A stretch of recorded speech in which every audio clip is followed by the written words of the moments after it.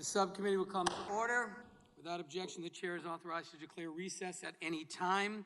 We welcome everyone to today's hearing on online platforms and market power, Part 6, examining the dominance of Amazon, Apple, Facebook, and Google. Before we begin, I'd like to remind members that we have established an email address and distribution list dedicated to circulating exhibits, motions, or other written materials that members might want to offer as part of our hearing today. If you'd like to submit materials, please send them to the email address that has been previously distributed to your offices, and we will circulate the materials to members and staff as quickly as we can. I would also remind all members that guidance from the Office of the Attending Physician states that face coverings are required for all meetings in an enclosed space, such as committee hearings. I expect all members on both sides of the aisle to wear a mask except when you are speaking. I now recognize myself for an opening statement. More than a year ago, this subcommittee launched an investigation into digital markets. Our two objectives have been to document competition problems in the digital economy and to evaluate whether the current antitrust framework is able to properly address them. In September 2019, the chairman and ranking members of the full committee and the subcommittee issued sweeping bipartisan requests for information to the 4 firms that will testify at today's hearing. Since then, we've received millions of pages of evidence from these firms, as well as documents and submissions from more than 100 market participants. We also conducted hundreds of hours of interviews.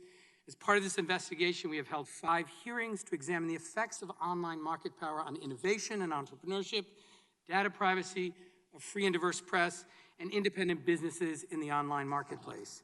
We've held 17 briefings and roundtables with over 35 experts and stakeholders in support of our work. This investigation has been bipartisan from the start. It's been an honor to work alongside my colleague, Congressman Jim Sensenbrenner, the subcommittee's ranking member, as well as the former ranking member of the full committee, Congressman Doug Collins. We work closely with all members of the subcommittee on both sides of the aisle who have taken this work seriously and studied these issues carefully.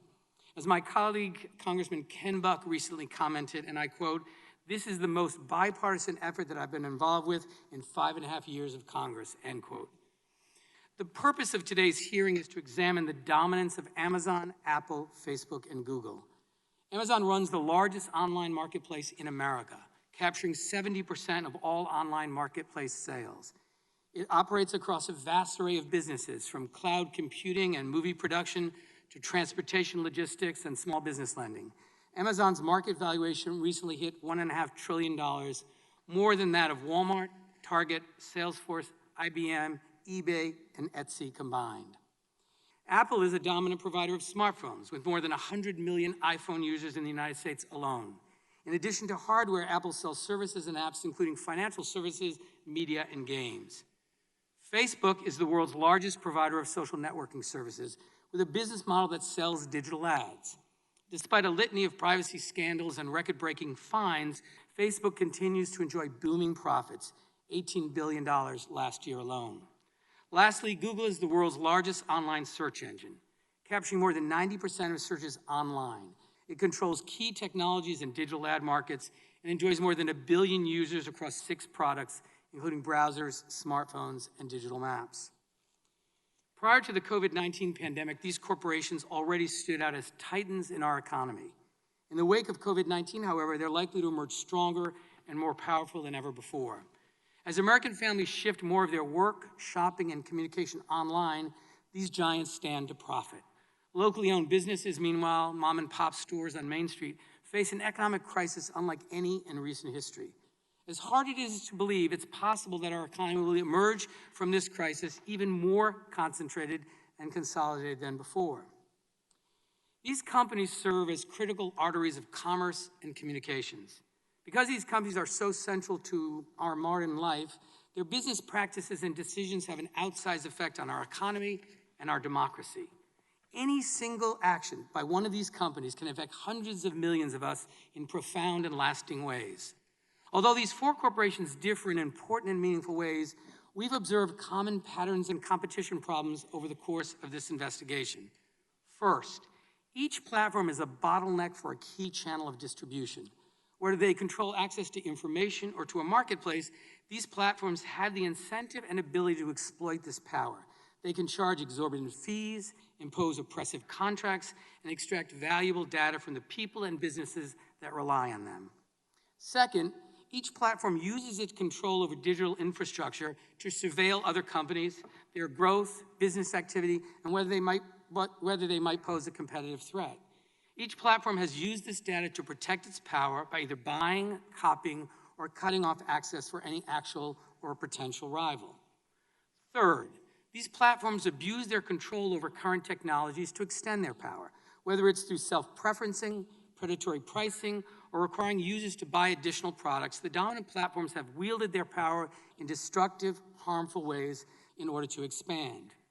At today's hearing, we'll examine how each of these companies has used this playbook to achieve and maintain dominance, and how their power shapes and affects our daily lives. So why does this matter? Many of the practices used by these companies have harmful economic effects. They discourage entrepreneurship, destroy jobs, hike costs, and degrade quality. Simply put, they have too much power. This power staves off new forms of competition, creativity, and innovation. And while these dominant firms may still produce some new innovative products, their dominance is killing the small businesses, manufacturing, and overall dynamism that are the engines of the American economy. Several of these firms also harvest and abuse people's data to sell ads for everything from new books to dangerous so-called miracle cures. When everyday Americans learn how much of their data is being mined, they can't run away fast enough. But in many cases, there is no escape from the surveillance because there's no alternative. People are stuck with bad options. Open markets are predicated on the idea that if a company harms people, consumers, workers, and business partners will choose another option. We're here today because that choice is no longer possible. In closing, I'm confident that addressing the problems we see in these markets will lead to a stronger, more vibrant economy.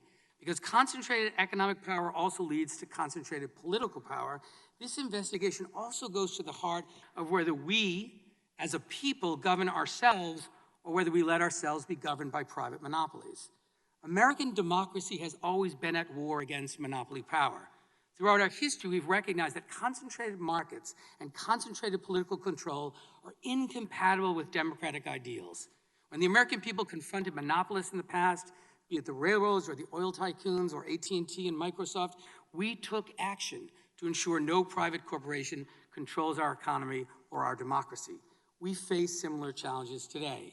As gatekeepers of the digital economy, these platforms enjoy the power to pick winners and losers, to shake down small businesses, and enrich themselves while choking off competitors. Their ability to dictate terms, call the shots, upend entire sectors, and inspire fear represent the powers of a private government. Our founders would not bow before a king, nor should we bow before the emperors of the online economy. And with that, I now recognize the ranking member of the subcommittee, Mr. Sensenbrenner, for his opening statement. Thank you, Mr. Chairman. I want to thank the CEOs for quickly working with the subcommittee to appear today. The memorial service for John Lewis on Monday required our attention. However, this hearing is vital to our oversight work, and I appreciate your flexibility. Throughout my long time in Congress, I have prioritized oversight as one of our seminal responsibilities.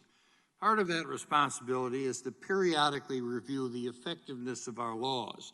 And I think it's a good and timely thing that we are now turning our attention to technological innovations, which brings us to all of your companies. Our country stricken by a pandemic becomes a dramatic illustration of the extraordinary reliance Americans have on technological innovations. In these unexpected and unprecedented times, your companies have provided innovations so our nations can meet a myriad of our daily needs.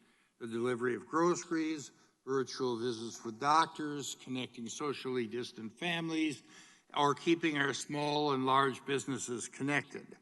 With that responsibility comes an increased scrutiny of your dominance in the marketplace. I want to reiterate something I've said throughout this investigation. Being big is not inherently bad. Quite the opposite. In America, you should be rewarded for success. We are here to better understand the role your companies have in the digital marketplace, and importantly, the effect they have on consumers and the public at large. You lead some of today's most powerful companies, and my colleagues and I have a great interest about what your companies do with that accumulated power. We also know that the tech marketplace is driven by data. So it follows that those who control the data, in essence, control the marketplace. There are broader questions surrounding data, however. Who owns the data? What responsibilities do companies have to share it with their customers or their competitors? What is the fair market value of that data? Is there anything monopolistic in acquiring this data? And what about monetizing it? These are complex issues that Congress, regulators, and even your own companies are wrestling with in the current technological landscape, and the answers to which we owe the American consumers. Since the TechAct investigation began, we have heard rumblings from many who are quick to say your successful companies have grown too large. Since this hearing was announced, it seems that those complaints have gotten even louder. While I find these complaints informative, I don't plan on litigating each of these complaints today. Antitrust law and the consumer welfare standard have served this country well for over a century. Those laws have provided the framework and creativity to make way for some of our most successful and innovative companies. I will be the first to highlight that. However, as the business landscape evolves, we must ensure that our existing antitrust laws are applied to meet the needs of our country and its consumers. I share the concern that market dominance in the digital space is ripe for abuse, particularly when it comes to free speech. As we know, companies like Facebook, Google's YouTube, and Twitter have become the public square of today where political debate unfolds in real time. But reports that dissenting views, often conservative views, are targeted or censored is seriously troubling. Conservatives are consumers too, and they need the protection of the antitrust laws. The power to influence debate carries with it remarkable responsibilities. So let the facts be our guide here. Your companies are large. That's not a problem. Your companies are successful. That's not a problem either. But I want to leave here today with a more complete picture of how your individual companies use your size, success, and power, and what it means to the American consumer. And I yield back the balance of my time. I thank the gentleman. Now the chair now recognizes the distinguished chairman of the full committee, the gentleman from New York, Mr. Nadler, for his opening statement. Thank you, Mr. Chairman. I want to thank you, Ranking Member Sensenbrenner, and the subcommittee members for the tremendous effort that you have all put into the subcommittee's investigation. I appreciate your calling this hearing today so that we can hear directly from the leaders of Amazon, Apple, Facebook, and Google, and I look forward to an important dialogue. Today, it is effectively impossible to use the internet without using, in one way or another, the services of these four companies. I have long believed, with Thomas Jefferson and Louis Brandeis, that concentration of power in any form, especially concentration of economic or political power, is dangerous to a democratic society. That is why we must examine these and other companies that play a dominant role in our economy and in our society, and ensure that our antitrust laws give enforcers the tools they need to preserve a healthy marketplace. These principles have guided this committee's year-long investigation into competition in digital markets, and they are the lens through which I approach today's hearing. The open internet has delivered enormous benefits to Americans, including a surge of economic opportunity, massive investment, and new pathways for education online. But there is growing evidence that a handful of corporations have come to capture an outsized share of online commerce communications. From providing the dominant search platform, retail platform, and online messaging platform, to providing the underlying mapping services and cloud computing on which hundreds of thousands of other businesses rely, these dominant platforms now comprise the essential infrastructure for the 21st century. By virtue of controlling essential infrastructure, these companies have the ability to control access to markets.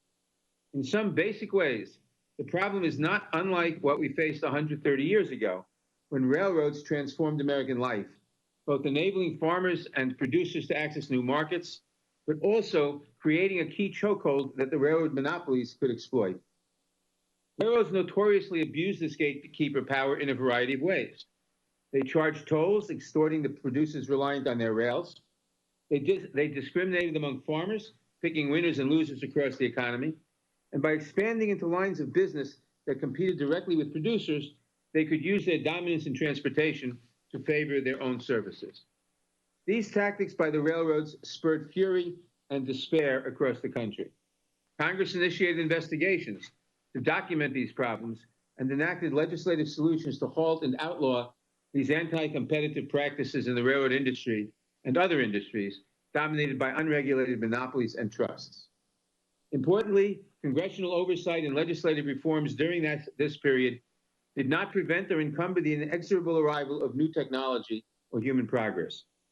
Instead, Congress recognized that these powerful new technologies had reshaped the balance of power in our economy, and that it was the role of Congress to ensure that the new monopolists could not abuse their power. Today, the digital economy poses similar challenges. While the underlying technology is dramatically different, of course, new digital intermediaries have the ability to control access to critical markets. If you are an independent merchant, developer, or content producer, you are increasingly reliant on these powerful intermediaries to access markets and consumers. Across the economy, many businesses live in fear of exclusion from these platforms, a fact that some companies have shared with the committee over the past year during this investigation. The subcommittee's current review of competition in the digital marketplace continues a long tradition in this committee of oversight of the antitrust laws and our economy. From the days of Chairman Emanuel Seller, the House Judiciary Committee and its antitrust subcommittee have conducted careful, fact-based inquiries into industrial sectors showing signs of consolidation and anti-competitive conduct. This has continued on a bipartisan basis over the years, from Chairman Brooks and Hyde to Chairman Sensenbrenner's and Conyers and others. As a 1950 report from the then-named Subcommittee on Monopoly Power described our mandate, quote, "It is the province of this subcommittee to investigate factors which tend to eliminate competition, strengthen monopolies, injure small businesses, or promote undue concentration of economic power, to ascertain the facts and to make recommendations based on those findings."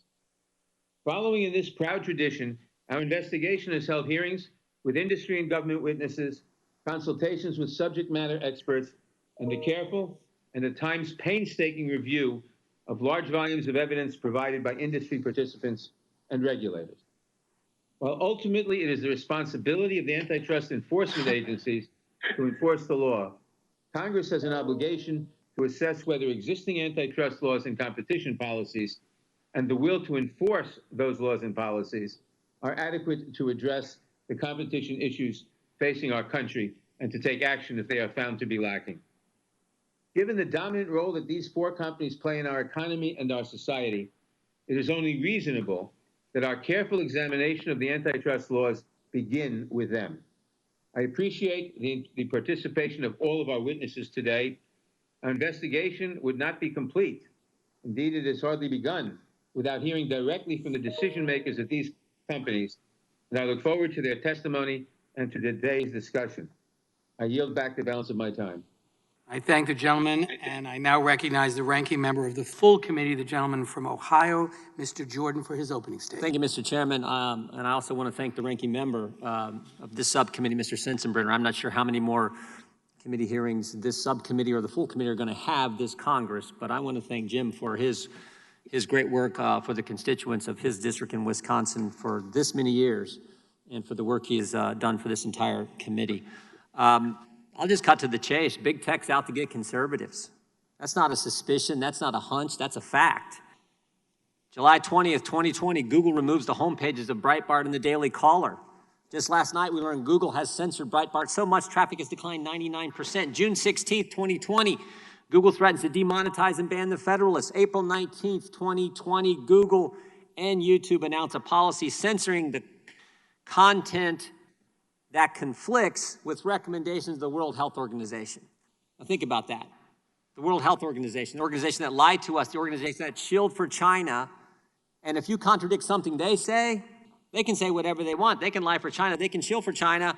You say something against them, you get censored. June 29th, 2020, Amazon bans President Trump's account on Twitch after he raises concerns about defunding the police. June 4th, 2020, Amazon bans a book critical of the coronavirus lockdowns written by a conservative commentator. May 27th, 2020, Amazon Smile won't let you give to the Family Research Council and the Alliance Defense Fund, but you can give to Planned Parenthood. Facebook, June 19th, 2020, takes down post from President Trump's re-election campaign. November 1st, 2018, Facebook silences a pro-life organization's advertisement. May 19th, 2016, former Facebook employees admit Facebook routinely suppresses conservative views.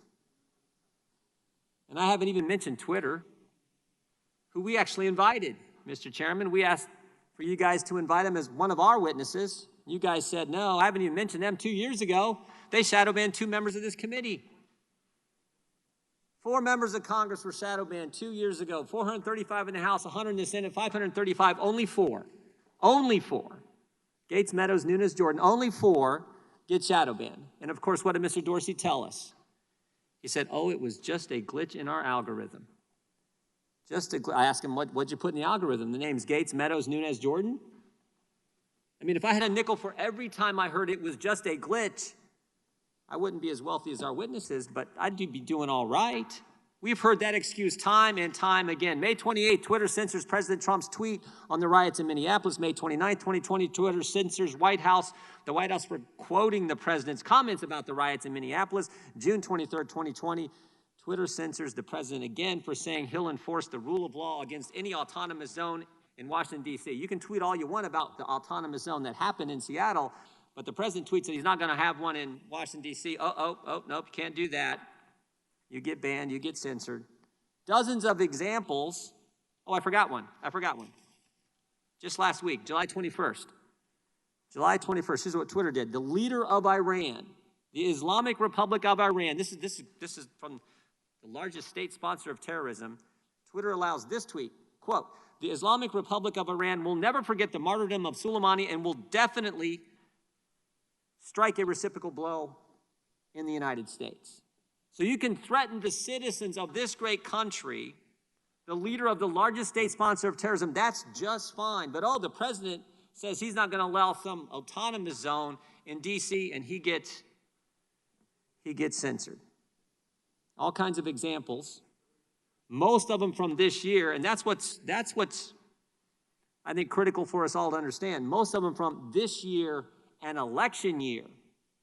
And that's what concerns me and so many Americans, because we saw what Google did in 2016.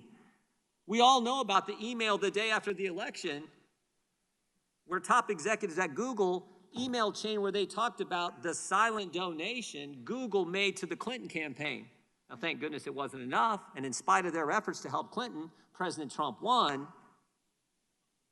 But we're 97 days before an election, and the power, as the previous chairman and ranking member have said, the power these companies have to impact what happens during an election, what American citizens get to see prior to their voting is pretty darn important.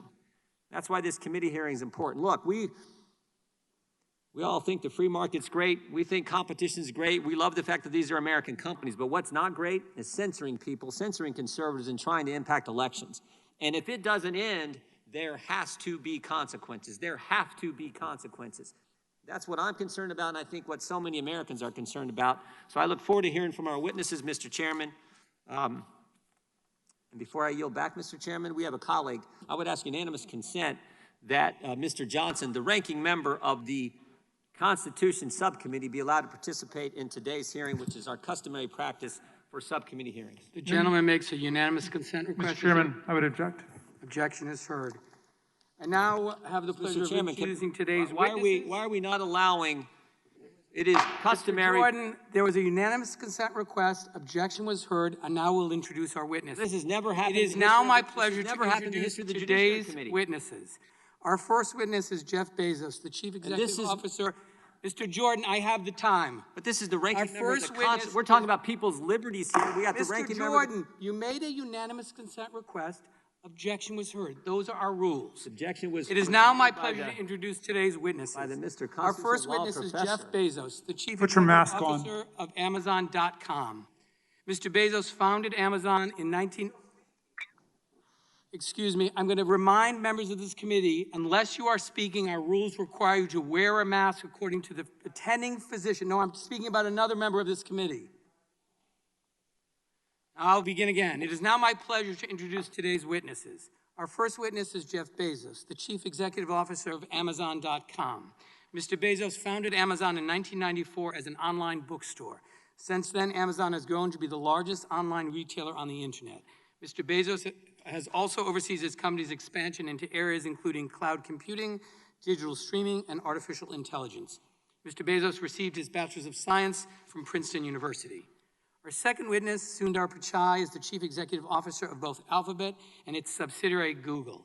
Mr. Pichai joined Google in 2004 and has helped manage a number of successful products, including Google Chrome, Gmail, and the Android operating system. Mr. Pichai also oversaw the company's popular search products. Prior to his time at Google, Mr. Pichai worked in management consulting at McKinsey. Mr. Pichai received a degree in metallurgical engineering from the Indian Institute of Technology, a master's degree from Stanford University, and an MBA from the Wharton School of the University of Pennsylvania. Our third witness is Tim Cook, the Chief Executive Officer of Apple. Mr. Cook joined Apple in 1998 and served as its Chief Operational Officer until under Steve Jobs. In 2011, Mr. Cook was named CEO. While at Apple, he has overseen their expansion into new markets through the launch and developments of products and services like Apple Pay, Apple Watch, iCloud, Apple Card, and HomePod.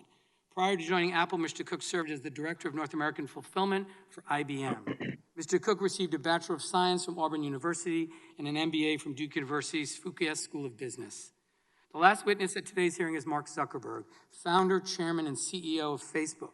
Mr. Zuckerberg initially launched Facebook in order to help connect college students at his school more easily. Since then, the company has grown into the world's largest social media platform with 1.7 billion global daily active users. Mr. Zuckerberg attended Harvard University before leaving to focus full-time on developing Facebook. We welcome all of our distinguished witnesses and thank them for participating in today's hearing. And now we'll begin by swearing you in.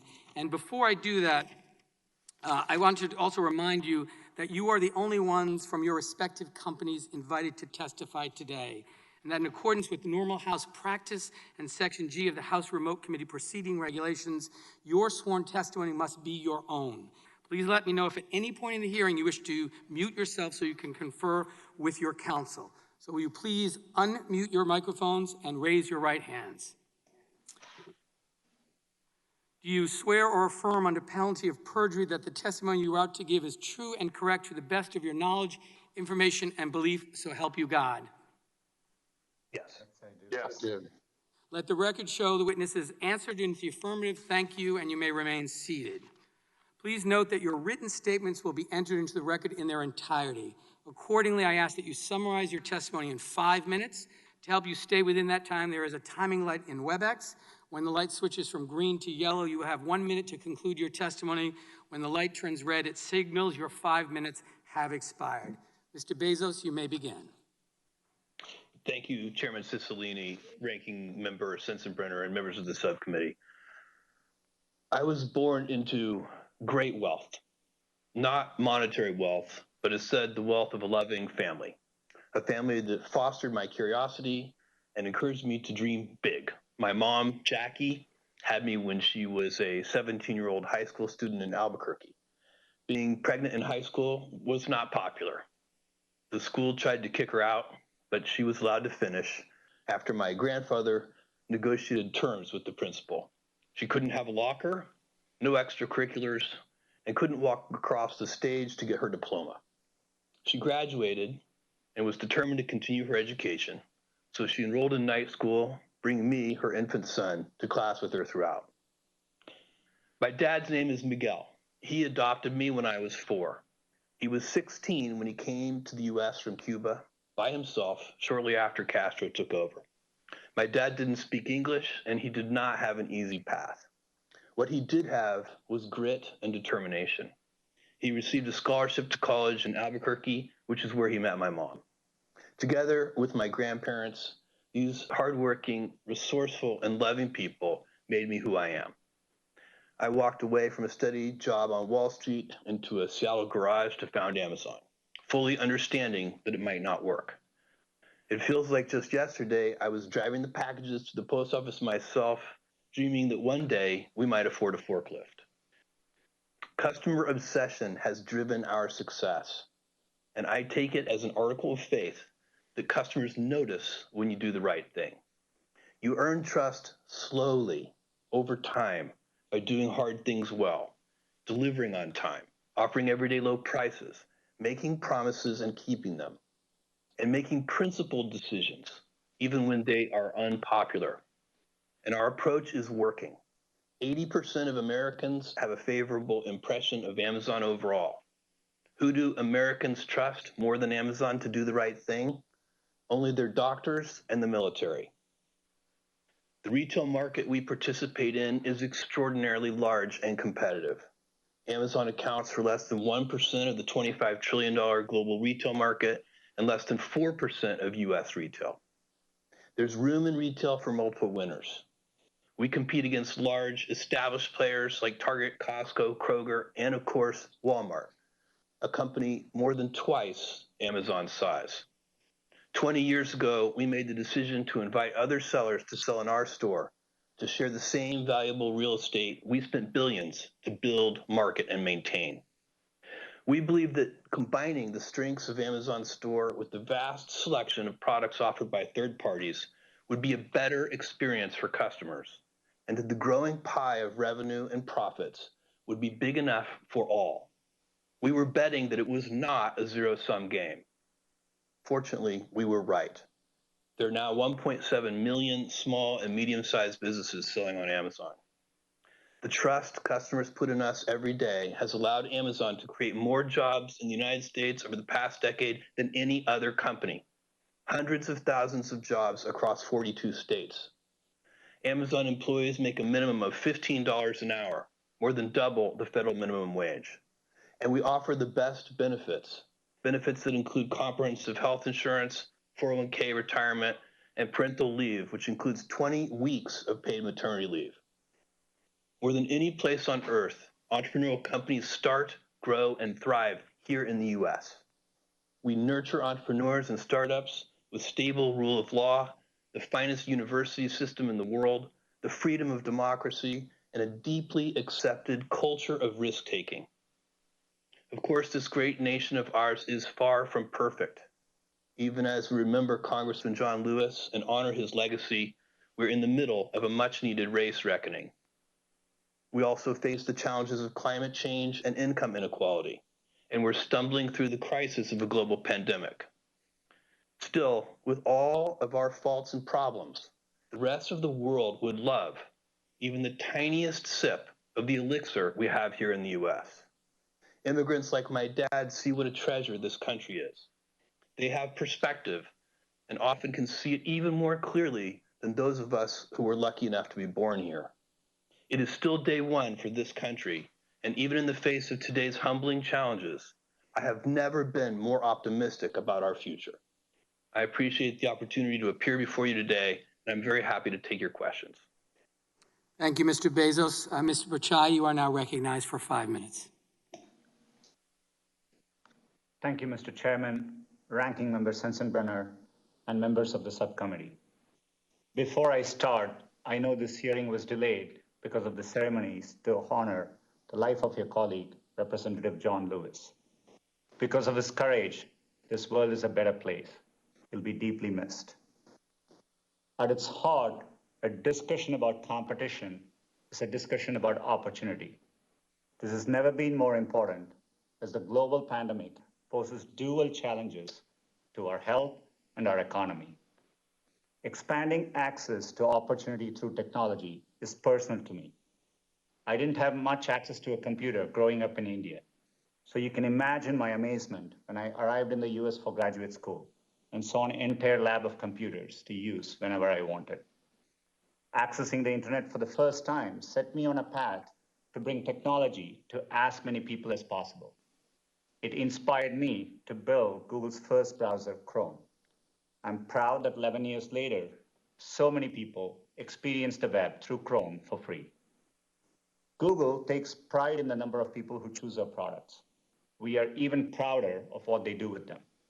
From the 140 million students and teachers using G Suite for education to stay connected during the pandemic, to the 5 million Americans gaining digital skills through Grow with Google, to all the people who turn to Google for help, from finding the fastest route home to learning how to cook a new dish on YouTube.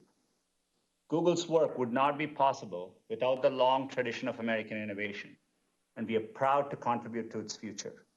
They employ more than 75,000 people in the US across 26 states.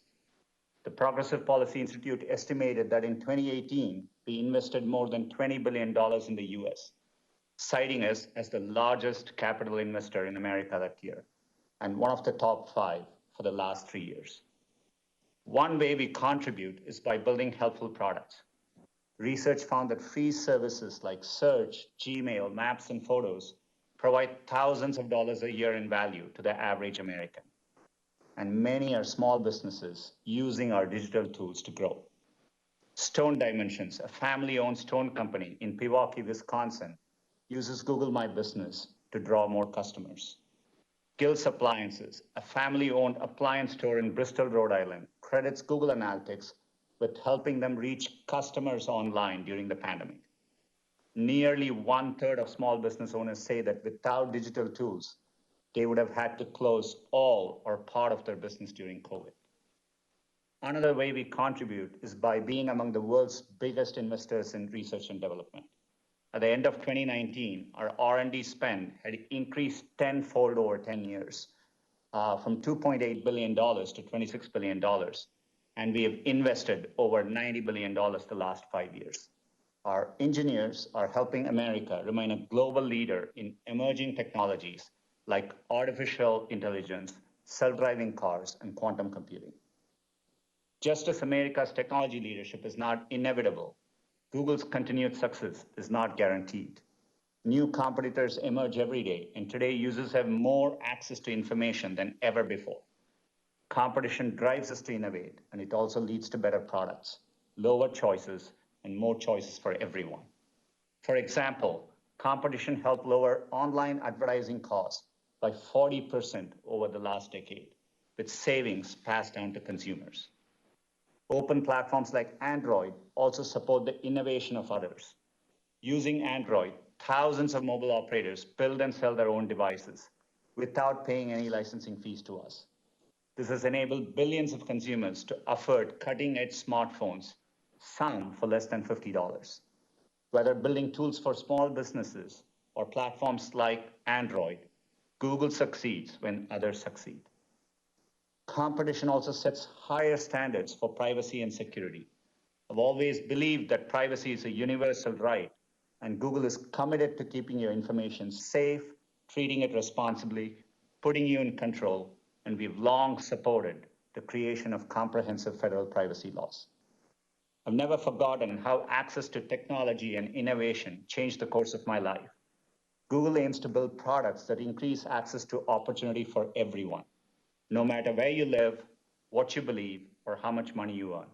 We are committed to doing this responsibly in partnership with lawmakers to ensure every American has access to the incredible opportunity technology creates. Thank you. Thank you, Mr. Pichai. Mr. Cook is now recognized for 5 minutes. Chairman Cicilline and Nadler, Ranking Members Sensenbrenner and Jordan, members of the subcommittee, thank you for the opportunity to offer testimony. Before I begin, I want to recognize the life and legacy of John Lewis. I join you in mourning not only a hero, but someone I knew personally, whose example inspires and guides me still. Every American owes John Lewis a debt, and I feel fortunate to hail from a state and a country that benefited so profoundly from his leadership. My name is Tim Cook. I've been Apple's CEO since 2011 and a proud employee of this uniquely American company since 1998. At Apple, we make ourselves a promise and our customers a promise. It's a promise that we'll only build things that make us proud. As Steve put it, we only make things that we'd recommend to our family and friends.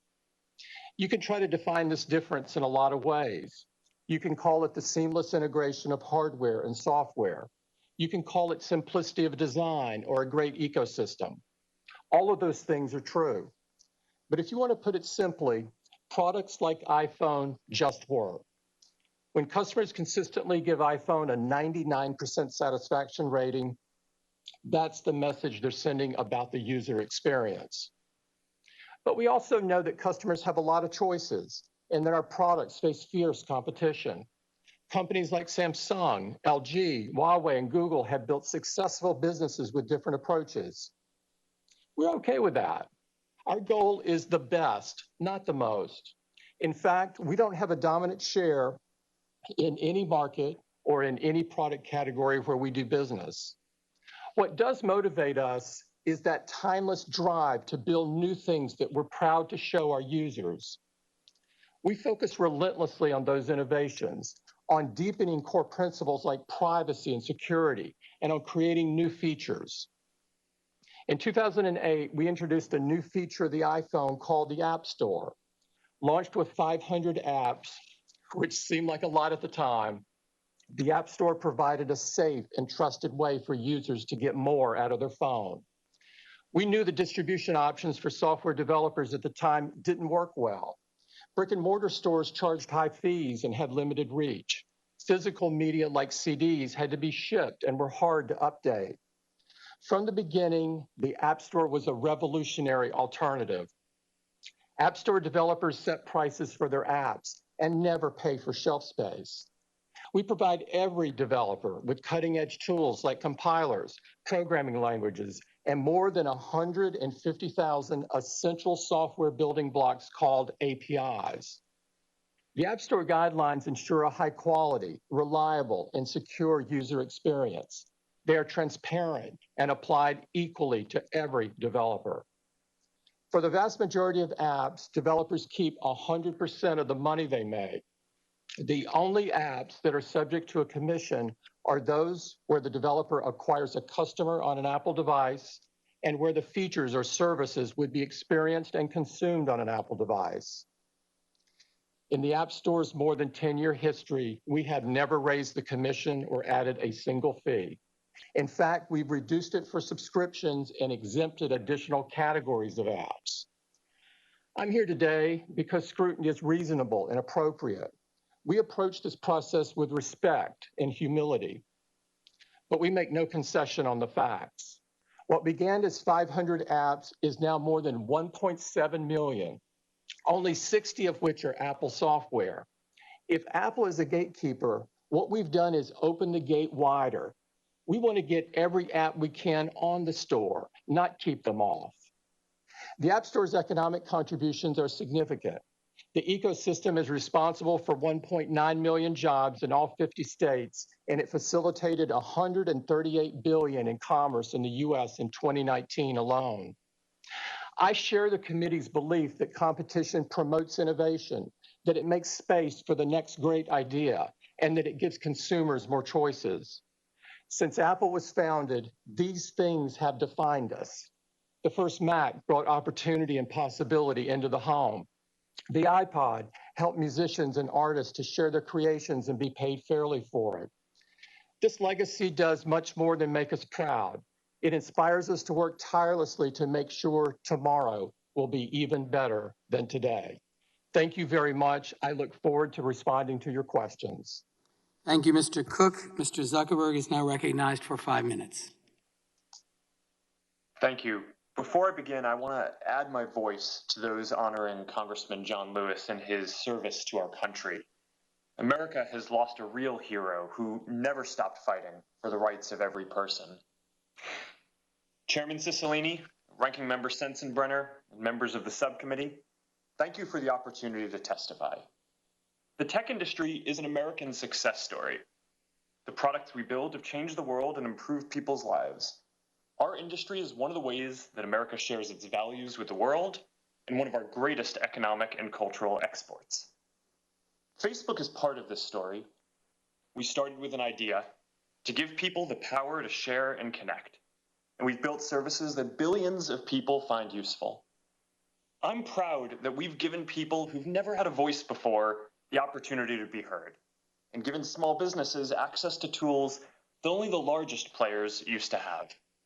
Since COVID emerged, I'm proud that people have used our services to stay in touch with friends and family who they can't be with in person, and to keep their small businesses running online when physical stores are closed. I believe that Facebook and the US tech industry are a force for innovation and empowering people, but I recognize that there are concerns about the size and power of tech companies. Our services are about connection, and our business model is advertising, and we face intense competition in both. Many of our competitors have hundreds of millions or billions of users. Some are upstarts, but others are gatekeepers with the power to decide if we can even release our apps in their app stores to compete with them. In many areas, we're behind our competitors. The most popular messaging service in the US is iMessage. The fastest growing app is TikTok. The most popular app for video is YouTube. The fastest growing ads platform is Amazon. The largest ads platform is Google. And for every dollar spent on advertising in the US, less than 10 cents is spent with us. We're here to talk about online platforms, but I think the true nature of competition is much broader. When Google bought YouTube, they could compete against the dominant player in video, which was the cable industry. When Amazon bought Whole Foods, they could compete against Kroger's and Walmart. When Facebook bought WhatsApp, we could compete against telcos who used to charge 10 cents a text message, but not anymore. Now people can watch video, get groceries delivered, and send private messages for free. That's competition. New companies are created all the time, all over the world. And history shows that if we don't keep innovating, someone will replace every company here today. And that change can often happen faster than you expect. Of the 10 most valuable companies a decade ago, only 3 still make that list today. And if you look at where the top technology companies come from, a decade ago the vast majority were American. Today, almost half are Chinese. Aside from competition, there are other serious issues related to the internet, including questions about elections, harmful content, and privacy. And while these are not antitrust issues and are not specifically the topic of today's hearing, I recognize that we are often at the center of these discussions. We build platforms for sharing ideas, and important debates play out across our services. I believe that this ultimately leads to more progress, but it means we often find ourselves in the middle of deep disagreements about social issues and high-stakes elections. I personally don't believe that private companies should be making so many decisions about these issues by themselves. And that's why last year, I made the case that there needs to be new regulation for the internet. Facebook stands for a set of basic principles: giving people voice and economic opportunity, keeping people safe, upholding democratic traditions like freedom of expression and voting, and enabling an open and competitive marketplace. These are fundamental values for most of us, but not for everyone in the world. Not for every company we compete with or the countries they represent. And as global competition increases, there is no guarantee that our values will win out. I'm proud of the services we build and how they improve people's lives. We compete hard. We compete fairly. We try to be the best. That's what I was taught matters in this country. And when we succeed, it's because we deliver great experiences that people love. Thank you, and I look forward to answering your questions. Thank you, and I thank the witnesses for your opening statements. Before I begin recognizing members for questioning under the 5-minute rule, without objection, I'm going to enter into the hearing record the documents and exhibits majority members will be referencing in their questioning today. These materials have been distributed to the witnesses. I will now recognize myself for 5 minutes. Mr. Bachai, over 85% of all online searches go through Google. Every online company in the United States depends on Google to reach users. A business may sink or swim based on Google's decisions alone. Numerous online businesses told us that Google steals their content and privileges its own sites in ways that profit Google but crush everyone else. Most businesses ask to stay anonymous due to fears that Google would retaliate against them. One entrepreneur, Brian Warner, told us his website was thriving until Google stole his content. After Google's decision, traffic to his website dropped by 80%. He had to downsize his business and lay off half his staff. He told us, and I quote, "If someone came to me with an idea for a website or a web service today, I'd tell them to run as far away from the web as possible. Launch a lawn care business or dog grooming business, something Google can't take away as soon as he or she is thriving." So my first question, Mr. Pichai, is why does Google steal content from honest businesses? Mr. Chairman, with respect, I disagree with that characterization. Just last week, I met with many small businesses. In fact, today we support 1.4 million small businesses, supporting over $385 billion in economic activity. We see many businesses thrive, particularly even during the pandemic. Businesses, an example, Kettle Kings in Texas, which sells kettlebells. They've really Mr. Pichai, expanded. I have a limited amount of time, so I don't want to interrupt you, but my question is very specific. We heard throughout this investigation that Google has stolen content to build your own business. These are consistent reports, and so your testimony that doesn't happen is really inconsistent with what we've learned during the course of the investigation, but I'll move on to a new question. Mr. Pichai, most Americans believe that when they enter a search query that what Google shows are the most relevant results. But increasingly, Google just shows whatever is most profitable for Google, be it Google Ads or Google's own sites. And so my question, Mr. Pichai, isn't there a fundamental conflict of interest between serving users who want to access the best and most relevant information and Google's business model, which incentivizes Google to sell ads and keep users on Google's own sites? We've always focused on providing users the most relevant information, and we rely on the trust for users to come back to Google every day. In fact, the vast majority of queries in Google, we don't show ads at all, and we show ads only for a small subset of queries where the intent from users is highly commercial. For example, they may be looking for something like TV sets or so on. But Mr. Pichai, what is the value of the part that you do use the Google ads for? I mean, it's a substantial part of your business. What's the actual value? 200 billion, 300 billion? In terms of revenue, it's around $100 plus billion. Okay. But that's a lot of money, Mr. Pichai. Let me move on. Really, Mr. Pichai, it's Google's business model that is the problem. Our documents show that Google evolved from a turnstile to the rest of the web to a walled garden that increasingly keeps users within its sites. Emails show that over a decade ago, Google started to fear competition from certain websites, web pages that could divert search traffic and revenue from Google. These documents show that Google staff discussed the proliferating threat, is how it was described, that these web pages pose to Google. Any traffic loss to other sites was a loss in revenue. One of Google's memos observed that certain websites were getting, and I quote, too much traffic. So Google decided to put an end to that. Mr. Pichai, you've been at Google since 2004. Were you involved in these discussions about the threat from vertical search? Congressman, without knowing the specifics, it's, I'm not fully clear of the context, but definitely when we look at vertical searches, it validates the competition we see. For example, when users come looking to shop online, independent studies show that over 55% of product searches originate with Amazon and over 70% originate with the major e-commerce companies. In the few categories which are commercial in nature, we see vigorous competition, be it travel, be it real estate, and we are working hard. Let me ask very specifically, Mr. Pichai. The evidence that we collected shows that Google pursued a multi-pronged attack. First, Google began to steal other web pages' content. For example, in 2010, Google stole restaurant reviews from Yelp to bootstrap its own rival local search business. Mr. Pichai, do you know how Google responded when Yelp asked you to stop stealing their reviews? Well, I'll tell you, our investigation shows that Google's response was to threaten to delist Yelp entirely. In other words, the choice Google gave Yelp was, let us steal your content or effectively disappear from the web. Mr. Pichai, isn't that anti-competitive? Congressman, when I run the company, I'm really focused on giving users what they want. We conduct ourselves to the highest standard. happy to engage, understand the specifics, and answer your questions further. Thank you. And just one final series of questions, Mr. Bachai. Did Google ever use its surveillance over web traffic to identify competitive threats?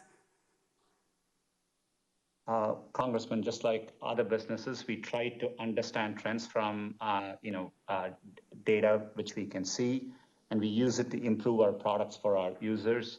But we are really focused on improving our products, and that's how I search appreciate works. that, Mr. Bachai. Google's own documents and numerous interviews with companies affected by this conduct show that Google did just that, which is very disturbing and very anti-competitive. In addition to stealing content, Google also began to privilege its own sites. An investigative report published just yesterday found that 63% of web searches that start on Google also end somewhere on Google's own websites. And to me, that's evidence that Google is increasingly a walled garden, which keeps users on Google sites, even if Google doesn't have the most relevant information and it's economically catastrophic for other companies online. And so my time is running out, but Mr. Bachai, I'll just end by saying the evidence seems very clear to me. As Google became the gateway to the internet, it began to abuse its power. It used its surveillance over web traffic to identify competitive threats and crush them. It has dampened innovation and new business growth, and it's dramatically increased the price of accessing users on the internet, virtually ensuring that any business that wants to be found on the web must pay Google a tax. And with that, I recognize the ranking member of the subcommittee, Mr. Sensenbrenner, for his first round of questions. Thank you very much, Mr. Chairman. I've been in Congress 42 years. That's coming to an end at the end of this year. I'm breathing a sigh of relief. But during that period of time, during the decade of the 90s and the zeros, I was involved as chairman of the Science Committee and chairman of this committee, and trying to make the net universal, and open it up to everybody. And one of the theses that we used is the net should end up becoming basically the debate on issues, not only in our country, but throughout the world. And in exchange for that, this committee and the Congress gave internet service providers immunity. So if somebody said something defamatory in what they posted, the ISPs could not be a part of a lawsuit for defamation.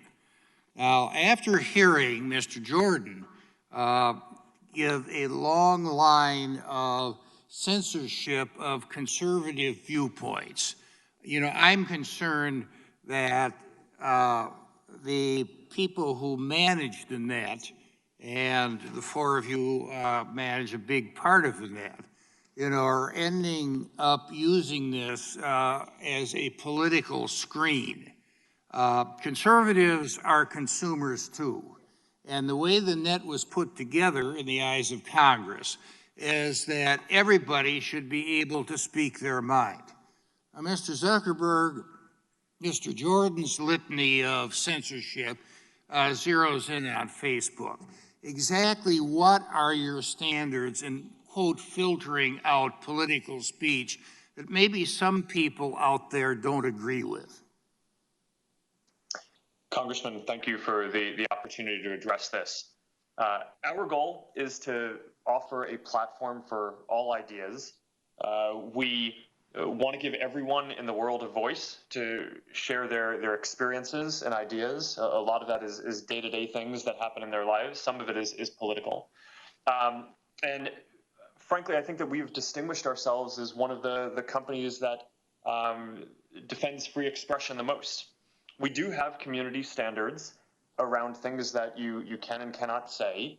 I think you would likely agree with most of them. They ban categories of harm such as promoting terrorist propaganda, child exploitation, incitement of violence, some more legalistic things like intellectual property violations, and they also ban things like hate speech that could lead to dehumanizing people and encouraging violence down the road. If I may ask a specific of you, it was reported that Donald Trump Jr. got taken down for a period of time because he put something up on the efficacy of hydroxychloroquine.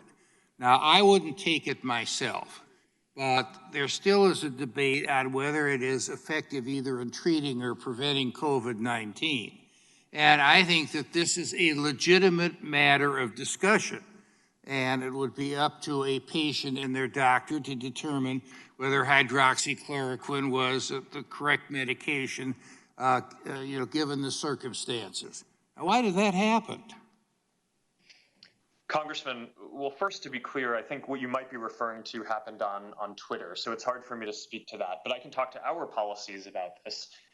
We do prohibit content that will lead to imminent risk of harm, and stating that there is a proven cure for COVID when there is in fact none might encourage someone to go take something that could have some adverse effects. So we do take that down. We do not prohibit discussion around trials of drugs or people saying that they think that things might work, or personal experiences with experimental drugs.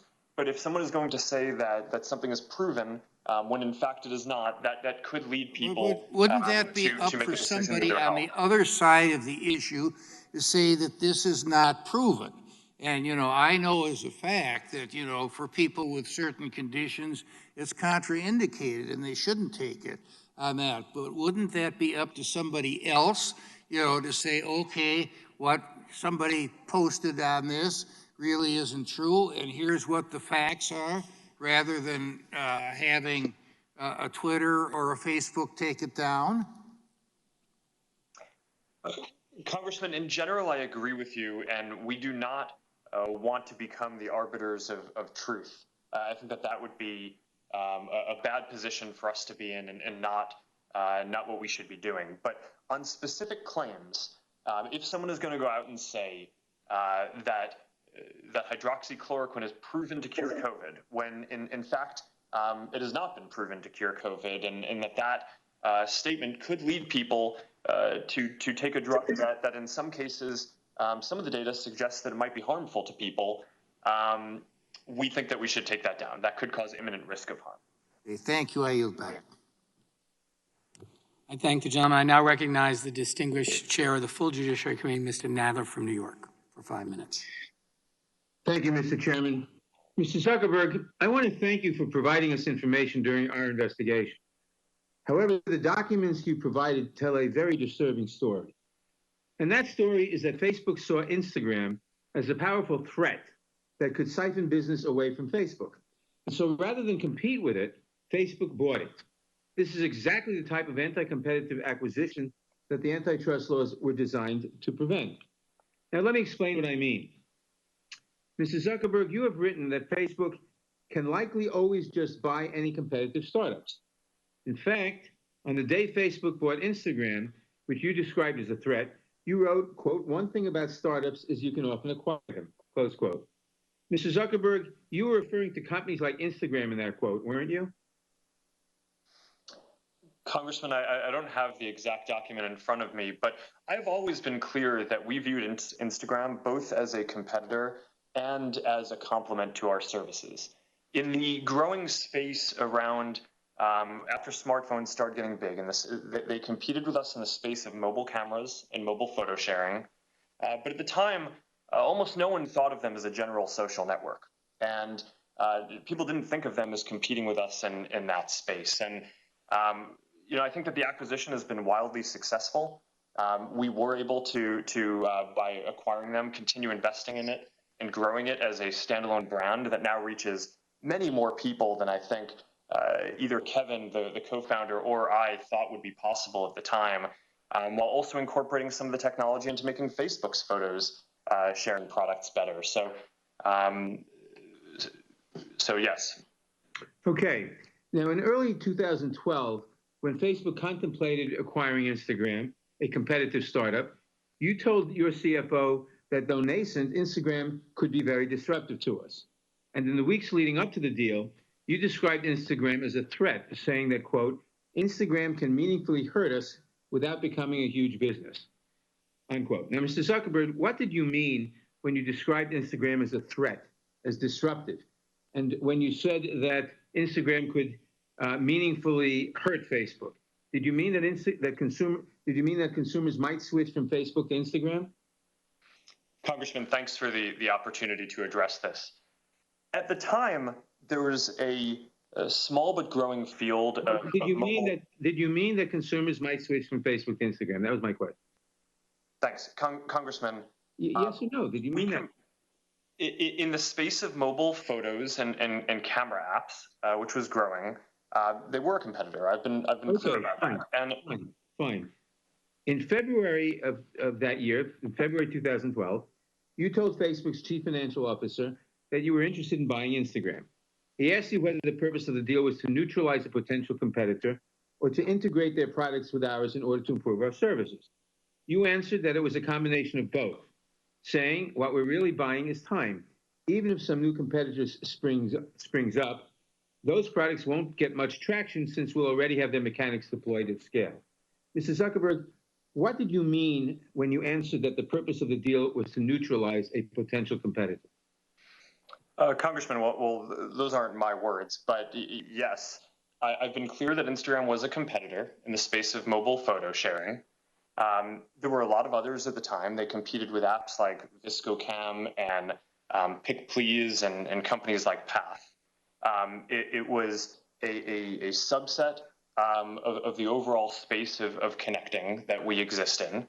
And by having them join us, they certainly went from being a competitor in the space of being a mobile camera to an app that we could help grow and help get more people to be able to use and be on our team. And I think that's been wildly successful. Yeah. Well, Mr. Zuckerberg, mergers and acquisitions that buy off potential competitive threats violate the antitrust laws. In your own words, you purchased Instagram to neutralize a competitive threat. If this was an illegal merger at the time of the transaction, why shouldn't Instagram now be broken off into a separate company? Well, Congressman, I think the FTC had all of these documents and reviewed this and unanimously voted at the time not to challenge the acquisition. I mean, I think with hindsight, it probably looks like obvious that Instagram would have reached the scale that it has today, but at the time it was far from obvious. A lot of the competitors that they competed with in mobile sharing, including companies like Path, which were hot at the time and had great founders and entrepreneurs running them. Dave Moore and I worked closely with him.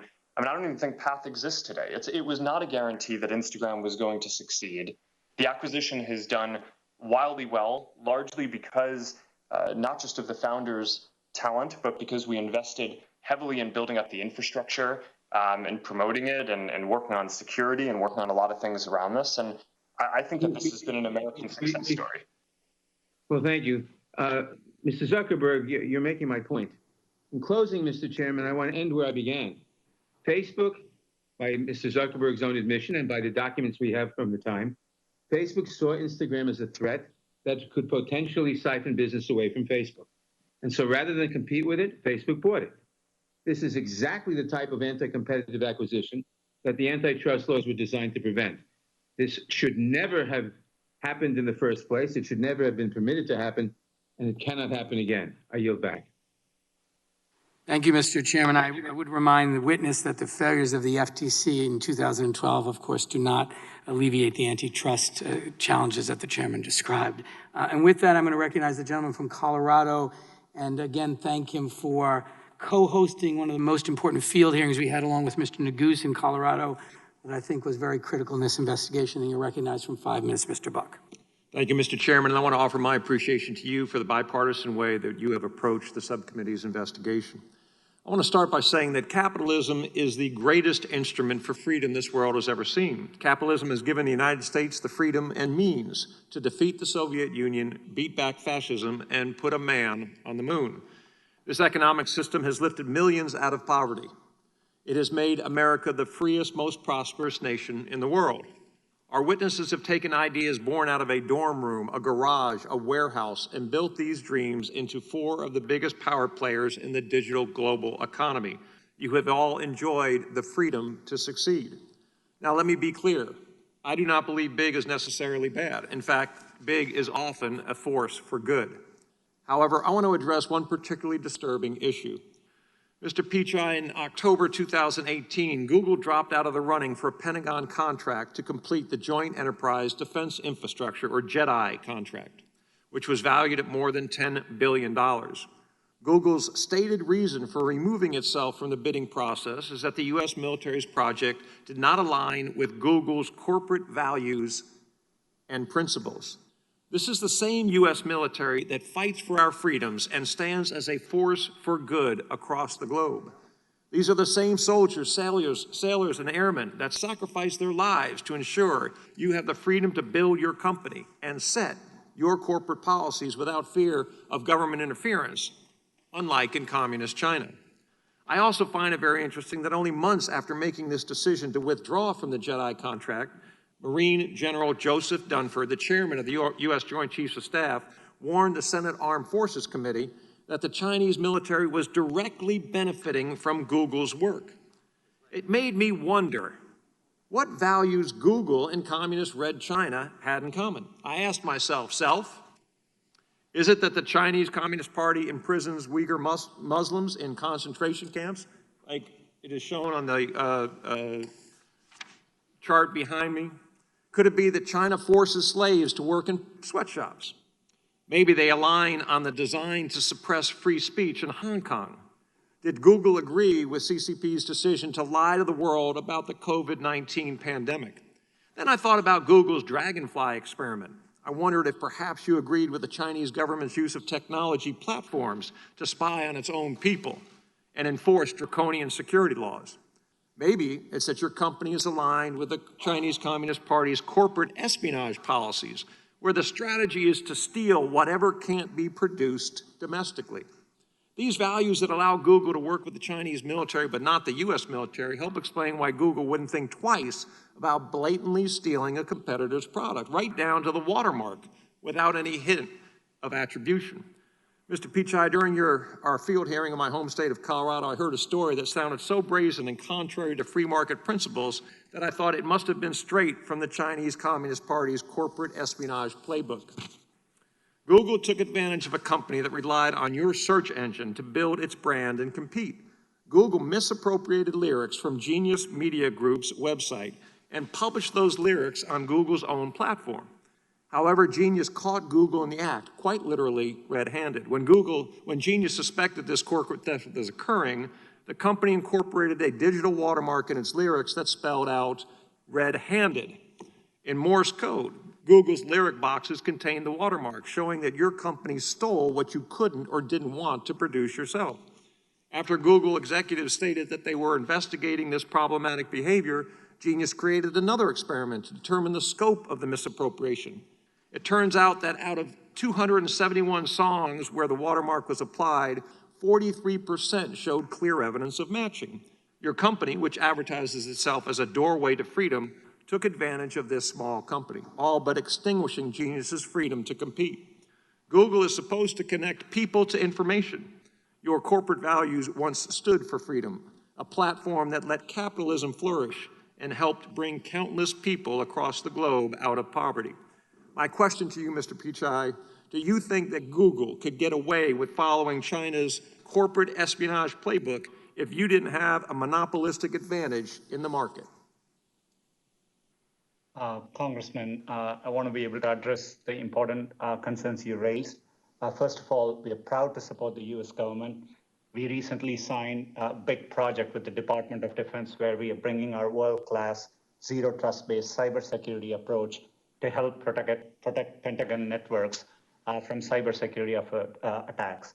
We have projects underway with the Navy, with Department of Veterans Affairs. Happy to follow up and explain more.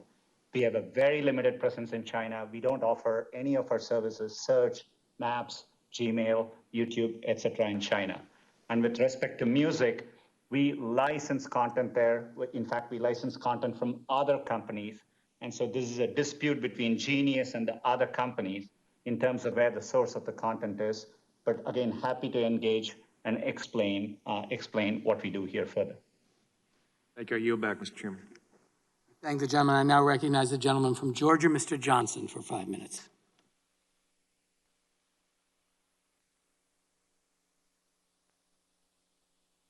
Thank you, Mr. Chairman. Mr. Cook With over 100 million iPhone users in the United States alone, and with Apple's ownership of the App Store, giving Apple the ability to control which apps are allowed to be marketed to Apple users, you wield immense power over small businesses to grow and prosper. Apple is the sole decision maker as to whether an app is made available to app users through Apple's App Store. Isn't that correct? Sir, the App Store, thank you for the questions. The App Store is a feature of the iPhone, much like the camera is and the chip is. Yeah. And so my point is, and I'm sorry to interrupt, but I want to get to the point. Point is that Apple is the sole decision maker as to whether an app is made available to app users through the Apple Store. Isn't that correct? If it's a native app, yes, sir. If it's a web app, no. Okay, thank you. Thank you. And throughout our investigation, we've heard concerns that rules governing the App Store review process are not available to the app developers. The rules are made up as you go. They are arbitrarily interpreted and enforced and are subject to change whenever Apple sees fit to change. And developers have no choice but to go along with the changes, or they must leave the App Store. That's an enormous amount of power. Also, the rules get changed to benefit Apple at the expense of app developers, and the App Store is said to also discriminate between app developers with similar apps on the Apple platform, and also as to small app developers versus large app developers. So, Mr. Cook, does Apple not treat all app developers equally? Sir, we treat every developer the same. We have open and transparent rules. It's a rigorous process. Because we care so deeply about privacy and security and quality, we do look at every app before it goes on. But those rules apply evenly to everyone. And as you can tell by going from... Some developers are favored over others, though. Isn't that correct? That is not correct. And as you can tell from going from just 500... I'll give you an example. Baidu has two App Store employees assigned to help it navigate the App Store bureaucracy. Is that true? I don't know about that, sir. Well, you don't have other app developers who have that same access to Apple personnel, do you? We do a lot of things with developers, including looking at their beta test apps, regardless of whether they're small or large. Okay, well, let me ask you this question. Apple has negotiated exceptions to its typical 30% commission for some apps like Amazon Prime. Is a reduced commission such as the one that Amazon Prime gets available to other app developers? It's available to anyone meeting the conditions, yes. Okay, well, let me ask you this. Apple requires all app developers to use Apple's payment processing system if those developers want to sell their goods or services to Apple users through Apple's App Store. Isn't that correct? That is correct, because it's and by processing payments for apps that you allow into the App Store, you collect their customer data and you use that data to inform Apple as to whether whether or not it would be profitable for Apple to launch a competing app. Isn't that correct? Sir, 84% of the apps are charged nothing. The remaining 16% either pay 15 or 30, depending upon the specifics. If it's in the second year of a subscription, as an example, it only pays 15%. If you look back at history... What's to stop Apple from increasing its commission to 50%? Sir, we have never increased commissions in the store since the first day it operated in 2008. There's nothing to stop you from doing so, is it? No, sir, I disagree strongly with that. There is a competition for developers just like there's a competition for customers. And so the competition for developers, they can write their apps for Android or Windows or Xbox or PlayStation. So we had fierce competition at the developer side and the customer side, which is essentially, it's so competitive, I would describe it as a street fight for market share in the smartphone business. Has Apple ever retaliated against or disadvantaged a developer who went public about their frustrations with the App Store? Sir, we do not retaliate or bully people. It's strongly against our company culture. The time of the gentleman has expired. The chair now recognizes the gentleman from Florida, Mr. Gates. Mr. Zuckerberg, in his written testimony, made the claim that Facebook is an American company with American values. Do any of the rest of you take a different view? That is to say that your companies don't embrace American values? It's great to see that none of you do. Mr. Pichai, I'm worried about Google's market power, how it concentrates that power, and then ultimately how it wields it. Project Maven was a collaboration between Google and the Department of Defense that Google pulled out of, citing ethical concerns, and you made the decision to pull out of that joint venture following receipt of a letter from thousands of your employees saying that Google should not be in the business of war. My question, Mr. Pichai, is did you weigh the input from your employees when making the decision to abandon that project with the United States military? Congressman, thanks for your concern. As I said earlier, we're deeply committed to supporting the military and the U.S. government. We have undertaken several projects since then. We do take our employees' input into account, but it's one input. We make decisions based on a variety of factors. As a company, we were new in the cloud space at that time. Since then, thank you. That's a sufficient answer, that you did take their feedback into account. And in fact, some of your Googlers have recently sent you a letter where they've asked you to exit other partnerships as a consequence of ethical concerns. They've asked you to stop doing business with American law enforcement, saying that police broadly uphold white supremacy and that Google should not be engaged in any services to police. And as you well know, you provide some of the most basic services to police, like email, but you also provide services that help keep our cops safe when they're doing their job. And so my question is here in front of Congress and the American people, will you take the pledge that Google will not adopt the bigoted anti-police policy that is requested in the most recent letter?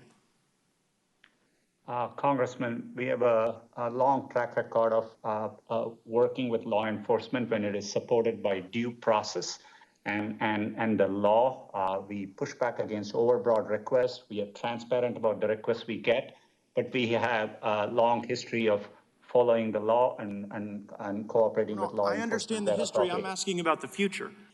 To the law enforcement that are watching today, can they rest assured that under your leadership, Google will not adopt these bigoted anti-police policies? Congressman, we are committed to continuing to work with law enforcement in a way that's consistent with law and due processes in the U.S. Well, I greatly appreciate that, and I know that will be very comforting to the police who utilize your services. You mentioned earlier in the discussion about China that your engagement in China was very limited, but yet Google has an AI China Center.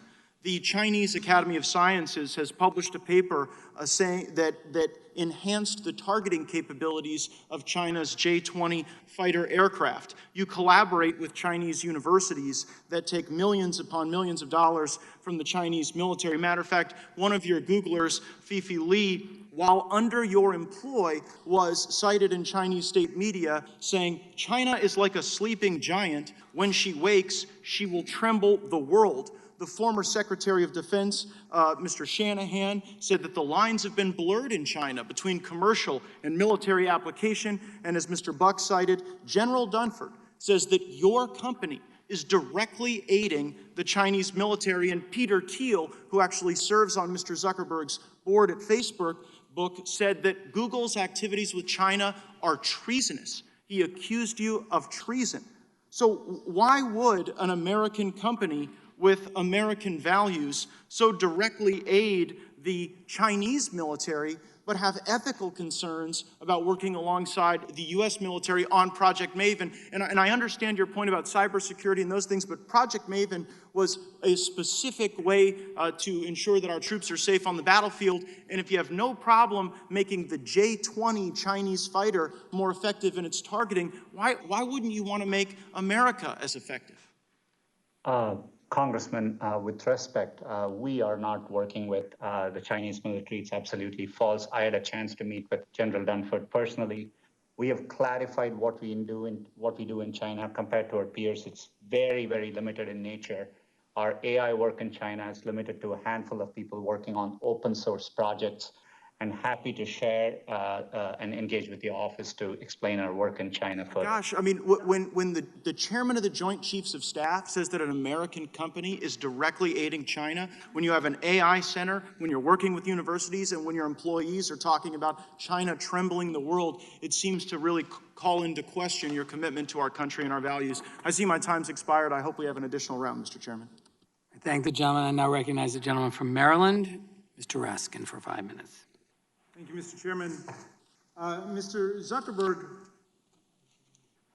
as you know, the proliferation of fake Facebook accounts was a key tool in the strategy of Russian interference in the American election in 2016. American law enforcement, the Senate, the House have all found that Vladimir Putin engaged in a sweeping and systematic campaign to undermine American democracy in 2016 and to work for a victory for Donald Trump. In his remarkable book, Mind Blank, and I'm being polite here, Cambridge Analytica and the Plot to Break America, whistleblower Christopher Wiley, who worked for several years at Cambridge Analytica, recounts how the Russian assault on America in Cambridge Analytica's research depended on Facebook. Quote, when Cambridge Analytica launched in the summer of 2014, Steve Bannon's goal was to change politics by changing culture. Facebook data, algorithms, and narratives were his key weapons. The Cambridge Analytica team used these tools to identify people who exhibited the 3 traits in what they called the dark triad: narcissism, Machiavellianism, and psychopathy. They then proceeded to bombard and activate these people, a small percentage of the American public, but still millions of people, with increasingly dark and manipulative messages from fake Facebook pages, both to get them to vote for Trump, but more importantly, to activate them as racists and white nationalists. And he goes on to describe the remarkable success of this campaign, both electorally, but also politically in the country in terms of sowing the terrible racial and ethnic divisions that you see in America today. So they waged a mass campaign of psychological warfare to polarize America around race and religion and to activate racists and anti-Semites. And it worked splendidly for them, but it didn't work so well for America. So Mr. Zuckerberg, which parts of this narrative have you addressed, or are you planning to address, or do you just see that essentially as the cost of being a forum and a marketplace for ideas?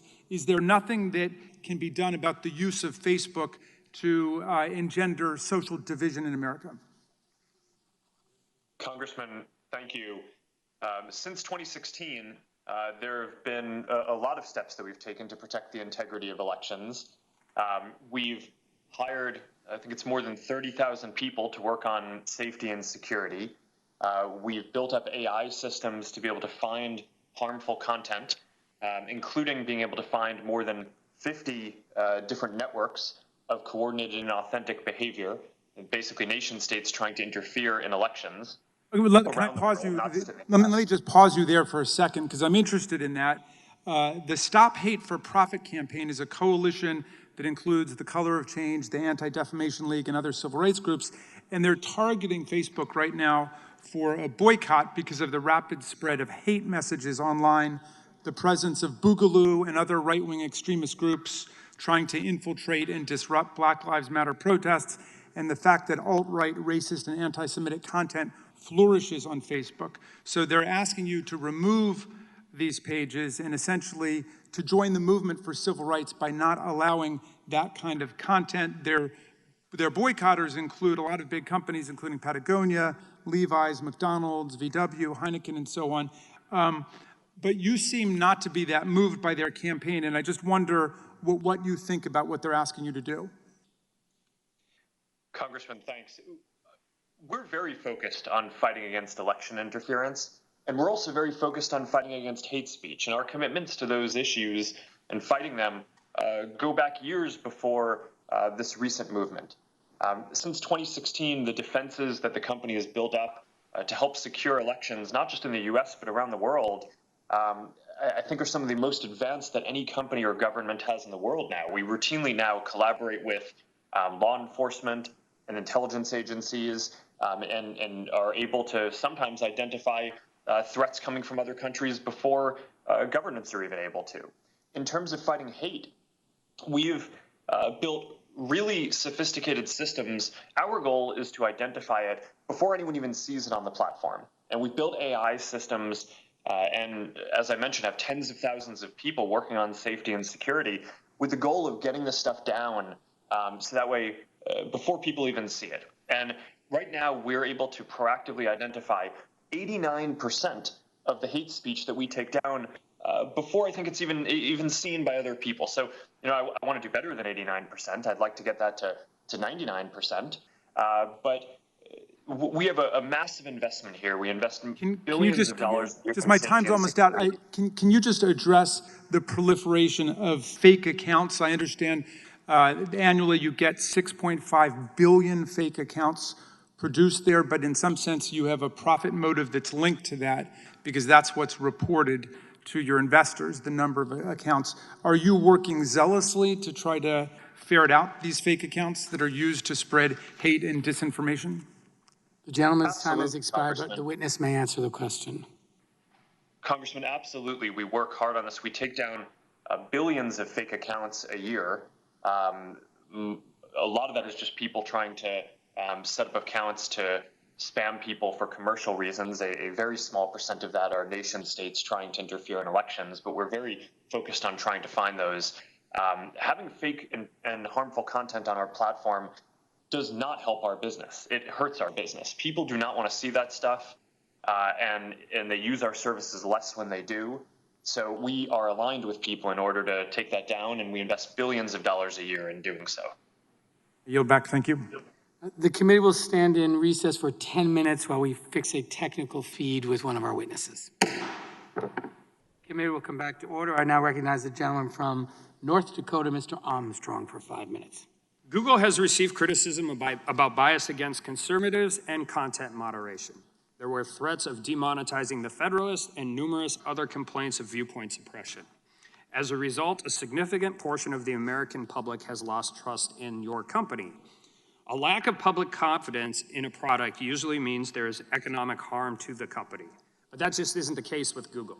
So I think it's a legitimate question as to whether Google's market power insulates it from loss of revenue normally associated with offending half the people who use your product. I also think it's a legitimate question to ask if other attempts to regulate your industries have worked. So, Mr. Pichai, Google has restricted advertising analytics or the portability of user data related to advertising due to compliance with the General Data Protection Regulation. Specifically, in 2018, Google restricted the ability to export the Double ID, a cookie-based identifier that compiles individual user data and creates profiles through Google Data Transfer. Is that correct? Congressman, not familiar with the specifics of that particular issue, but happy to follow up more once I understand it better. So you're not particularly familiar with how you're complying with GDPR? Congressman, we've long been working to comply with GDPR. We think it's an important regulation, and we are in full compliance to the extent of my knowledge. I just meant I'm not aware of that specific issue with the identifier you mentioned there, but happy to understand it better and follow up. All right, so in order to comply with GDPR, Google must retain control over more user data and restrict the ability to combine this user data with other platforms to conduct cross-platform analysis. It seems as if that ultimately limits the ability of advertisers to make comparisons between Google-based campaigns and non-Google-based campaigns. Would you agree with that? in all these ecosystems, we are balancing between users, advertisers, and publishers. We deeply care about the privacy and security of our users. And so when we serve these ecosystems, we have to take that into account. We have to comply with important laws and regulations in every country we operate in. And so that's the delicate balance we are constantly striking, but we are focused on our users and trying to do the best we can. And I just want to be perfectly clear. I personally believe that just the market power consolidation is significant, but I also want to be clear that when we're moving forward to regulate this, that we aren't actually squeezing out competition in our quest to do something. Because I've said that before in this hearing, and I'll say it again. Usually in our quest to regulate big companies, we end up hurting small companies more. And I'm a strong privacy advocate, but the consequences of GDPR have been to further entrench large established actors like Google, leading to regulatory capture that exasperates competition concerns. And Google's digital ad market share has increased since the implementation of GDPR. Do you know that to be correct? Congressman, to just give you a sense of the robust competition we see, ad prices have fallen down by 40% in the past 10 years. And in fact, in the US, advertising as a share of GDP has come down from 1.4% in 1990 to less than 1% today. So we see robust competition in the marketplace. And as I said earlier, we have to comply with regulation. We have to interpret it strictly, and we have to balance the ecosystem. But our utmost care is ensuring privacy and security of our users as we serve these markets. And I'm glad you mentioned privacy, because I would be remiss if I didn't deal with this issue, because it is so relevant. And I think generally speaking, outside of the political issues and the bias to solve with all of this, and this is for essentially all four of our witnesses, I think one of our bigger concerns when we talk about data and value, and that data having value and privacy, which is where people really get concerned with how the digital age is moving forward. And there are news reports that law enforcement has made increasing use of what are called geofence warrants. And these geofence warrants allow authorities to compel technology companies to disclose location records for any device in a certain area at a particular time. Court filings suggest that Google received a 1,500% increase in geofence requests from 2017 to 2018, and a 500% increase from 2018 till 2019. And so the Fourth Amendment requires probable cause and specificity, and that's not what these are. These warrants are essentially for any person in an area at a particular time, and geofence warrants require neither. So unless accompanied by particularized information and identifying a subject, geo warrants are essentially general warrants. I believe that the location information should be considered as contents of the Electronic Communications Act under the Stored Communications Act. Do you agree? Happy to understand more. We deeply care about this. Is why we issue transparency reports, because we think it's an important area for Congress to have oversight. And we recently made a change by which we automatically delete location activity after a certain period of time by default for our users. So we are happy to engage with your office, Congressman, and I'm using you because these are going on in Virginia and New York, I think, right now. But I mean, this equates for everything. I think people would be terrified to know that law enforcement could grab general warrants and get everybody's information anywhere. So it requires Congress to act, and it requires everybody that is a witness in this hearing to be willing to work too, because it is the single most important issue I think. The time of the gentleman has expired, but I believe he has a unanimous consent request. I do. I have a unanimous consent request for a Wall Street Journal article, police request for Google users' location histories face new scrutiny. Without objection. And then I have two letters. The letters are from Congressman Walden, Congresswoman McMorris Rogers. The first letter is to Mr. Cook of Apple. The second letter is to Mr. Pichai. Without objection, both may be entered into the record. I now recognize the gentlelady from Washington, Ms. Jayapal. Thank you, Mr. Chairman, and thank you all for being with us. Mr. Bezos, in July 2019, your employee, Nate Sutton, told me under oath in this committee that Amazon does not, quote, use any specific seller data when creating its own private brand product.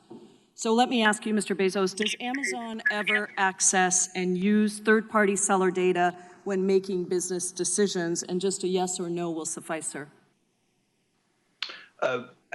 Thank you for the question. I know it's an important topic, and I also want to thank you for representing us. I can't answer that question yes or no. What I can tell you is we have a policy against using seller-specific data to aid our private label business, but I can't guarantee you that that policy has never been violated. Mr. Bezos, you're probably aware that an April 2020 report in the Wall Street Journal revealed that your company does access data on third-party sellers, both by reviewing data on popular individual sellers and products and by creating tiny product categories that allowed your company to categorically access detailed seller information in a supposedly aggregate category. Do you deny that report? I'm familiar with the Wall Street Journal article that you're talking about, and we continue to look into that very carefully. I'm not yet satisfied that we've gotten to the bottom of it, and we're going to keep looking at it. Okay. It's not as easy to do as you would think because some of the sources in the article are anonymous, but we continue to look into it. I'll take that as you're not denying that, you're looking into it. I will tell you a former Amazon employee in third-party sales and recruitment told this committee, quote, "There's a rule, but there's nobody enforcing or spot checking. They just say, don't help yourself to the data. It's a candy shop. Everyone can have access to anything they want." Do category managers have access to non-public data about third-party products and businesses? Here's what I can tell you. We do have certain safeguards in place. We train people on the policy. We expect people to follow that policy the same way we would any other. It's a voluntary policy. As far as I'm aware, no other retailer limits their use of data at all. There's no actual enforcement. There's no actual enforcement of that policy. So it's voluntary and there's no actual enforcement. So maybe that answers my... Sorry. No, I think I may have misspoke. I'm trying to say that the fact that we have such a policy is voluntary. I think no other retailer even has such a policy. Well, our that's enforcement of that policy. We would treat that like any internal policy, and if we found that someone violated it, we would take action against them. Well, there's numerous reports, and the committee has conducted interviews with former employees who confirm that there are employees who do have access to that data and are using it. And so my next question was going to be if you thought you were actually enforcing these rules, do you think that that's working? And again, I would just say that there's credible reporting that's documented breaches of these rules that you have put into place. And the committee has interviewed employees that typically say that these breaches typically occur. Let's talk about aggregate data for a minute. Your rules do allow for you to access combined data on a product when there are only one or two sellers in the marketplace, correct? Yes, aggregate data is allowed under our policies. That is correct. Okay. And interviews with former employees have made it clear that that aggregate data essentially allows access to highly detailed data in those product categories. There's an example of Fortem, a small business that had no direct competitors except for Amazon Warehouse Deals, a resale clearance account that only sold 17 units. An Amazon employee accessed a detailed sales report on Fortem's product with information on how much the company spent on advertising per unit and the cost to ship each trunk. And then Amazon launched its own competing products in October 2019. That's a major loophole, and I go back to the General Counsel's statement to this committee very clearly that there was no access to this data, that Amazon does not use that data for its own benefit. And I'm now hearing you say, well, you're not so sure that that's going on. And the issue that we're concerned with here is very simple. You have access to data that far exceeds the sellers on your platforms with whom you compete. You can track consumer habits, interests, even what consumers clicked on but then didn't buy. You have access to the entirety of sellers' pricing and inventory information, past, present, and future, and you dictate the participation of third-party sellers on your platform. So you can set the rules of the game for your competitors, but not actually follow those same rules for yourself. Do you think that's fair to the mom and pop third-party businesses who are trying to sell on your platform? I appreciate that question, and I like it a lot because I really want a chance to address that. I'm very proud of what we've done for third-party sellers on this platform. We started our third-party platform 20 years ago, and we had 0 sellers on it. The question I'm asking, I'm so sorry, my time is expiring, and the question I wanted to ask you is that you have access to data that your competitors do not have. So you might allow third-party sellers onto your platform, but if you're continuously monitoring the data to make sure that they're never going to get big enough that they can compete with you, that is actually the concern that the committee has. And, you know, I think your company started in my district. I want to thank you for that. I want to thank you for the work that you've done, and say that the whole goal of this committee's work is to make sure that there are more Amazons, that there are more Apples, that there are more companies that get to innovate and small businesses get to thrive. And that is what we're trying to get at. That is why we need to regulate these marketplaces so that no company has a platform so dominant that it is essentially a monopoly. Thank you, Mr. Chairman. I yield back. Time of the gentlelady has expired. I just want to remind the witnesses we appreciate the gratitude for the questions and your description of them as good questions, but we'll just assume that they're good questions and you're happy to answer them so we can make sure we're making good use of your time. And with that, I recognize the gentleman from Florida, Mr. Stubbe.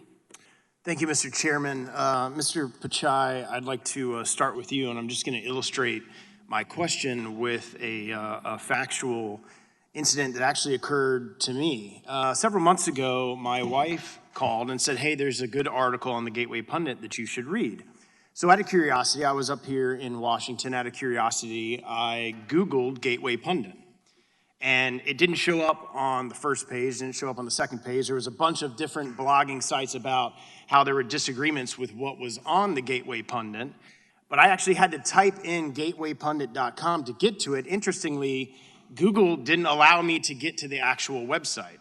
That was a couple of months ago, before this hearing was set to be heard, before this hearing was noticed, before you knew that you would be appearing before us today, and that this is an issue that obviously conservatives and Republicans have had. Last week, after this was noticed, this hearing was noticed, I did the exact same thing here in the Capitol. And wouldn't you know it, I Googled Gateway Pundit, and that was the very first website that came up.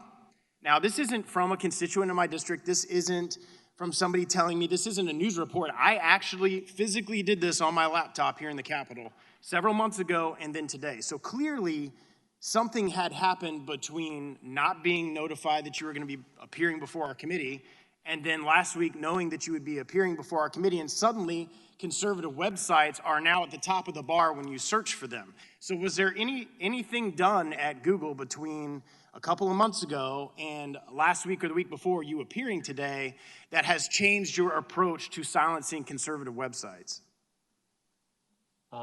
Congressman, we approach our work with a deep sense of responsibility, without in a nonpartisan way. We want to serve all our users, no matter where they are. In fact, it's in our long-term business incentive to do so. And I believe on our platforms, including YouTube, there are more conservative voices than ever before, and we believe in freedom of expression. On the specific issue, I will have to look into it. I obviously wasn't aware of it. We do. It could be a number of reasons. We constantly get reports. So if you're going to look into it for me, can I expect a response from you, say, in the next 2 weeks as to why that occurred? Congressman, we'll do our best to follow up, and I'll engage with your office to okay, we'll follow up on that. I've got a similar question. So I've been in elected politics for almost 10 years. And when I was in the Florida Senate and the state Senate, I never had a problem with my campaign emails being marked as spam or going to junk folders or anything along those lines. And we had 30, 40, 50,000 people on our email list. And suddenly I get elected to Congress, and I'm now up here in Washington, D.C., and my parents who have a Gmail account aren't getting my campaign emails. My supporters, just last week, one of my supporters called me and said, hey, I just want you to know this, that my Gmail account suddenly is taking your campaign emails that I've received for almost 10 years, and suddenly they're going to spam and junk folders. This appears to only be happening to conservative Republicans. I don't see anything in the news or anything in the press or other members on the other side of the aisle talking about their campaign emails getting thrown into junk folders in Gmail. So my question is why is this only happening to Republicans? And it's a fact, it's happening because I can have my supporters testify that they've received my emails for 8 years, 9 years, and suddenly this last year, all of their Gmail, my campaign emails in their Gmail are going to their spam folder. So if you could if you could give me some clarification on that, I would appreciate it. In Gmail, we are focused on what users want, and users have indicated they want us to organize their personal emails they receive from friends and family separately. And so all we have done is we have a tabbed organization, and the primary tab has emails from friends and family, and the secondary tab has other notifications and so on.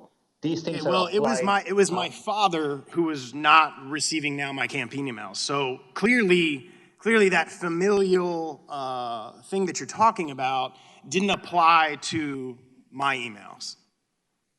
Our systems probably are not able to understand that that it's your father. Obviously, we don't have that context there. We just apply it neutrally across all organizations, Well, what assurances can you give me that there's, my time's short, one last question. What assurances can you give me that any bias amongst your employees isn't influencing your spam folder algorithms?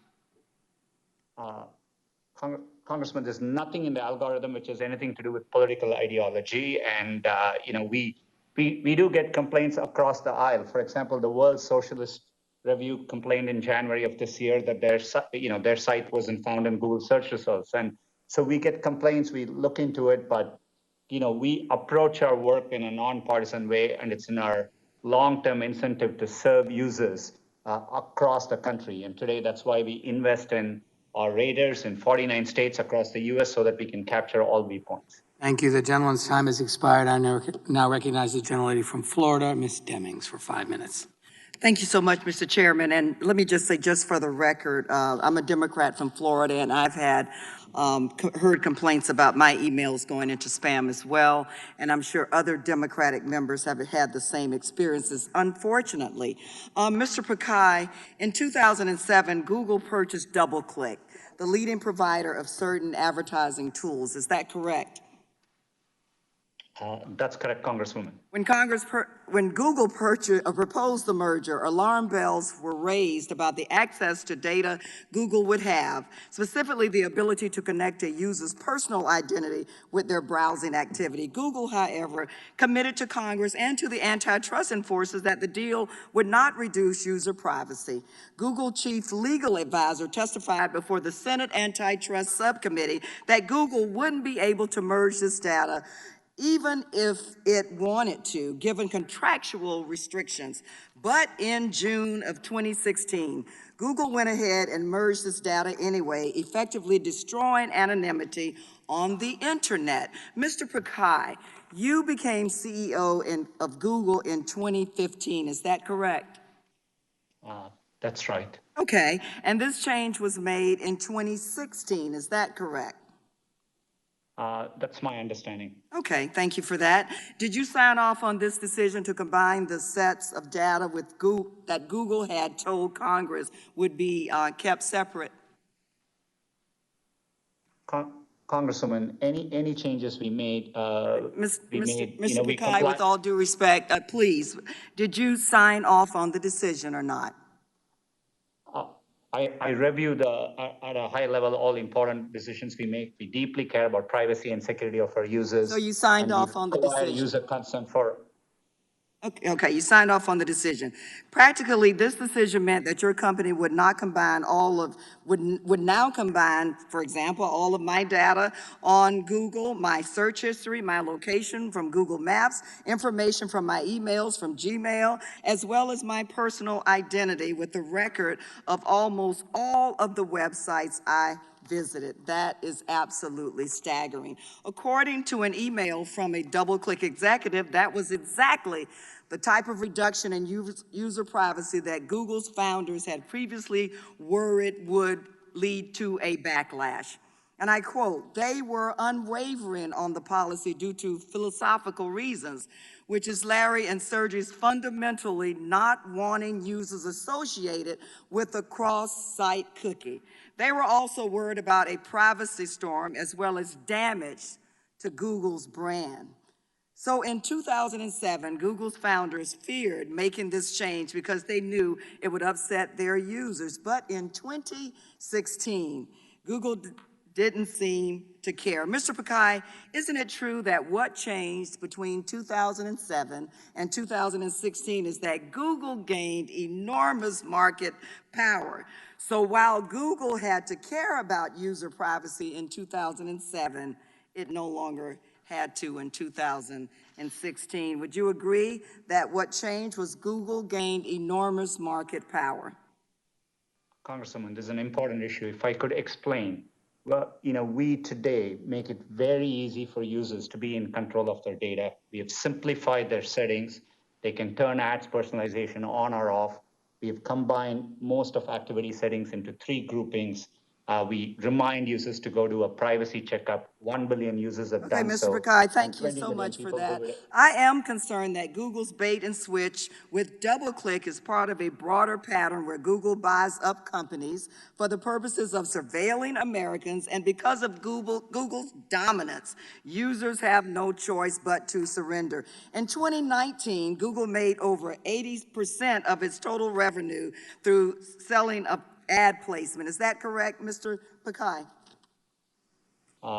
Majority of 80%? it is. Yeah, okay. And because Google sells behavioral ads targeted to each of us as individuals, the more user data that Google collects, the more money Google can make. More user data means more money. Is that correct? In general, that's not true. For example, when more you come user in data, type, not the more money Google collects? I'm sorry, please. So you're saying that the more user data, it does not mean the more money that Google can collect? Congresswoman, most of the data today we collect is to help users and provide personalized experiences back. Ad data Thank you so much, Mr. Pakai. Mr. Chairman, I yield back. Thank the gentlelady. The chair now recognizes the ranking member of the full committee, Mr. Jordan, for 5 minutes. Thank you, Mr. Chairman. Mr. Pachai, is Google going to tailor its features to help Joe Biden in the 2020 election? Congressman, we approach our work, we support both campaigns today. We think political ads is an important part of free speech in democratic societies, and we engage with campaigns, according to law, and we approach our work in a nonpartisan way. It was a yes or no question. Can you assure Americans today you won't tailor your features to help Joe Biden in the upcoming election? We support work that campaigns do. I just want to make sure I understand that. We all do all kinds of online, social media, all kinds of that kind of outreach, that communication. This is a simple question. Can you today assure Americans you will not tailor your features in any way to specifically help one candidate over other? And this what I'm concerned about is you helping Joe Biden over President Trump. We won't do any work, to politically tilt anything one way or the other. It's against our core values. But you did it in 2016. There's an email in 2016 that was widely circulated amongst the executives at your company that got public, where Ms. Ileana Murillo, head of your multicultural marketing, talks about the silent donation Google made to the Clinton campaign, and you applauded her work. She points that out in the email. I'm just curious, if you did it in 16, I want to make, in spite of the fact you did it in 16, President Trump won, I just want to make sure you're not going to do it again in 2020. Congressman, I recall our conversation at that time, and I appreciate your concern. We didn't find any evidence of such activity, and I took the opportunity after our conversation to reinforce to the company. We realized even an appearance could be improper, so we have clearly communicated to our employees any personal political activity, while that's their right, needs to happen on their own time and resources and should avoid any use of company. Of course, everyone's got their First Amendment rights to campaign for who they want. What they can't do is configure your features to help one candidate over the other. So you might have not have found any evidence, but here's what she wrote to the email to a number of key executives in your company. Quote, we push to get out the Latino vote with our features. Second quote, we push to get out the Latino vote with our features in key states. Seems to me those last three words are the real qualifier here. That's electioneering when you're trying to increase the Latino vote in key states. And she'd already communicated that she was supporting Clinton, that she wanted Clinton to win. So when she talks about increasing the Latino vote, which she assumed was going to help candidate Clinton, and she's doing that in key states. It's one thing if you're going to increase the Latino vote around the country. If you're just a good corporate citizen, you're urging people to vote. It's quite another when you're focusing on in key states. And you know what those key states were? Nevada and Florida, the swing states. So again, I want to make sure this isn't going to happen in 2020. I can assure you that we complied with laws in 2016. As a company, any work we do around elections is nonpartisan. Users do come to us for understanding where polling places are, where to vote, which is the date to vote, what the voting hours are. We are committed to providing that information, and I can assure you that we will approach our work. So Mr. Pichai, here's the question I think is on so many Americans' minds. They saw the list that we read here earlier on in our opening statements, all the things Google has done. Google is siding with the World Health Organization over anyone who disagrees with them, even though the World Health Organization obviously lied to America, obviously shills for China. Google's siding with them. YouTube is siding with them. We have the history of all the things Google has done and the history of what happened in 2016 in the election where they obviously, according to one of your multicultural marketing executive, tried to help Clinton. And here we are 97 days before the election, and we want to make sure it's not going to happen again. We want to can you give us two assurances? One, you're not going to try to tailor your features, configure your platform in a way to help Joe Biden. And second, that you're not going to use your search engine to silence conservatives. Can you give us those two assurances today? Congressman, on our search engine, conservatives have more access to information than ever before. And we appreciate that. That wasn't the question. Can you assure us today you're not going to try to silence conservatives? And can you assure us today you're not going to try to configure your features, as Ms. Murillo said you did for Clinton in 2016? Can you assure us today you're not going to do the same thing for Joe Biden in 2020? You have my commitment. It's always been true, and we'll continue to conduct ourselves in a neutral way. Appreciate it. Yield back. The chair now recognizes the gentlelady from Pennsylvania, Ms. Scanlon. Thank you, gentlemen. I'd like to redirect your attention to antitrust law rather than fringe conspiracy theories. Mr. Bezos, our investigation... Mr. Chairman, we have the email. There is no fringe... Excuse me. It's not your time. Mr. Jordan, you do not have the time. Please be respectful of your colleague. Someone directly controls the time. Put your mask on. Put your mask on. Mr. Jordan. Mr. Raskin. Mr. Jordan. You want to talk about masks. Mr. Jordan, Ms. Scanlon. Why would the Deputy Secretary of Treasury unmask Michael Flynn's name, Mr. Raskin? And what I want to know is, when someone comes after my motives for asking questions, I get a chance to respond. The gentlelady is recognized. Thank you, Mr. Chairman. Mr. Bezos, our investigation uncovered documents that show that Amazon sometimes doesn't play fairly, crossing the line from robust competition to predatory pricing to destroy rivals rather than outcompete them. And let's take the example of Quidsi, which used to own diapers.com and provided online baby care products.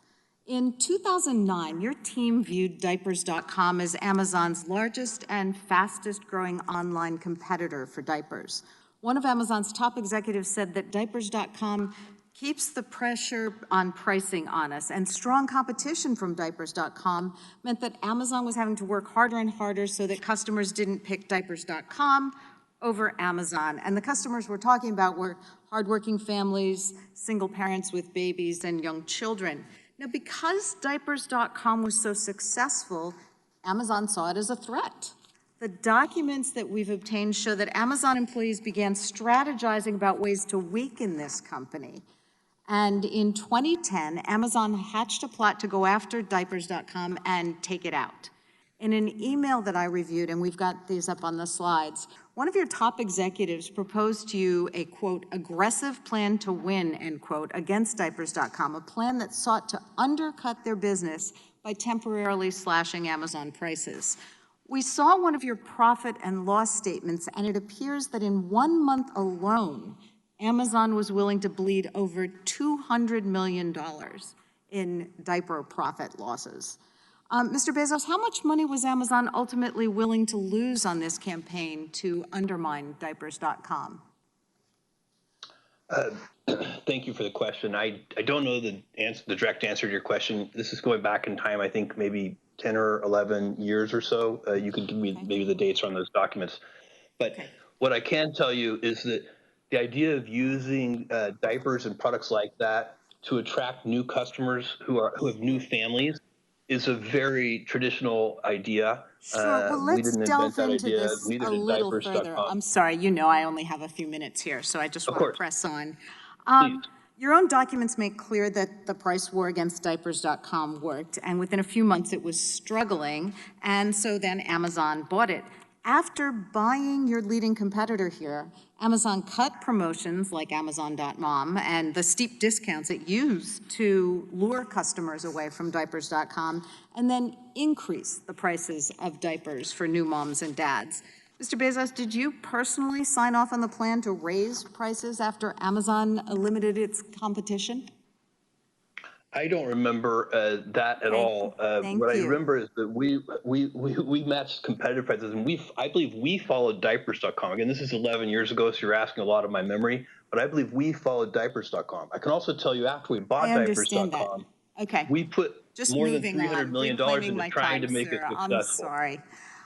So you said that Amazon focuses excessively on customers. So how would customers, especially single moms, new families, how would they benefit when the prices were driven up by the fact that you eliminated your main competitor? Well, I don't agree, with great respect, I don't agree with the premise. At the same time, you should recognize in context, diapers is a very large product category sold in many, many places, not just Right, at but Amazon this was and the diapers.com. online diaper It's market. sold Now, at- we do it's sold have at evidence that drugstores these and predatory... Costco and I'm Kroger sorry, and Mr. Bezos, Walmart I and need to so on. push on here. Of course, The sorry. evidence we've collected suggests that the predatory practices weren't unique here. In 2013, it was reported that you instructed Amazon employees to approach discussions with certain business partners, and I quote, "the way a cheetah would pursue a sickly gazelle." Is the Gazelle Project still in place, and does Amazon pursue similar predatory campaigns in other parts of its business? I cannot comment on that because I don't remember it. What I can tell you is that we are very, very focused on the customer as you started. Okay. And of Well, course, that I'm does concerned include with the bargaining very customers hard as with well, vendors and especially suppliers the to get the lowest families in my prices so that we can district. offer I'm those sorry, to Mr. customers. Bezos, well, I'm almost out of time. I'm concerned too, because especially with the current pandemic, one of the biggest needs I'm seeing at the food drives and the giveaways that we're having to run in my district is that families don't have diapers, and we have to collect them to give them out. So it certainly is something that has a really hard impact on families, and I'm really concerned that pricing might have been driven up here by this tactic, and I yield back. Gentlelady yields back. I just announced that votes have been called, but we're going to continue with the hearing, so I invite colleagues to vote at, it's a rolling vote, so vote according to your own schedule. I now recognize the gentleman from Colorado, Mr. Neguse, for 5 minutes. Thank you, Mr. Chairman, and I want to thank each of the witnesses today for your testimony. Mr. Zuckerberg, in 2004, when you had launched Facebook, it's fair to say, I think you'd agree with me, that you had quite a few competitors. Would you agree with that? Congressman, yes. MySpace, Friendster, Google's Orkut, Mixi, Cyworld, Yahoo 360, AOL's Bebo, they were all competitors? Congressman, those were some of the competitors at the time, and it's only gotten a lot more competitive since. Well, let's talk about that, because by 2012, Mr. Zuckerberg, none of those companies that I just identified existed. You're certainly aware of that. They were all basically gone. Facebook, in my view, I think was in a monopoly by then. I wonder whether you would agree with that. I take it you don't. Congressman, that's correct. I don't. We face a lot of competitors in every part of what we do, from connecting with friends privately, to connecting with people in communities, to connecting with all your friends at once, to connecting with all kinds of user-generated content. I mean, I would bet that you or most people here have multiple apps for each of those on your phones. Mr. Zuckerberg, why don't we dig into this a bit further? So you and I clearly disagree about that. In 2012, I'm looking at a document that was produced by Facebook in response to the subcommittee's investigation. It's a presentation prepared for Sheryl Sandberg to deliver to the board of directors of a major telecommunications firm, boasting that, quote, Facebook is now 95% of all social media in the United States. The title of the slide is even, quote, the industry consolidates as it matures. So as I look at that graph, I certainly think most folks would concede that that Facebook was a monopoly as early as it's 2012. But nonetheless, I understand that we disagree on that point. Would you agree with me that Facebook, its strategy since that time, to essentially protect what I describe as a monopoly, but obviously what you would describe as market power, that Facebook has been engaged in purchasing competition, in some cases replicating competition, and in some cases eliminating a competition? Would that be a fair statement? Congressman, the space of people connecting with other people is a very large space. And I would agree that there were different approaches that we took to addressing different parts of that space, but it's all in service of building the best services. And I appreciate that, Mr. Zuckerberg. I appreciate the latter point. It sounds like you are conceding that at least some of those strategies were what I identified. And so I want to talk a little bit about that. In 2014, here's an email. It's from Facebook's current chief financial officer, described the company's acquisition strategy as, quote, a land grab, and saying that we are going to spend 5 to 10% of our market cap every couple of years to shore up our position. And my sense of the facts is that is in fact what has occurred. Facebook, as you conceded earlier that Instagram was a competitor of Facebook's. You acquired Instagram in 2012. Instagram is now the 6th largest social media platform in the world. Is that right? Congressman, I'm not sure what rank it is, but it's certainly grown beyond our I can represent to you that the statistics demonstrate that empirical data shows it's the 6th largest. In 2014, Facebook bought its competitor WhatsApp. Is that correct? Congressman, yes, WhatsApp was also both a competitor and complementary. They competed with us in the space of mobile messaging, which is a growing and important space and is, again, one part of the global space of how people connect more broadly. Understood. And at that time, WhatsApp had over 400 million monthly users, a clear path towards 1 billion monthly active users. And WhatsApp is now the 2nd largest social media platform in the world, with 2 billion users worldwide, more than Facebook Messenger. And of course, your company owns WhatsApp. Facebook also tried to buy other competitive startups. In fact, as Chairman Nadler noted, you did tell one of Facebook's senior engineers in 2012 that you can, quote, likely just buy any competitive startup, but it'll be a while before we can buy Google. Do you recall writing that email? Congressman, I don't specifically, but it sounds like a joke. Well, I don't take it as a joke. As I review the email, it was in regards to having just closed the Instagram sale. And the response from this individual, this engineer, to you was, quote, well played. Your response was, thanks. One reason people underestimate the importance of watching Google is that we can likely always just buy any competitive startups, but it'll be a while before we can buy Google. And given the purchases that Facebook had made previous to this and the attempted purchases, my understanding is that Facebook made several overtures to Snapchat, for example, which rebuffed those efforts, clearly demonstrates, in my view, that email was not made in jest. But here's why I ask these questions, Mr. Zuckerberg. It strikes me that over the course of the last several years, Facebook has used its market power to either purchase or replicate the competition. And Facebook Messenger, WhatsApp, Instagram are the most now downloaded apps of the last decade. Your company, sir, owns them all. And we have a word for that. That word is monopoly. With that, I would yield back, Mr. Chairman. Thank the gentleman. I now recognize the gentlelady from Georgia, Ms. McBath, for 5 minutes. Thank you, Mr. Chairman. Mr. Bezos, you referred to third-party sellers today as Amazon's partners and that your success depends on their success. But over the past year, we've heard a completely different story. As part of this investigation, we've interviewed many small businesses, and they use the words like bullying, fear, and panic to describe their relationship with Amazon. I'm going to share the story of a small business owner who is also a wife and a mother, so you can understand how this is actually affecting the lives of everyday people and why this truly matters. We were a top bookseller on Amazon.com, and we worked day and night very hard towards growing our business and maintaining a 5-star feedback rating. Most importantly, this business feeds a total of 14 people, which includes 3 children and one 90-year-old granny. And as we grew, we were shrinking Amazon's market share in the textbooks category. So now in retaliation, Amazon started restricting us from selling. They started with a few titles in early 2019, and within 6 months, Amazon systematically blocked us from selling the full textbook category. We haven't sold a single book from the past 10 months or probably more. We were never given a reason. Amazon didn't even provide us with a notice as to why we were being restricted. There was no warning, there was no plan. So, Mr. Bezos, after Amazon just delisted the small business without any apparent reason or notice, she told us that they sent more than 500 separate communications to Amazon, including to you, Mr. Bezos, over the past year. There was not a single meaningful response. Do you think this is an acceptable way to treat someone that you described as both a partner and a customer? No, Congresswoman, and I appreciate you showing me that anecdote, and I would like to talk to her.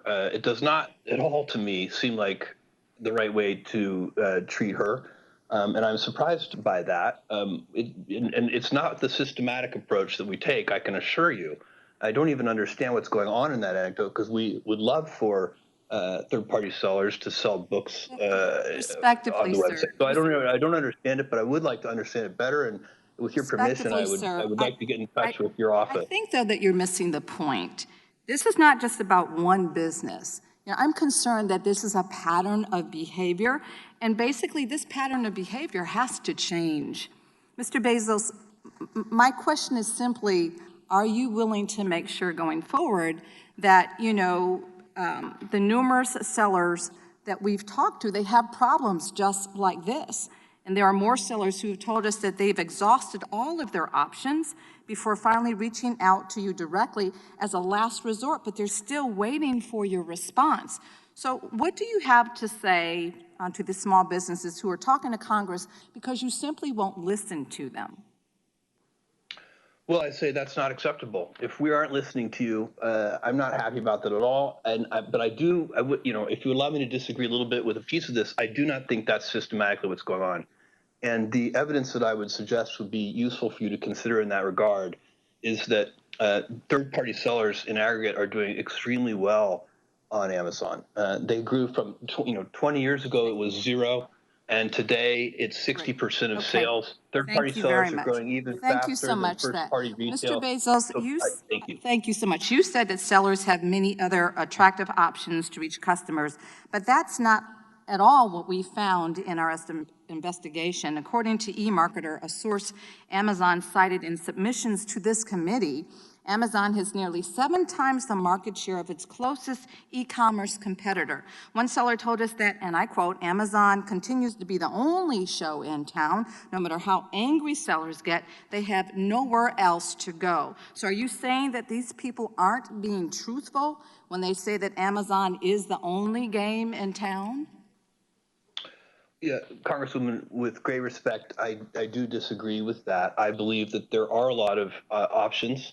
And some of them are not even listed on that chart. I just looked at it briefly, but I didn't see some that I know of, for example. So I think there are a lot of things. Okay, thank you. Dynamic. All right, thank you for that. There's more and Mr. more Bezos, every day. my time is short.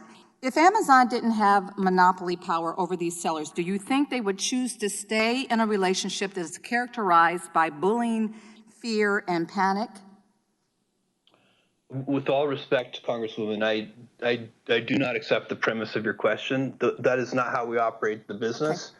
All right. And in fact, we work very hard to provide fantastic tools for sellers, and that's why they've been successful. Thank you for that. Mr. Bezos, I'm going to close with giving the bookseller the opportunity to finally be heard by you. Mr. Bezos, we increased our sales on Amazon by 5 times in the past 3 years. And we have contributed that much of proportional seller fees to Amazon. We have contributed that much to your business, to 5 times. We followed all the rules that were set by you.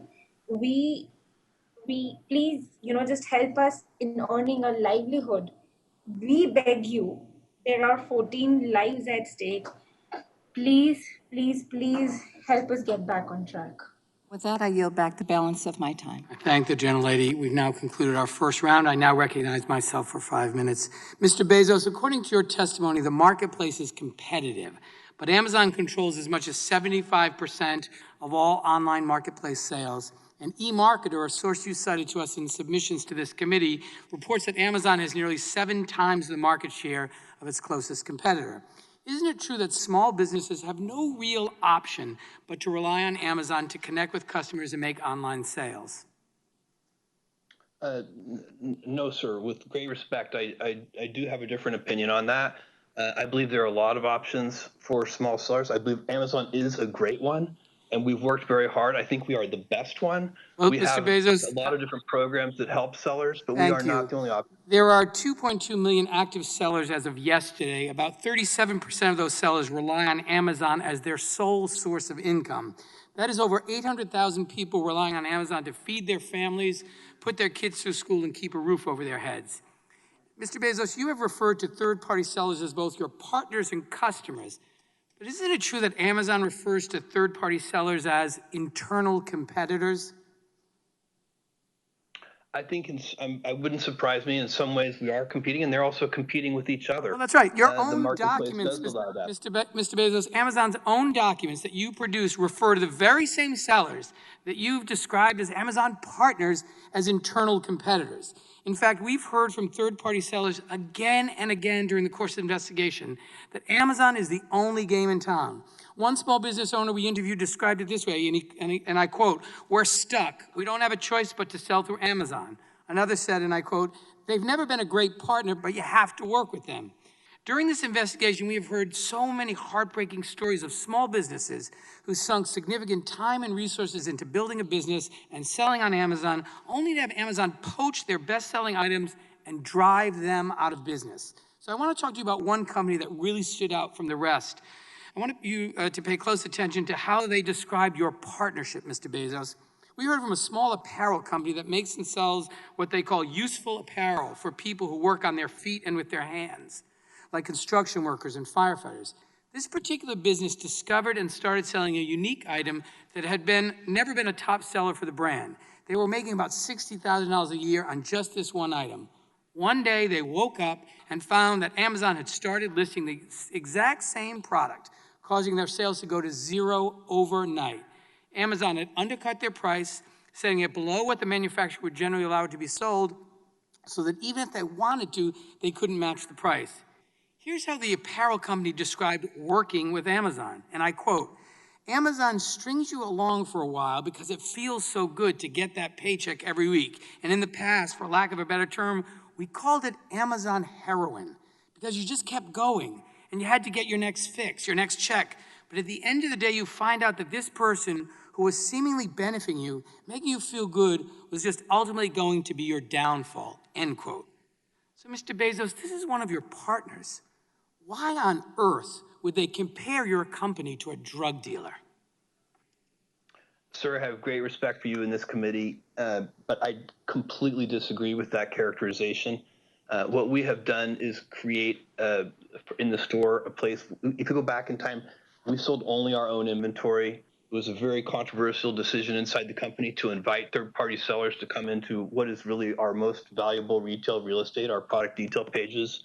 We did that because we were convinced that it would be better for the consumer. It would be better for the Mr. customer Bezos, to have all of that selection. And I think we were right, Yeah. and I think it's worked out well. Reclaiming my time. Unfortunately, this is one of, reclaiming my time, Mr. Bezos. This is one of many small companies that have told us during this year-long investigation that they were mistreated, abused, and tossed aside by Amazon.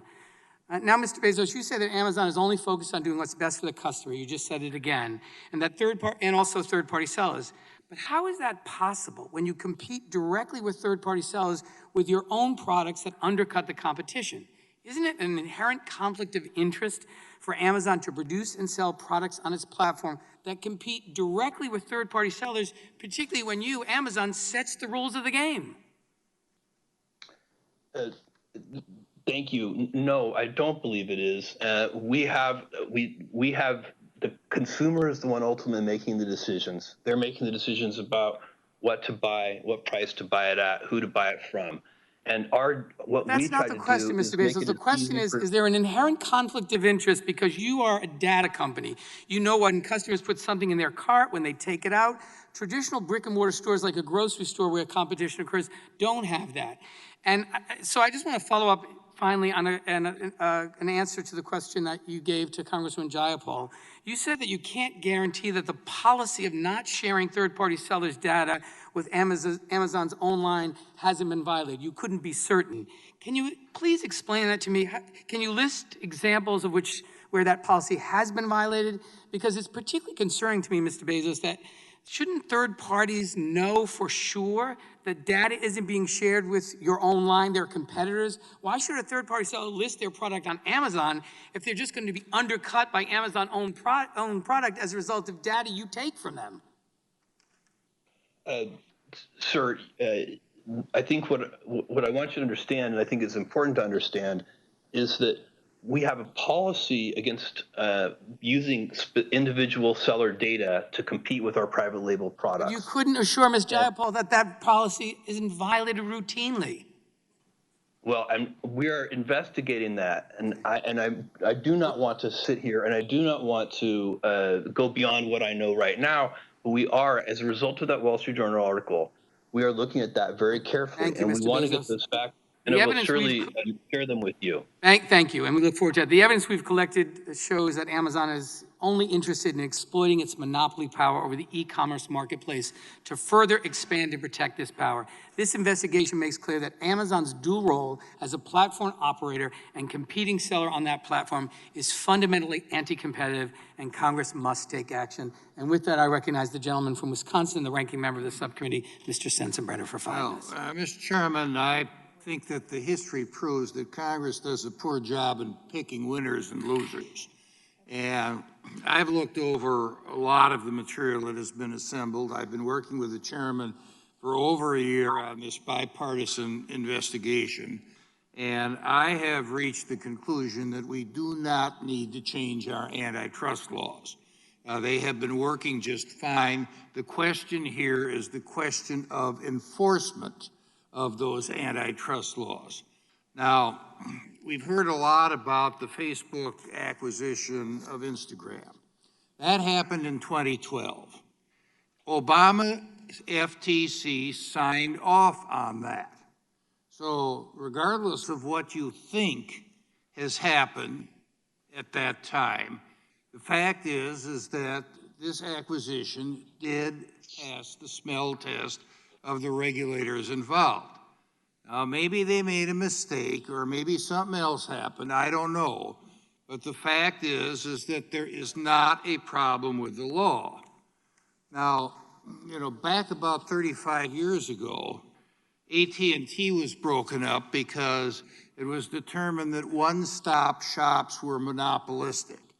And AT&T, because you had to get your long-distance service from your local phone company, that was monopolistic. So the baby bells were spun off.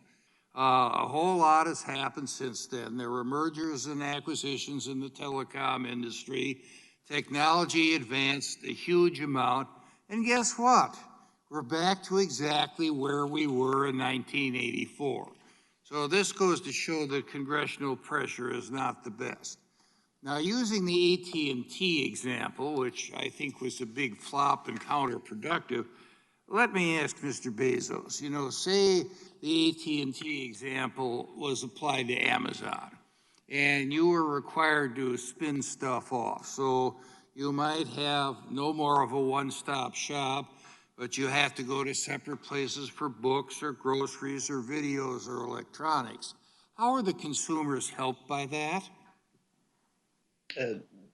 Sir, thank you. They would not be. Right. Very clear. Now, Mr. Pichai, let me ask about Google. If you were forced to split up your business lines, say spin off AdTech and YouTube, can you describe what happens to consumers there? Congressman, today, consumers in most of the areas we are dealing with, they see prices free or falling, and they get more choice than ever before. So I think it serves them well. And you're right there. So I'm not going to be on this committee in the next Congress. I am going to put my feet up and become a senior, quote-unquote, statesman. But, let me say that we have heard a whole lot of complaints about big tech. Some of them are political in nature, and I share the complaints and the concern of Mr. Jordan and others. And others talk about allegedly anti-competitive activity. It seems to me that it's not for Congress that legislates to toss all of our antitrust laws and the precedent that has been established through litigation over the last 100+ years.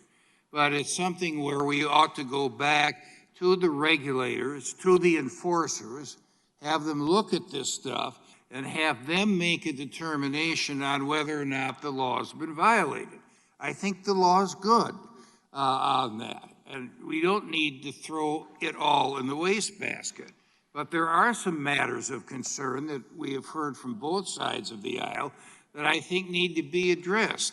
And if it requires an agency like the FTC to say that they've made mistakes in the past, so be it. We're all human, we all make mistakes, and even government agencies do that. I yield back. Gentleman yields back. I now recognize the gentlelady from Washington, Ms. Jayapal. Thank you, Mr. Chairman. Mr. Zuckerberg, in March of 2012, you suggested by email to your management team that moving faster and copying other apps could, quote, prevent our competitors from getting footholds. Sheryl Sandberg responded that, quote, it is better to do more and move faster, especially if that means you don't have competitors build products that take some of our users. Facebook's product management director added that, quote, I would love to be far more aggressive and nimble in copying competitors.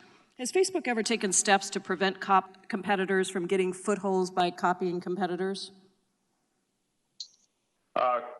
Congresswoman, I view it as our job to understand what people are finding valuable in all of the services that they use. And certainly if someone— Do you copy your competitors? Congresswoman, we've certainly adapted features that others have led in, as have others copied and adapted features that— I'm not concerned about others. I'm just asking you, Mr. Zuckerberg, since March of 2012, after that email conversation, how many competitors did Facebook end up copying?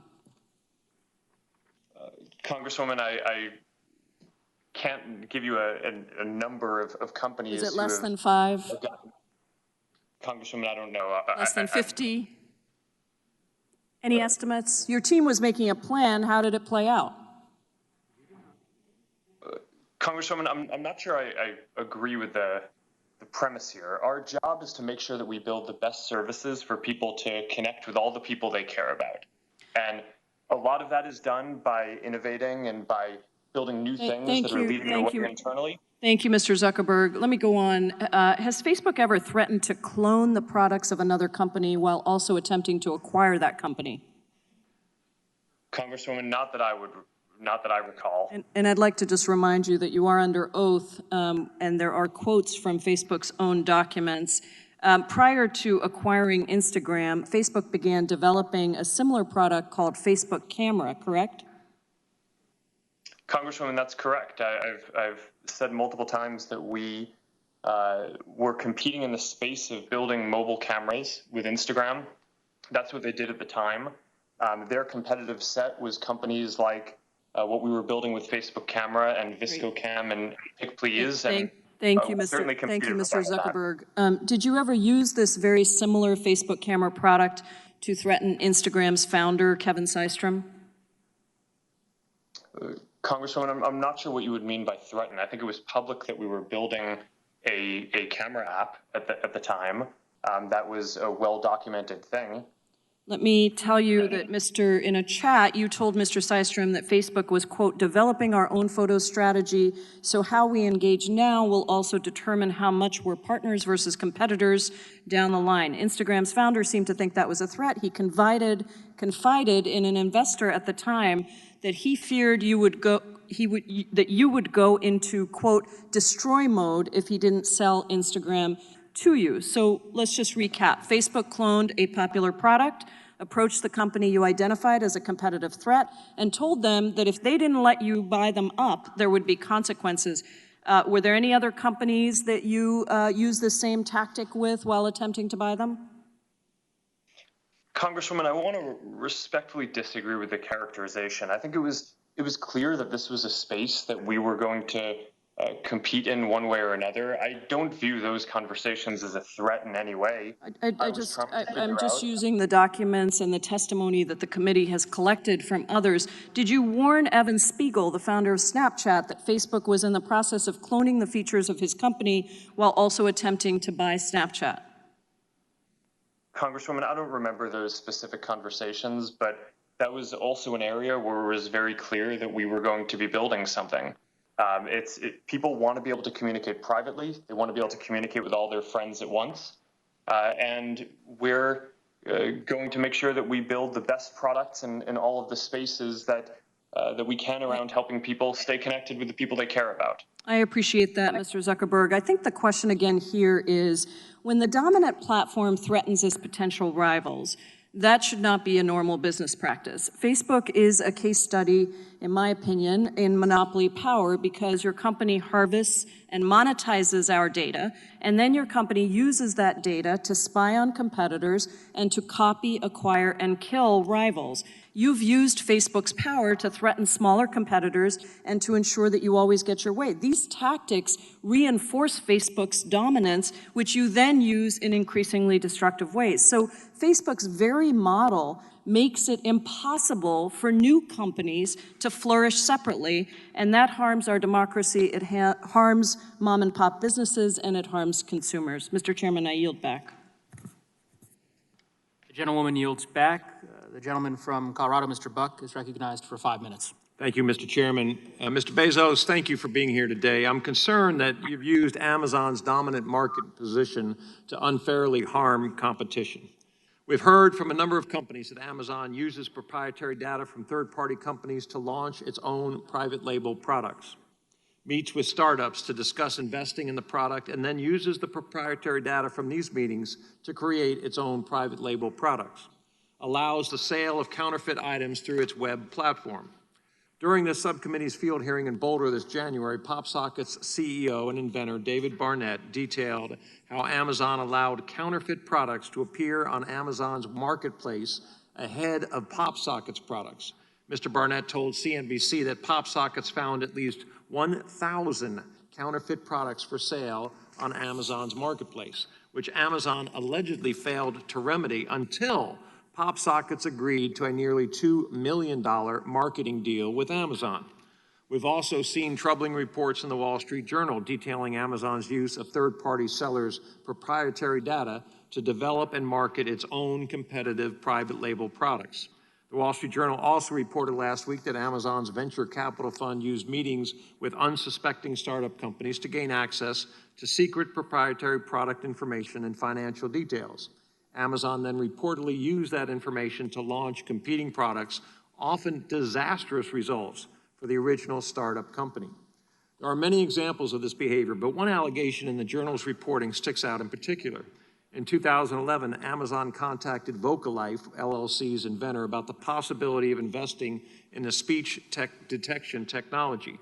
Vocalife's founder accepted the meeting, thinking this was the company's big break. After displaying Vocalife's microphone technology and providing proprietary information, including engineering data, to Amazon employees, the relationship came to an abrupt halt. Amazon employees allegedly stopped responding to emails before the technology eventually found its way into the Amazon's Echo device. These allegations are serious, especially because the size and scope of these practices couldn't happen without Amazon's monopolistic control of the marketplace. I'm also concerned that given Amazon's allowance of counterfeit goods on its marketplace, especially counterfeit goods from China, that Amazon's marketplace may be knowingly or unknowingly furthering China's use of forced and slave labor conditions. This is especially important following recent reports that at least 80 global companies that sell on the Amazon marketplace, including Nike, Starbucks, and Samsung, have ties to Chinese factories that use enslaved Uyghur Muslims.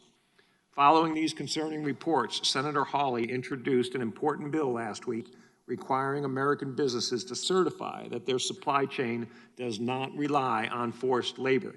I will be introducing the House companion bill later this afternoon. While I do not expect you to have intimate knowledge of the legislation, I do want to ask all four of our witnesses a simple yes or no question. Will you certify here today that your company does not use and will never use slave labor to manufacture your products or allow products to be sold on your platform that are manufactured using slave labor? Mr. Cook, you were kind enough to visit with me on the phone. I think we briefly discussed this issue. If you can give a yes or no answer, and I understand you haven't read the details of the bill, but would you agree to this idea? I would love to engage on the legislation with you, Congressman, but let me be clear, forced labor is abhorrent. And we would not tolerate it in Apple. And so I would love to get with your office and engage on the legislation. Thank you. Mr. Pichai. Congressman, I share your concern in this area. I find it abhorrent as well. Happy to engage with your office and discuss this further. So I really don't want to even engage with my office half the time. Will you guys agree that slave labor is not something that you will tolerate in manufacturing your products or in products that are sold on your platforms? I agree, Congressman. And Mr. Cook? We wouldn't tolerate it. We would terminate a supplier relationship if it were found. Mr. Zuckerberg? I agree. We wouldn't tolerate this, and if we found anything like this, we would also terminate any relationship. And Mr. Bezos? Yes, I agree completely. Thank you very much, gentlemen, and I yield back.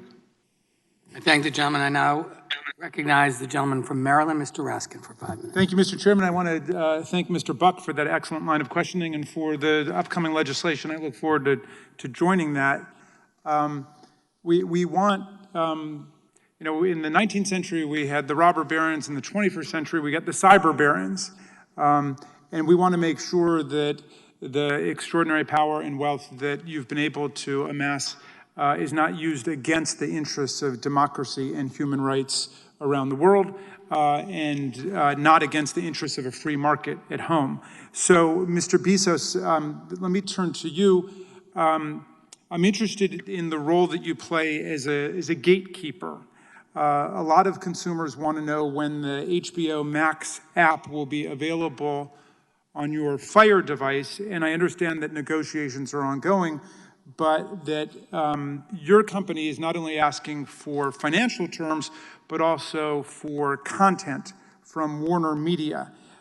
Is that right, and is that a fair way to proceed? In other words, is it fair to use your gatekeeper status role in the streaming device market to promote your position as a competitor in the video streaming market with respect to content? I'm not familiar with the details of those negotiations. As you said, they're underway right now. I predict that the companies will eventually come to an agreement. And I think this is kind of two large companies negotiating agreement, kind of normal case of normal commerce. But here's why I pursue it precisely, because it is a large company, and in a way, they stand in for hundreds of thousands of much smaller companies who are even in a more disadvantageous position with respect to negotiating with you. I guess the general proposition then you can speak to if you don't know the details of this, which is it okay to negotiate not just for financial terms in having someone be part of your Fire unit, but also to try to extract in that negotiation leverage with respect to getting content from them? Well, again, I'm not familiar with the details. What I would I'm not asking about that one in general. In general, I think that when two companies are negotiating, you are negotiating not just the amount of money that's going to change hands, but also what you're going to get in exchange for the amount of money. That is a very fundamental way that business works. Do you see at least to outsiders that would look like a structural conflict of interest, like you're using your control over access to people's living rooms, essentially. You're using that in order to obtain leverage in terms of getting creative content that you want. And are you essentially converting power in one domain into power in another domain where it doesn't belong? I think what I should do is offer to get you information. If you, I'll get it to your office for you, because I'm not familiar enough with this, and I could imagine that there would be scenarios, if we're just talking in the abstract, where it would be inappropriate, and I could imagine scenarios where it would be very normal business and very appropriate. Fair enough. I want to talk about an emerging market, smart homes, and I want to start with the hub of the smart home, smart speakers.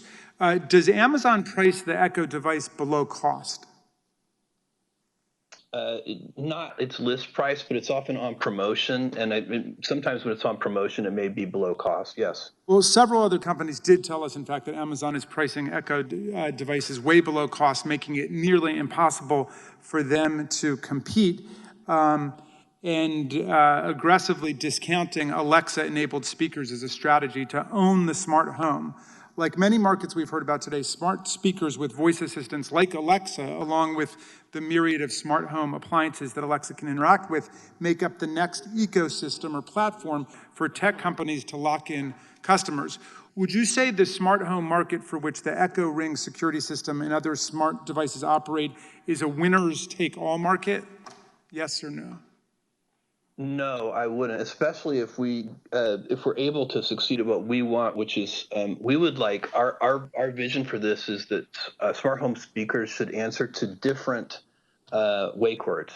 So, when considering the acquisition of on a case-by-case basis, and I think in that, just to, because I think it's important, if we could achieve that, then I think you would get really good behavior on the part of competitive voice agents helping you. When you were looking at acquiring Ring, you wrote to your executive team, quote, "We're buying market position, not technology, and that market position and momentum is very valuable." So if smart homes are not a market with lock-in effects, why would a leading market position and momentum be so very valuable? Sir, market position is valuable in almost any business, and it's one of the primary things that one would look at in an acquisition. There are multiple reasons that we might buy a company. Sometimes we're trying to buy some technology or some IP. Sometimes we're to talent acquisition. But the most common case is market position, that the company has traction with customers. They've built a service. Maybe they were the first mover. There could be any number of reasons why they have that market position. But that's a very common reason to acquire a company. Well, once a company becomes dominant in a market, it can favor its own products and services. Alexa-enabled smart speakers make up over 60% of the smart speaker market.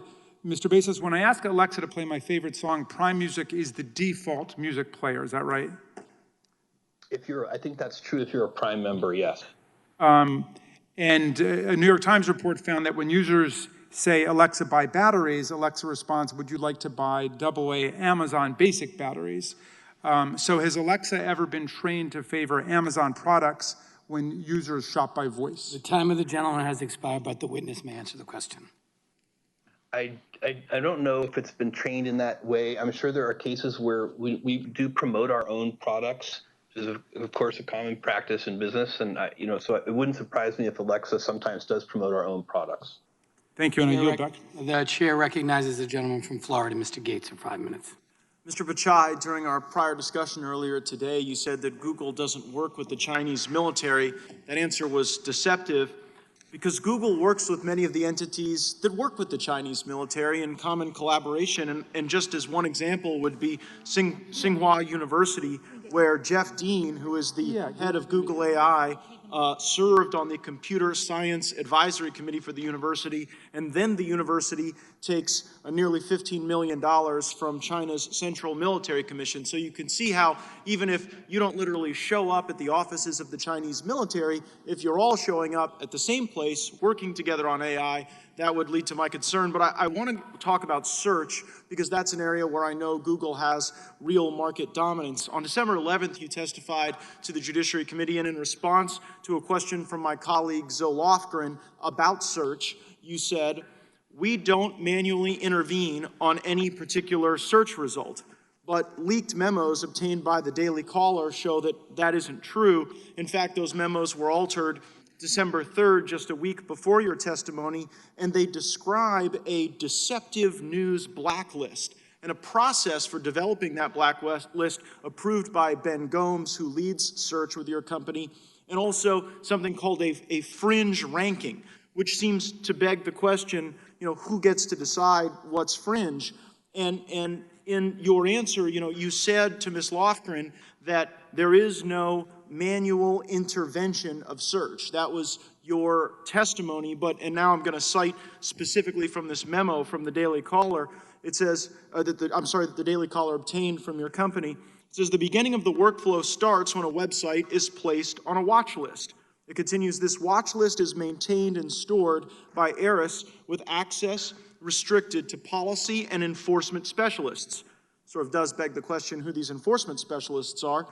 Access to the listing can also be shared on a need-to-know basis to enforce or enrich the policy violations. The investigation of the watch list is done in the tool Athena, the ARIS manual review tool. So you said to Congresswoman Lofgren that there was no manual review tool, and then your documents indicate that there is a manual review tool. So help us understand the inconsistency. Congressman, there are two parts to this. In general, we algorithmically approach our search results. We have robust policies to do so, and we test it both with user feedback and we use raters to validate. Last year alone, we ran over 300,000 experiments and launched around 3,000 improvements to search. And we don't manually tune. The question last time was in the context of, is there someone behind the curtain, manually tuning an individual search result? We don't. We generally approach it algorithmically. We, however, in order to comply with the law in every country we operate in, for example, there may be an actor or a website identified as interfering in elections. And we then have to put that site on a list so that that doesn't appear in our search results against queries. So other examples would be violent extremism. And is that done manually, Mr. Pichai? That process you described, is that done manually? And we could get reports from law enforcement agencies.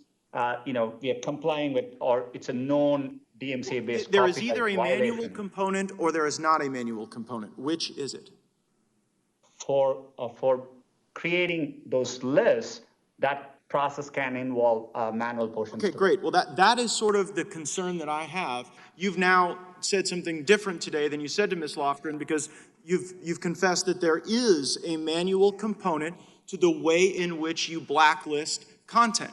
And it seems to be no coincidence that it's sites like Gateway Pundit, The Western Journal, American Spectator, Daily Caller, and Breitbart that receive the ire or the negative treatment as a consequence of your manual tooling. And it also seems noteworthy that whistleblowers at your own company have spoken out. You said that one of the reasons you maintain this manual tool is to stop election interference. I believe it is, in fact, your company that is engaging in election interference. And it's not just my view. Mike Wacker came out and was a whistleblower indicating that the manual blacklist targets that Google specifically goes after are those who support President Trump, who hold a conservative viewpoint, and he left your company in 2019 because he was speaking out against these outraged mobs. So can you see how when you empower individuals, some of the same individuals that Project Veritas has exposed as labeling people as terrorists who say make America great again, or who support the president, that in fact can be the very election interference that we're concerned about, and that you're using your market dominance in search to accomplish that election interference? Congressman, with respect, I strongly disagree with that characterization. We don't approach this work with any political viewpoint. We do that to comply with law, known copyright violations, very in narrow circumstances, and we have to do that to comply with the law. And in many cases, those requests can come from law enforcement agencies. Your own employees are saying you're doing it for a different reason. Your own employees are saying it's political bias. I yield back. Thank you, Mr. And I'm sorry, may I be recognized for unanimous consent request? Yes. Mr. Chairman, just given the productivity of our discussion, I'd request that we be permitted a third round of questioning. Without objection. I now recognize the chairman of the full committee, Mr. Nadler. Yeah. The documents prove the news and journalism industry in this country are in economic freefall. Over 200 counties in America no longer have a local newspaper, and tens of thousands of journalists have been laid off in recent years. The reason journalism is in freefall is that Google and Facebook now capture the vast majority of digital ad revenue.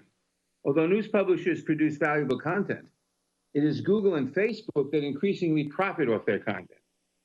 Publishers have told us that Google and Facebook maintain their dominance in these markets in part through anti-competitive conduct, as well as conflict of interest. Mr. Zuckerberg, in 2015, Facebook reported high and quickly growing rates of video viewership on its platform. Based on these metrics, news publishers fired hundreds of journalists, choosing instead to boost their video divisions. In 2018, it was discovered that Facebook had inflated these metrics and had known about the inaccuracies several years before Facebook publicly disclosed this. Mr. Zuckerberg, did you know that these metrics were inflated before they were publicly released?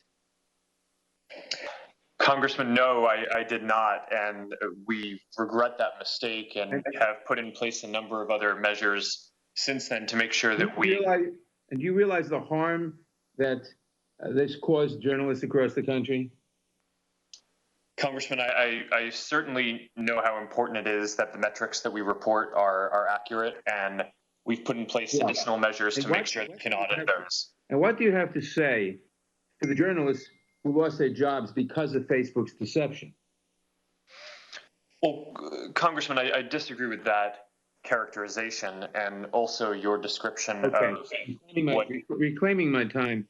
Google, meanwhile, maintains its dominance in part through aggregating data from across its products and services. Mr. Pichai, I understand that Google collects user data on users' browsing activity through its Chrome browser. Does Google use that data for its own purposes, either in advertising or to develop and refine its algorithms? Mr. Chairman, we do use data to improve our products and services for our users.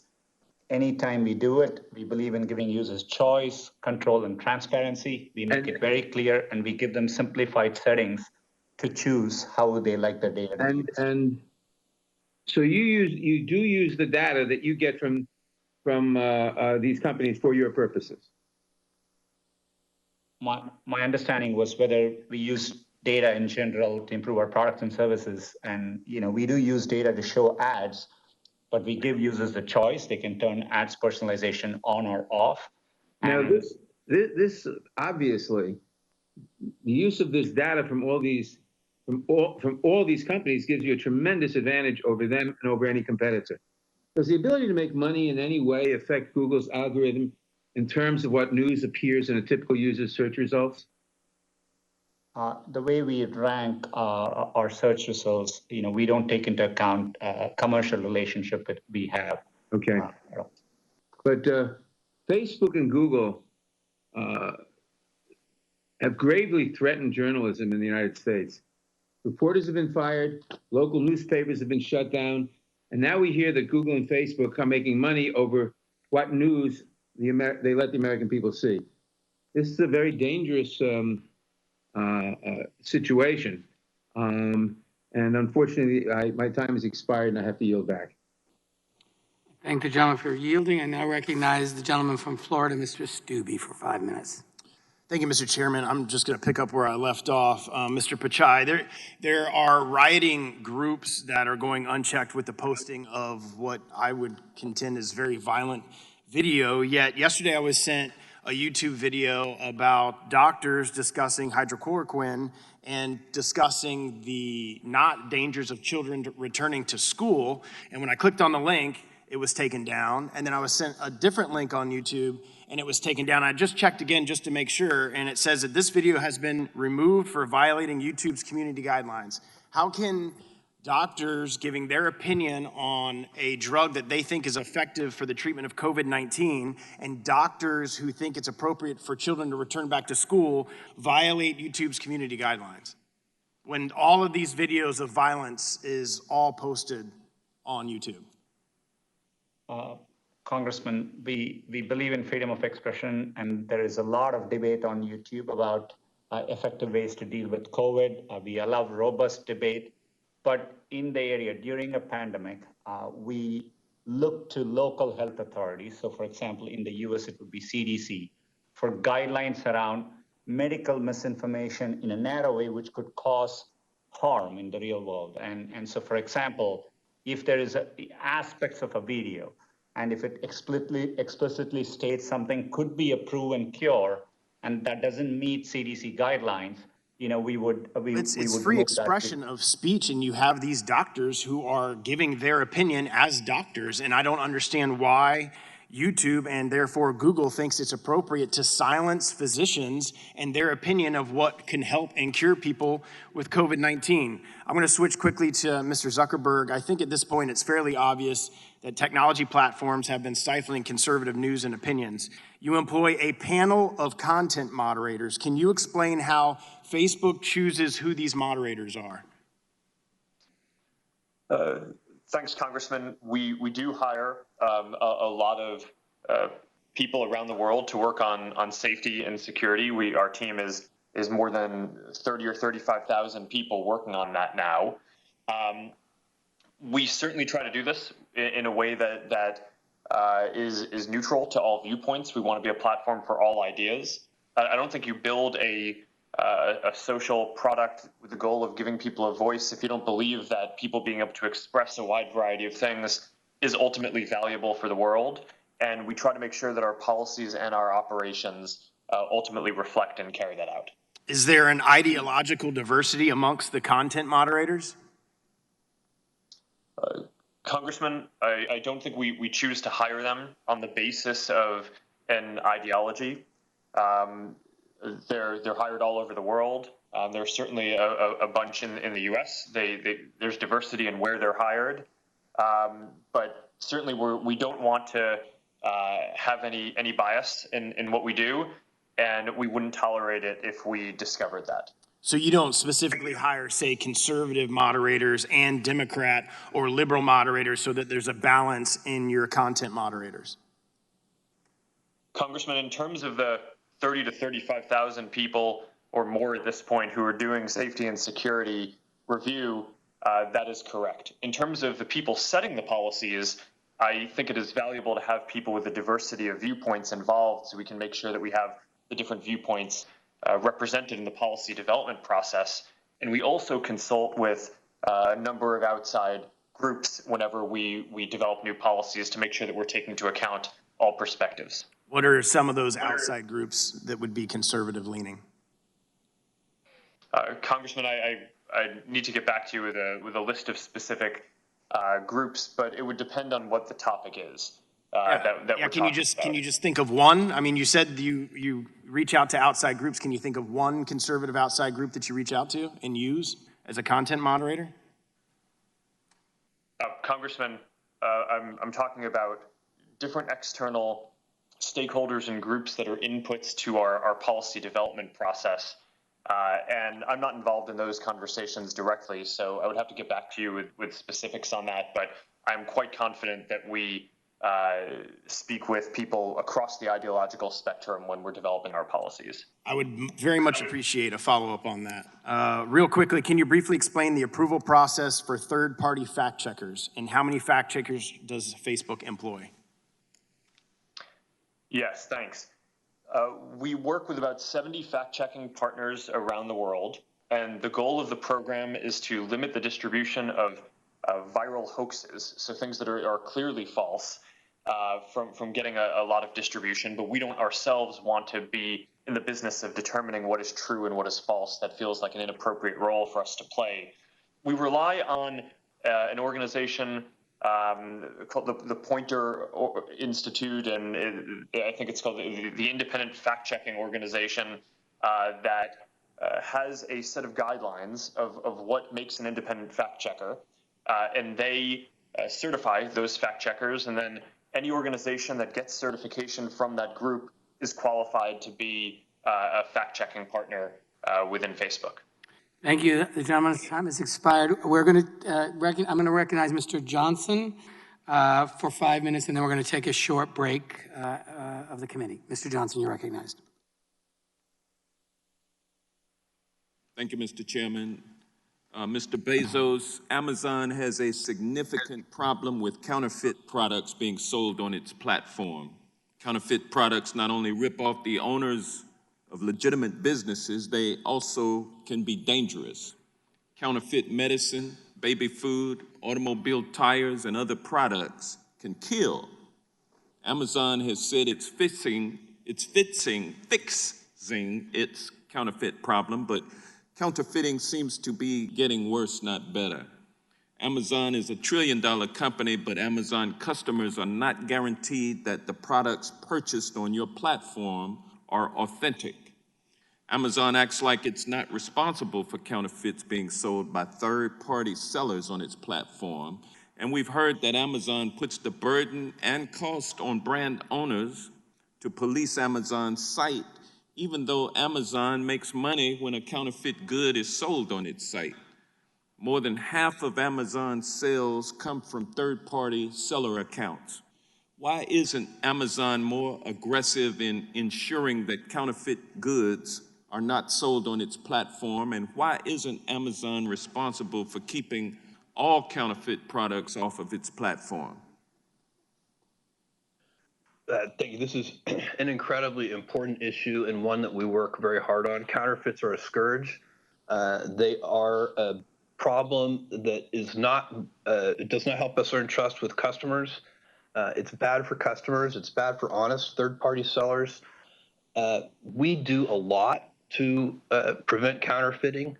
We have a team of more than 1,000 people that does this. We invest hundreds of millions of dollars in systems that do this. We have something called Project Zero, which helps brands serialize individual products, which really helps with counterfeiting. Well, we have I'm glad that other you have programs those as well. I'm glad that you have those features in place, but why isn't Amazon responsible for keeping all counterfeit products off of its platform?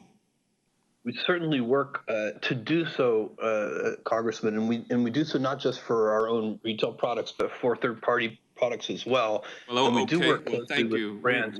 We've heard from numerous third-party sellers and brand owners that Amazon has used knockoffs as leverage to pressure sellers to do what Amazon wants. For example, the founder of PopSockets testified in January that Amazon itself was selling knockoffs of its product. After reporting the problem, it was only after his company committed to spending $2 million on advertisements that Amazon appears to have stopped diverting sales to these knockoffs. What is your explanation for that business practice? That's unacceptable. If those are the facts, and that if someone somewhere inside Amazon said, buy X dollars in ads and then we'll help you with your counterfeit problem, that is unacceptable. And I will look into that and we'll get back to your office with that. What I can tell you is that we have a counterfeit crimes unit. We attempt to prosecute counterfeiters. I would encourage this body to pass stricter penalties for counterfeiters and to increase law enforcement resources to go after counterfeiters. But your company does does make money off of counterfeit goods being sold on your platform, isn't that correct? If it does, in my view, sir, it would only be in the short term. We don't make. I would much rather lose a sale than lose a customer. All right, we good make enough. money because customers come back. Fair enough, sir. Making companies pay extra to avoid having their products disappear in rankings seems to be so unfair, especially to small businesses. The American dream is threatened when that happens. Don't you think so? Sir, I'm not exactly sure what you're referring to. If you're talking about what we were just talking about a second ago, I agree completely. I'm talking about a totally different situation now, where a company that is selling on your platform but is not paying anything extra gets buried in the rankings, and but companies that pay extra are able to get their products pushed up and they avoid getting pushed down. Is that an acceptable practice? Sir, I think what you're referring to is the fact that we offer a an advertising service basically for third-party sellers to drive additional promotion to their products. That's a voluntary program. Some sellers use it, some don't. And it's been very effective at helping people promote their products. With that, I yield back. Thank you. The gentleman yields back. The committee will stand in a brief recess. Committee will come to order. I recognize the gentlelady from Florida, Ms. Demings, for 5 minutes. I'm sorry. I recognize the gentleman from North Dakota, Mr. Armstrong, for 5 minutes. Thank you, Mr. Chairman. Mr. Bezos, earlier my colleague brought up what I think is an important issue, and they were discussing Amazon's stated policy against using third-party seller information to inform business decisions regarding Amazon's private label brands. Ms. Jayapal specifically noted that possible loophole that allows Amazon to review non-public aggregate data to inform private brands, even in instances where there are only a few third-party sellers. I just want to drill down on that just a little more. Where exactly does Amazon draw the line? I'm sorry, aggregate data would be in more than one seller. Okay. And of course, you have to remember that the person seeing the report would have no way of knowing how many sellers are inside that group or what the breakdown would be between those sellers. So, and I would remind you that it's not that different from perhaps a bestseller list or a product ranking, which we do make public for all. And I just want to be clear, does Amazon allow the use of aggregate data to inform private label Amazon brands when there are only 3 sellers for a product? Yes, sir. Does Amazon look at aggregate data when there are only 2 sellers of a product? Yes, sir. So, and am I correct in my understanding that Amazon is conducting an internal investigation on the use of third-party data? Yes, we're basically trying to understand some of the anecdotes that we saw in the Wall Street Journal article. Will you commit to informing this committee on the outcome of that investigation, including on the exact circumstances of when Amazon is allowed to view and/or use aggregate data? Yes, yes, we will do that. Now I want to move, just really quick, music can be used to drive revenue, and obviously there's a reason it's important, and I want to talk about Twitch for a second. News reports have indicated that Twitch users are receiving notice and takedown requests pursuant to the Digital Millennium Copyright Act. My understanding is that Twitch allows users to stream music but does not license the music. Is that correct? I'm going to have to ask that I could get back to your office with an answer to that question. I don't know. Okay, and then, well, so that would be great. And then, so I just have 2 more questions related to that. If Twitch is responding to DMCA notice and takedown requirements, should Twitch consider proactively licensing music instead of retroactively adhering to those notices? So these are the questions we're interested in. I'm primarily concerned about small, up-and-coming musicians, different people that aren't necessarily labels, to make it as easy for them to at least get cease and desist notices out as well. And as we continue to move forward there. Yes, Congressman, that's an important issue, and I understand it, and I will get back to your office on that. All right. Earlier this year, Google announced plans to retire third-party cookies that websites attach to users' browsers, and this allows users to be tracked across the internet.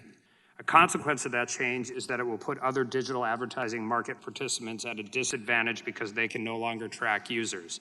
And at the very, very danger of being pro-cookie, because I'm not when I use my computer as well.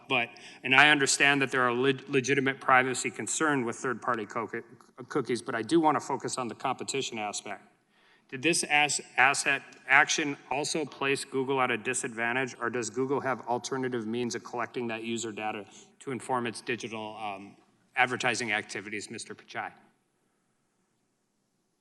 Congressman, as you rightly pointed out, this is an area where we are focused on user privacy, and users clearly don't want to be tracked with third-party cookies. In fact, other browser vendors, including from Apple and Mozilla Foundation, have also implemented these changes. We are doing it thoughtfully, giving time for the industry to adapt, because we know publishers depend on revenue in this area. But it's an important change, and I think we have to be focused on privacy to drive the change forward. But you have other ways of collecting that information, correct? On our first-party services, we don't rely on cookies, and obviously when people come and type into search. I'm not to give you an asking you if you example, rely on cookies. I'm asking you if you have other ways of collecting it through Gmail or consumer-facing platforms, right? we don't use data from Gmail for ads, Congressman, but to the extent on the services where we provide ads and if users have consented to ads personalization, yes, we do have data. Thank you. I yield back. Gentleman yields back. I now recognize the gentlelady from Florida, Ms. Demings, for 5 minutes. Thank you so much, Mr. Chairman. Mr. Zuckerberg, during discussions of changing Facebook's platform policy in 2012, you said that, and I quote, "In any model, I'm assuming we enforce our policies against competitors much more strongly." It sounds like Facebook weaponizes its policies to target competitors. Why would Facebook enforce its policies against competitors more strongly? Congresswoman, when we were a much smaller company, we saw that. This is 2012 now. This was in 2012, so please go right ahead. Sure. We've had policies in the past that have prevented our competitors, which at the time we were primarily worried about larger competitors, from using our platforms to grow and compete with us.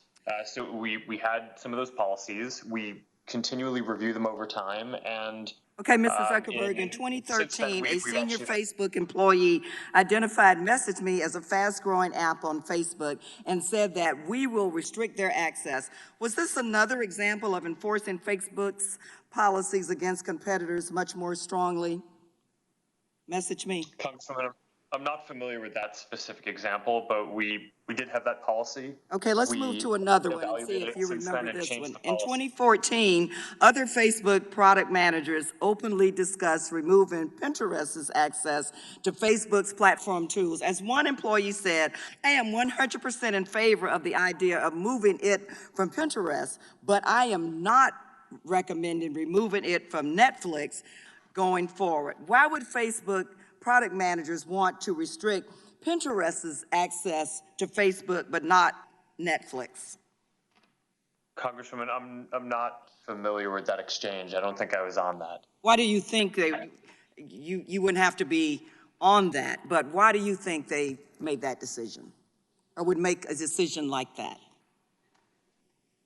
Well, Congresswoman, as I said, we used to have a policy that restricted competitors from using our platform, and Pinterest is a social competitor with us. It's one of the many competitors that allow people to share different types of Mr. information with their Zuckerberg, these users. examples and supporting documents strongly suggest that Facebook does weaponize its platform policies, enforcing them selectively to undermine competitors. But let's move on. Mr. Cook, I am concerned that Apple's policies are also picking winners and losers in the app economy, and that Apple rules mean Apple apps always win. Mr. Cook, in 2019, Apple removed from the Apple Store certain apps that help parents control their children's devices. Do you remember what justification Apple cited? Yes, Congresswoman, I do. It was that the use of technology called MDM, mobile device management, placed kids' data at risk. And so we were worried about the safety of kids. Okay, all right. So you were concerned about that the app basically undermined kids' privacy. But another app that used the same tool was Appsure, an app owned by the Saudi Arabian government. Do you recall what Apple's position was towards this app? I'm not familiar with that app. Okay, Apple allowed this Saudi app to remain. So there are two types of apps. They use the same tool. Apple kicks one out and said that one that was helping parents, but keeps the one owned by a powerful government. If that is correct, Mr. Cook, that apps that supposedly did the same thing, why would you keep the one owned by a powerful government? I'd like to look into this and get back with your office. It sounds like you applied different rules to the same apps. We apply the rules to all developers evenly. Did the fact that Apple had its own, Mr. Cook, let me just ask you this. Did the fact that Apple had its own parental control apps that were competing with these third-party apps contribute to Apple's decision to kick them off the Apple Store? Mr. Cook, what do you think about that? It did not. There's over 30 parental controls on the App Store today. So there's plenty of competition in this area. And I would point out that this is not an area where Apple gets any revenue at all. We do this Mr. Cook, because I didn't ask parents anything were- about revenue. That was not my question, but I'm out of time. And thank you so much, Mr. Chair. I yield back. Thank the gentlelady for yielding back, and now recognize the ranking member of the full committee, Mr. Jordan, for 5 minutes. Thank you, Mr. Chairman. I would yield to the gentleman from Florida, Mr. Gates. I thank the gentleman for yielding. Mr. Zuckerberg, just as Mr. Pichai gave prior testimony to Congress saying there wasn't editorial manipulation on their platform, you have previously given testimony to the Congress saying that there is not editorial manipulation that disadvantages conservatives. And just like in the case of Google, there have been whistleblowers from Facebook that not only have offered evidence indicating your testimony was not truthful, but there's even video that suggests that content moderators that you employ are out there disadvantaging conservative content. I'm wondering if you are familiar with the experiences of Zach McElroy and Ryan Hartwig, two people who participated in Facebook content review, and what is your response to the very damning video evidence and the testimony from them that the culture that you lead within Facebook is one that disadvantages conservatives and leads to content manipulation? So, Congressman, I'm somewhat familiar with the concerns that they've raised, and as I've said, we aim to be a platform for all ideas. We got into this because we want to give everyone a voice.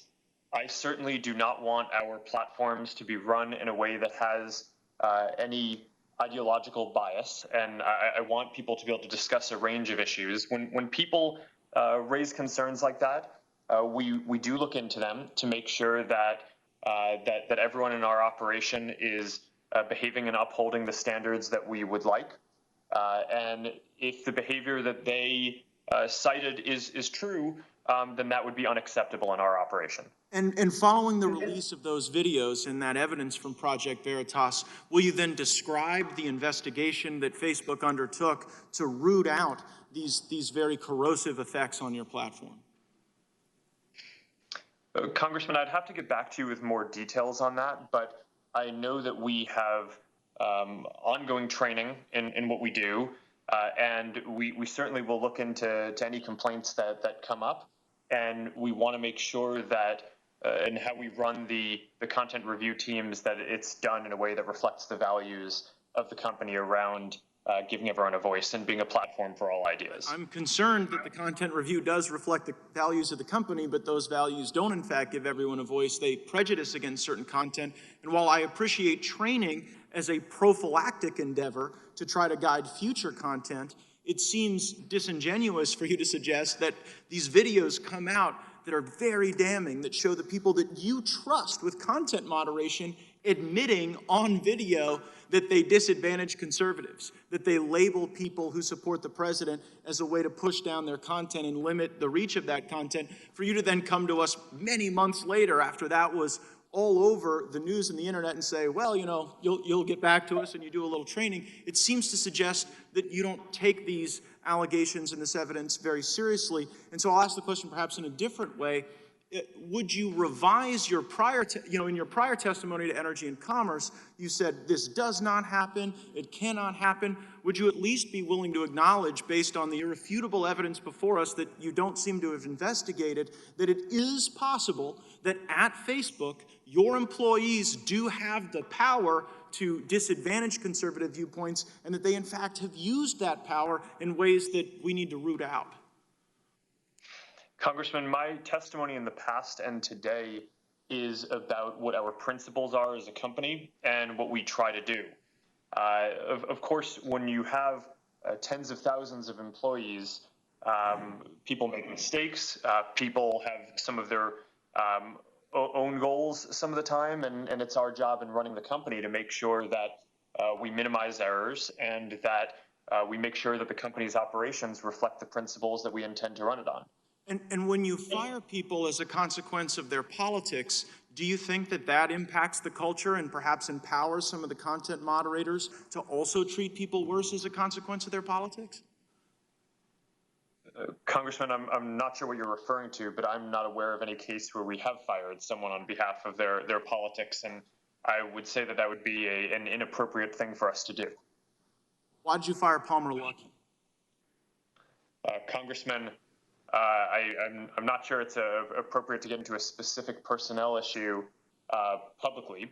I mean, I could just tell you that I can Palmer assure you that Luckey's it was NDA not. with you, I only have 10 seconds, but Palmer Luckey's NDA with you doesn't allow him to talk to anyone except government officials. I'm a government official. I've seen the messages where you have specifically directed Mr. Luckey to make statements regarding his politics for the benefit of your company. So I think both in the case of these content moderators and in the case of the testimony you just gave regarding Mr. Luckey and firing people over their politics, there is serious question as to whether or not you're giving truthful testimony here or whether it's lying before Congress. I see my time's expired and I'll yield back. Gentleman yields back. I now recognize the gentlelady from Pennsylvania, Ms. Scanlon. Thank you, Mr. Chairman. Mr. Pache, I wanted to focus a little bit on Google's acquisition of YouTube and some of the consequences of that move for consumer privacy and competition. Now, Google purchased YouTube in 2006 after identifying it as a potential rival that could eventually draw business away from Google. And it's my understanding Google paid $1.65 billion for that acquisition, nearly 30 times its original bid of $50 million. So could you tell us why Google was willing to pay so much more beyond the initial proposed bid? And was this as a result of any analysis on the harm Google would suffer if a competitor had purchased YouTube? Congresswoman, we acquired YouTube in 2006, and this was well before my time there as CEO, and I wasn't directly involved. But what I do recall at the time is that we saw it as a new emerging area, and our mission is to help users with information. We saw an opportunity, and it wasn't clear. YouTube only had 67 people. Okay, was Mr. Page in charge of that decision? Congresswoman, I wasn't directly involved, but I'm pretty sure our senior leadership team at that time definitely looked into it. Okay, I would encourage the subcommittee to take the steps necessary to have us hear from whoever was in charge of that. Moving on, Google is now by far the top online site where Americans watch videos, including children's videos. And as I'm sure you're aware, federal law prevents companies from collecting data on children under 13. However, just last year, the Federal Trade Commission found that Google had spent years knowingly collecting data on children under 13 on YouTube and offering advertisers the ability to target those children directly. Mr. Pache, did YouTube use the data it illegally acquired to improve its ability to target ads to children? We are, this is an area, I take it very seriously. I'm a parent too. We are committed. We have invested tremendously. We have a dedicated product for kids in YouTube Kids. On the main YouTube platform, we make sure we have clear policies. We enforce them rigorously. Just in Q4 of 2019, we flagged and removed almost close to 1 million videos, potentially for concerns around child safety. So it's an area we are investing rigorously and will continue to do so. Well, I'm more concerned about the fact that you're investing rigorously in luring in advertisers like toy makers, Mattel, and Hasbro by telling them that YouTube is the #1 website regularly visited by kids. So that sounds like you're targeting the kids and then targeting advertisers to bring them on board. Is that correct? Today, in the main site of YouTube, we don't allow anyone under 13 to create accounts.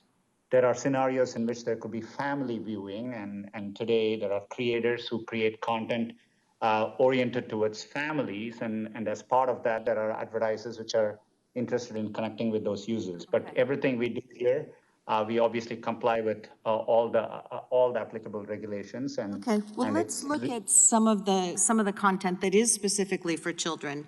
COPPA makes it illegal to target those kids, but we've got an issue where content creators are in a very difficult position now. So if a show like Sesame Street doesn't want to show ads for junk food on YouTube, does YouTube allow it to make that choice?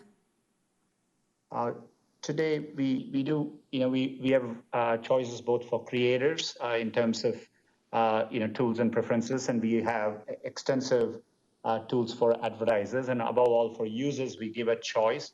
They can either use YouTube as a subscription service without seeing those types of ads, or they can use it for free with ads. So we give choice, and for us, it is of utmost importance that YouTube is a place where people come to learn, and we find increasingly small and medium businesses use YouTube to thrive, especially even during COVID. Particularly Let's go back to content that's designed for children. So, if there's an organization like Sesame Street that wants to provide child-centered content, but they don't want that content to be sullied, shall we say, with junk food ads or something, my understanding is that you say that the content creators can do that, but we've got a recent report from the Wall Street Journal that says YouTube hasn't been honoring those requests. And it's been making it difficult for independent auditing companies like OpenSlate to independently audit that and then report back to those content creators about whether or not YouTube is honoring those. Is that correct? I'm not familiar with the particular report, but I'm happy to understand it better and have my office follow up with your staff, Congressman. I would appreciate that. My time has expired. I yield back. The gentlewoman yields back. The chair, would I recognize himself for 5 minutes. Mr. Bezos, thank you for being here today. In your opening statement, I reviewed your written testimony. You indicated, and I'll just quote, that Amazon accounts for less than 1% of the $25 trillion global retail market and less than 4% of retail in the U.S. End quote, when you refer to retail, I take it based on the empirical studies I've reviewed, you're referring to a broad definition of retail that includes restaurants, bars, gas stations, so it's a fairly all-encompassing view of retail. I wonder if you know what percentage of Amazon's sales are represented in the terms of online retail sales, the e-commerce market stream. The figures I've seen for, I don't, with all respect, I don't accept that e-commerce is a different market, but as a different channel, what I've seen is sort of 30 to 40% is the outside studies that I've seen where Amazon's share of that e-commerce channel. And that's consistent with the data that I have seen. The latest figure I saw was 40%. And so in terms of how we define it, whether it's a stream or a channel, nonetheless, I do think that just factually, it's important. It's an important distinction that I want to make sure we clear here. Obviously, I suspect you understand more than most that the early stages of a startup where entrepreneurs are undertaking risks to bring their products and services to market. Over the course of our investigation, we've heard directly from startups who rely on Amazon services, and that includes obviously Representative Jayapal's questions, Representative Buck, my colleague from Colorado, with respect to concerns about the way in which Amazon uses confidential information. But we've also heard that not just with respect to the marketplace, but Amazon's cloud computing arm, AWS, the notion that that computing arm essentially identifies startups' best technologies and rolls out replica products and services. So Mr. Bezos, does Amazon use confidential information that companies share via AWS to build competing services? No, sir, not that I'm aware of. AWS does often, they do keep expanding their services.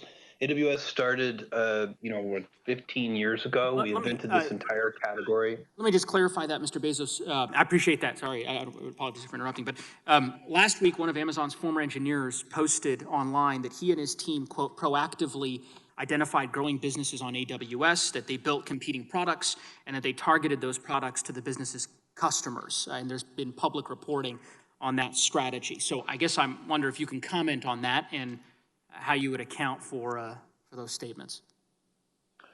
Well, I think there may be categories, some databases of different kinds and so on, where we see that it's an important product for customers, and we make our own product offering in that arena.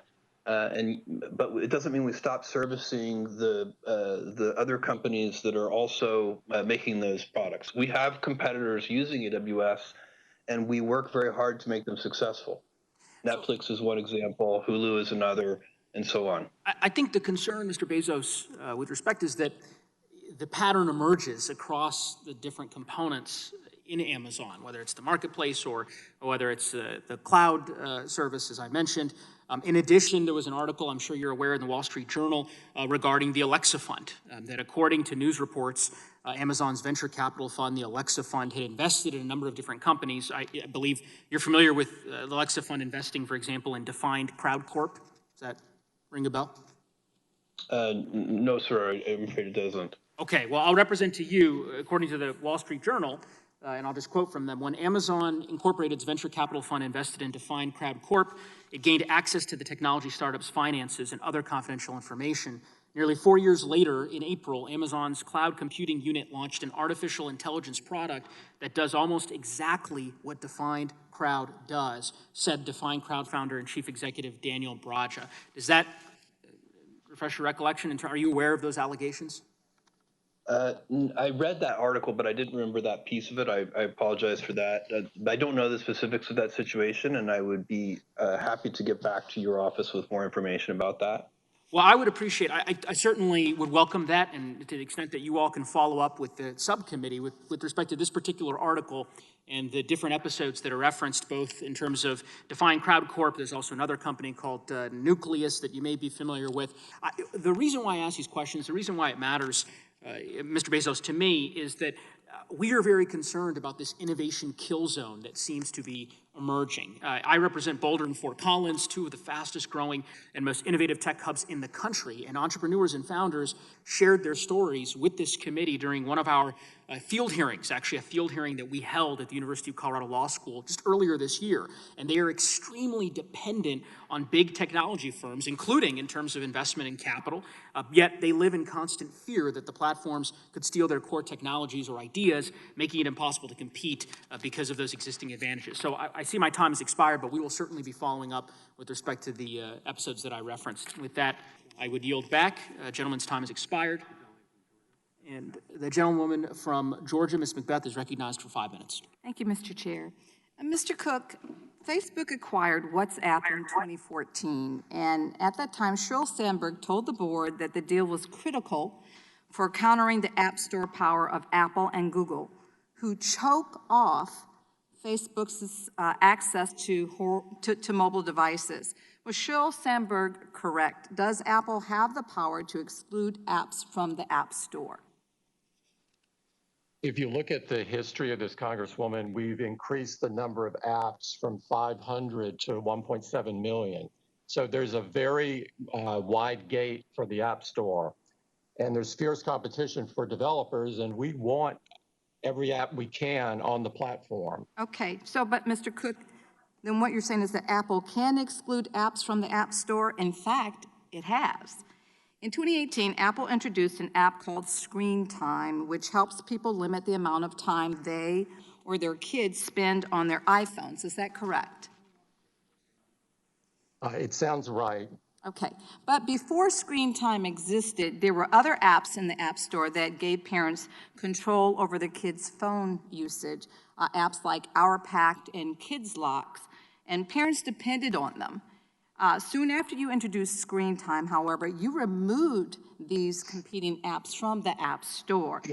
One mother wrote to Apple saying, and I quote her, "I am deeply disappointed that you have decided to remove this app and others like it, thereby reducing consumer access to much-needed services to keep children safe and protect their mental health and well-being."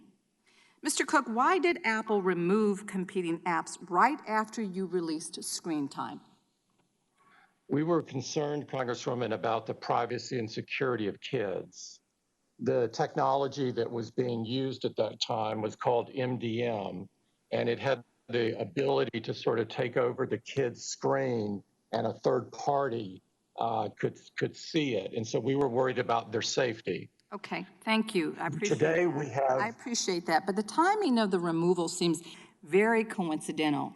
If Apple wasn't attempting to harm competitors in order to help its own app, why did Phil Schiller, who runs the App Store, promote the Screen Time app to customers who complained about the removal of rival parental control apps?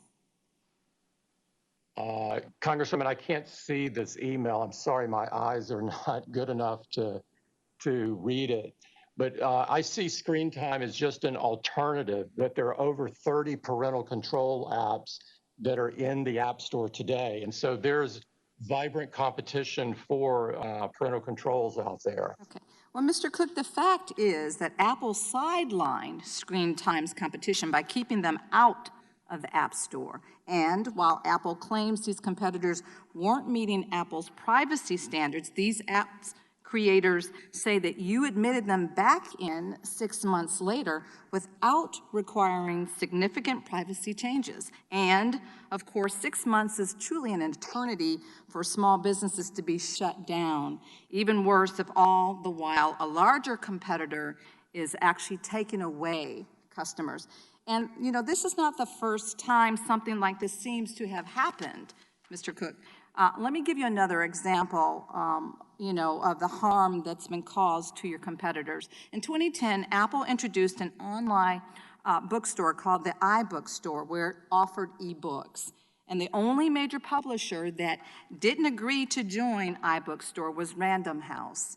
Random House wanted to offer its own ebooks through its own apps and submitted their apps to be added to the App Store.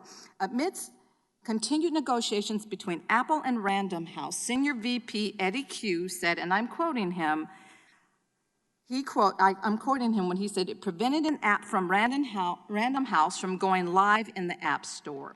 Q himself cited this app rejection as a factor in finally getting Random House to give in and join iBookstore. Mr. Cook, is it fair for Apple to use its power over the App Store to pressure a business to join Apple's own app?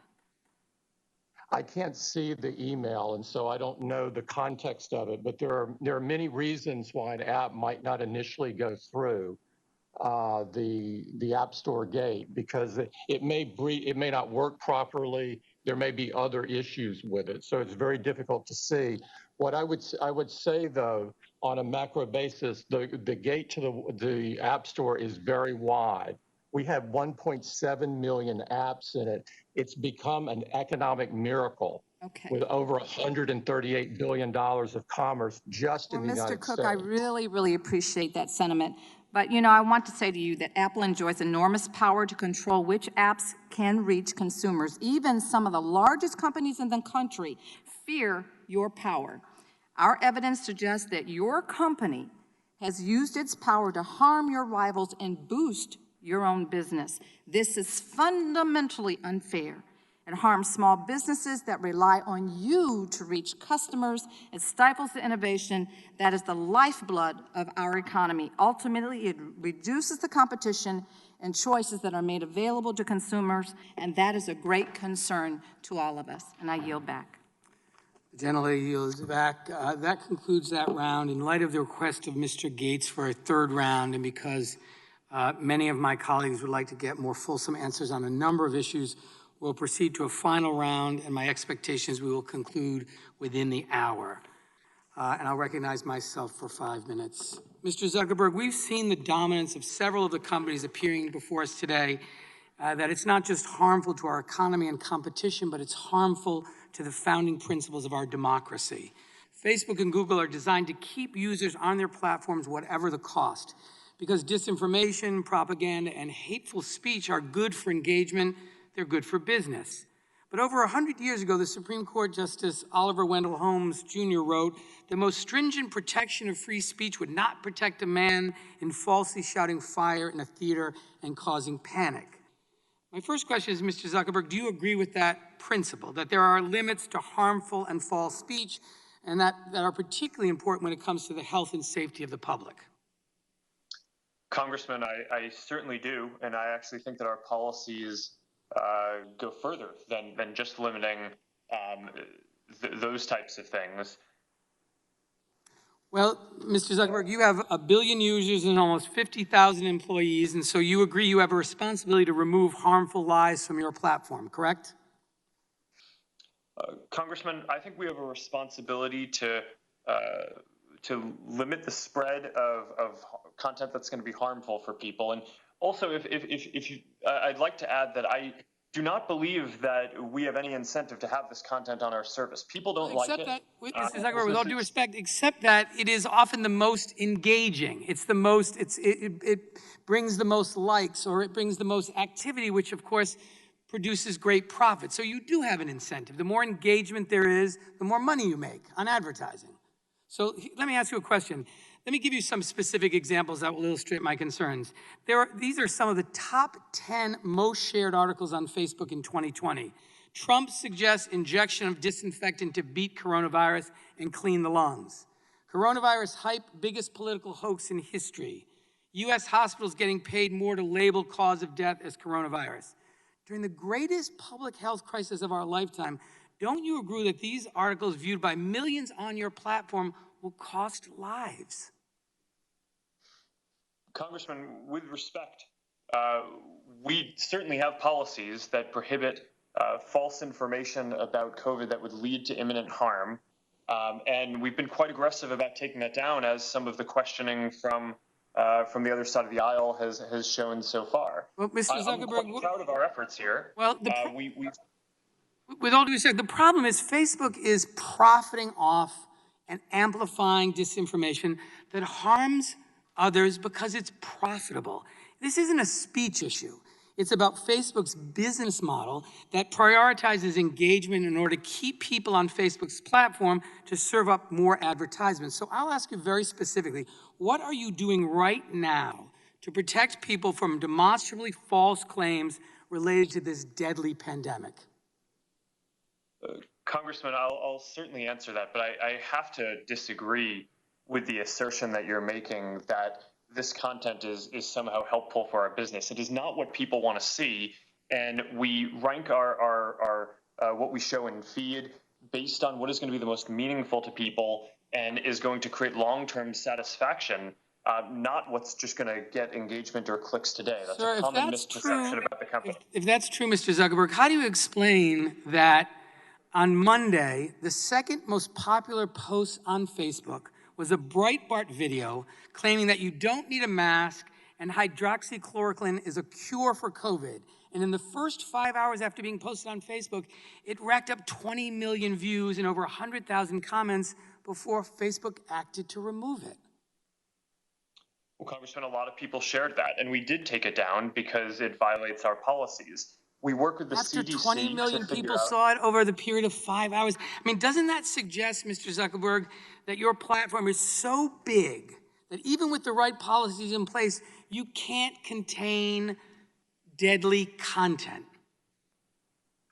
Congressman, I don't think so. I think we have, on COVID misinformation in particular, a relatively good track record of fighting and taking down lots of false content, as well as putting up authoritative information. We have built a COVID information center with authoritative information from health officials. Thank you, Mr. Zuckerberg. I just have one more question for you. 2 billion people. I appreciate that. Mr. Zuckerberg, if a television station runs a false political advertisement, they're held liable for that. Why should Facebook or any other platform be different? While you may not be a publisher, you're responsible maybe not for the first posting, but you then take that posting and you apply a set of algorithms that decide how you will disseminate that, which is a business decision, not a First Amendment decision. And it's hard to understand why Facebook shouldn't be responsible for those business decisions. Congressman, in terms of political ads, we've modeled a lot of our policies off of the FCC guidelines on broadcasters and their requirements to run political ads equally from all different sides. Well, Cable I networks, think this, of course, have more. Yeah, I think these examples, unfortunately, Mr. Zuckerberg, are just the tip of the iceberg. It's not just about COVID. Facebook hosts or enables countless pages and ads that are dedicated to conspiracy theories and calls to violence, including content that led to the white supremacist rally in Charlottesville in 2017. And Facebook gets away with it because you're the only game in town. There's no competition forcing you to police your own platform. Allowing this misinformation to spread can lead to violence And frankly, I believe it strikes at the very heart of American democracy. And with that, I now recognize the gentleman from Florida, Mr. Gates, for 5 minutes. Thank you, Mr. Chairman. Mr. Pachai, in 2016, there was an internal Google meeting. You attended that meeting along with Sergey Brin. A video of that meeting was leaked to Breitbart, and at the meeting, top Google executives, including Kent Walker, lamented Trump's victory. They compared Trump voters to extremists, and it was discussed that there was an intent to make the Trump win a blip in the populist movement in American history. Now, I know you've testified today in response to my questions and Mr. Jordan's questions that you don't intend this time to engage in electioneering on behalf of the former vice president. But given the video evidence of senior members of your team in your presence saying that they had the intent to make the Trump victory a blip, why should we believe that testimony today? Congressman, we do not have a view on, we respect the democratic process. We are deeply committed to it. As a company, we take pride in the information we provide to help people participate in free elections. And we are deeply committed to it, as I said to Congressman Jordan as well. Do you remember that meeting? 2016 that you yes, I do. attended? Yes, I do. It was in the context of, through the election across both sides, there was a lot of opinions. And as you know, elections are kind of a polarizing moment generally in the country. And there was a lot of rhetoric about certain issues which were I understand rhetoric. I guess the question is, when the senior members of your team in your presence said that they did have the intent to change the outcome in a subsequent election, and then since that moment in time where we've seen all of these conservative websites and conservative viewpoints censored, you can understand why people would be concerned. So after your employees and top executives said in your presence that they intended to make the Trump victory a blip, what action did you take as the CEO to protect and preserve the neutrality of your platform? Congressman, no one had a view on, ever interfering with elections or so on. But what I can tell you is we've made it very clear about 2 years ago, we announced new community guidelines for within Google, clearly making it clear that, employees obviously are free to have their political views, but none of that they shouldn't bring that as they work on any of our products. And if we found any evidence that people are using a political agenda to manipulate any of our content platforms, we would take strong enforcement action. We have sort of a string of events here. We have the 2016 meeting where people demonstrated their intent to make changes to hurt the president. Then we have your testimony today that's a little different than your testimony from December, where you say people can manipulate blacklists. And then you have the outcome where sites like Breitbart and Gateway Pundit and others see that disparate treatment. So it really doesn't take Sherlock Holmes here to connect the dots and see what Google's doing. I'm going to move on with my final 90 seconds, Mr. Bezos. I am deeply moved by your personal story. I am not here accusing you as someone who would ever traffic in hate, but it seems you have empowered people who do. And I'm particularly talking about the Southern Poverty Law Center. The Southern Poverty Law Center, which you allow to dictate who can receive donations on your Amazon Smile platform, have said the Catholic Family News, Catholic Family Ministries, the Federation for American Immigration Reform, the American Family Association, the Family Research Council, the Jewish Defense League, and even Dr. Ben Carson are extremists and should be treated differently. Dr. Carson is on the cabinet and is one of the most renowned minds in America. I'm just wondering why you would place your confidence in a group that seems to be so out of step and seems to take mainstream Christian doctrine and label it as hate. Sir, it's a good question. We have, for those of you who don't know what Amazon Smile is, it's a program that allows customers to designate a certain fraction of their purchases to go to charity that we then pay for. And they can select from any one of millions of charities. And we use the Southern Poverty Law Center data to say which charities are extremist organizations. We also use the U.S. Foreign Asset Office to do the same thing. But Those two why? together. Since they're calling This the Catholics and these Jewish groups hateful groups, why would you trust them?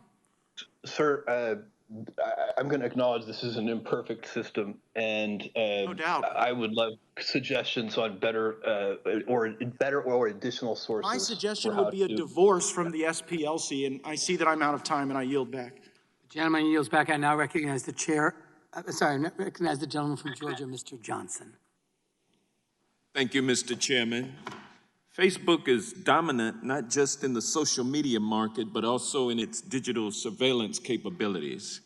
In 2012, Facebook had several tools that allowed it to conduct digital surveillance, including trackers, Facebook's like button, Facebook login, and a series of application programming interfaces, or APIs. Mr. Zuckerberg, these tools provide Facebook with insights into its competitors' websites and apps. Isn't that correct? Yes or no? Congressman, I think broadly the answer to what you're saying is yes. Right. We, like every other company here, do market research to understand what people are finding valuable. And, All right, okay, across so the internet. you're going beyond the scope of my question. I appreciate that answer, though. Mr. Zuckerberg, a few days before Facebook acquired Instagram, a Facebook vice president emailed you suggesting ways to improve Facebook's, quote, competitive research, end quote. By building a custom model, Facebook could improve its understanding of its competitors and, quote, make more bold decisions on whether they are friends or foes, end quote. Mr. Zuckerberg, how does Facebook improve its competitive research to distinguish friends from foe? Congressman, I'm not sure exactly what he was referring to in that email there, but he is one of the people involved in running our analytics organization, and I think it's natural that he would, as part of his responsibility, be focused on market research and understanding more there. And certainly, isn't it true that Facebook, after that conversation, purchased the web analytics company Onevo in 2013 to give Facebook more capability to monitor its competitors? Congressman, I think you have the timing correct. After we purchased Onevo as part of our broader market research capacity. And that would give you the capability to monitor your competitors, correct? Congressman, it gave aggregate analytics as to what people were using and what people were finding valuable. Sort of like the type of product you would get from Nielsen or Comscore, some of these other third-party companies that provide similar data. Well, Mr. Zuckerberg, that acquisition gave you non-public, real-time data about engagement, usage, and how much time people spend on apps. And when it became public that Facebook was using Onevo to conduct digital surveillance, your company got kicked out of Apple's App Store. Isn't that true? Congressman, I'm not sure I'd characterize it in that way. I think this was part of a broader Onevo policy did around- get kicked out of the App Store. Isn't that true? Congressman, I believe we took the app out after Apple changed their policies. And it was about what because type of VPN it apps. was because of the use of these surveillance tools. Congressman, I'm not sure that the policy was worded that way, or that that's exactly the right characterization of it. But Okay, well, let me ask you but this Apple changed their question. policy. Let me ask you this question. After Onevo was booted out of the App Store, you turned to other surveillance tools such as Facebook Research app, correct? Congressman, in general, yes, we do a broad variety of market research, as do other And also, companies. isn't it true, Mr. Zuckerberg, that Facebook paid teenagers to sell their privacy by installing Facebook Research app? Congressman, I'm not familiar with that, but I think it's a general practice to be able to that companies use to have different surveys and understand data from how people are using different products and what their preferences are. Facebook Research app got thrown out of the App Store too. Isn't that true? Congressman, I'm not familiar with that. Okay, well, over nearly a decade, Mr. Zuckerberg, you led a sustained effort to surveil smaller competitors to benefit Facebook. These were steps taken to abuse data, to harm competitors, and to shield Facebook from competition. You tried one thing and then you got caught, made some apologies, then you did it all over again. Isn't that true? Congressman, I respectfully disagree with that characterization. I think every company engages in research to understand what their customers are enjoying so that they can learn and make their products better. And that's what we were trying to do. That's what our analytics team was doing. I think in general that allowed us to make our services better for people to be able to connect in a whole lot of different ways, which is our goal. Did you use that capability to purchase WhatsApp? Congressman, it was one of the signals that we had about WhatsApp's trajectory, but we didn't need it. Without that, it was pretty clear that WhatsApp was a great product. I already had a relationship with Jan Koum, the founder. And it was a competitor. The gentleman's time has expired. I now recognize the gentleman from Florida, Mr. Stubbe. Thank you, Mr. Chairman. I have a question for all four, yes or no answer. Do you believe that the Chinese government steals technology from U.S. companies? Start with Mr. Cook. I don't know of specific cases where we have been stolen from by the government. So you don't believe that the Chinese government's stealing technology from U.S. companies, or you're just saying that not from yours? I'm saying I know of no case on ours where it occurred, which is I can only speak to firsthand knowledge. Mr. Pichai, do you believe that the Chinese government steals technology from United States companies? Congressman, I have no firsthand knowledge of any information stolen from Google in this regard. Mr. Zuckerberg? Congressman, I think it's well documented that the Chinese government steals technology from American companies. Yeah, thank you. Mr. Bezos?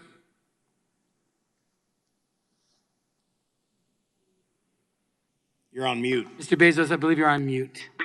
I'm sorry. I have heard many reports of that, and I haven't seen it personally, but I've heard many reports of it. So of all the different products that Amazon carries, you haven't seen that in any of the companies that sell products on Amazon or your company yourself? Oh, well, certainly there are knockoff products, if that's what you mean, and there are counterfeit products and all of that. But the Chinese, if the answer is the Chinese government stealing technology, that's the thing I've read reports of, but don't have personal experience with. It's no secret that Europe increasingly seems to have an agenda of attacking large, successful U.S. tech companies. Yet Europe's approach to regulation in general, and antitrust in particular, seems to have been much less successful than America's approach. America is a remarkable nursery for innovation and entrepreneurship in pursuit of the American dream. As you all know from direct experience, this is a country where it's possible to start a company from a garage or a dorm room and experience tremendous success. Do you have any recommendations on how Congress can better protect U.S. firms and U.S. companies from aggression and government intervention abroad, not just in Europe, but in China as well? Anybody that would like to chime in, I'll open it up to any of you.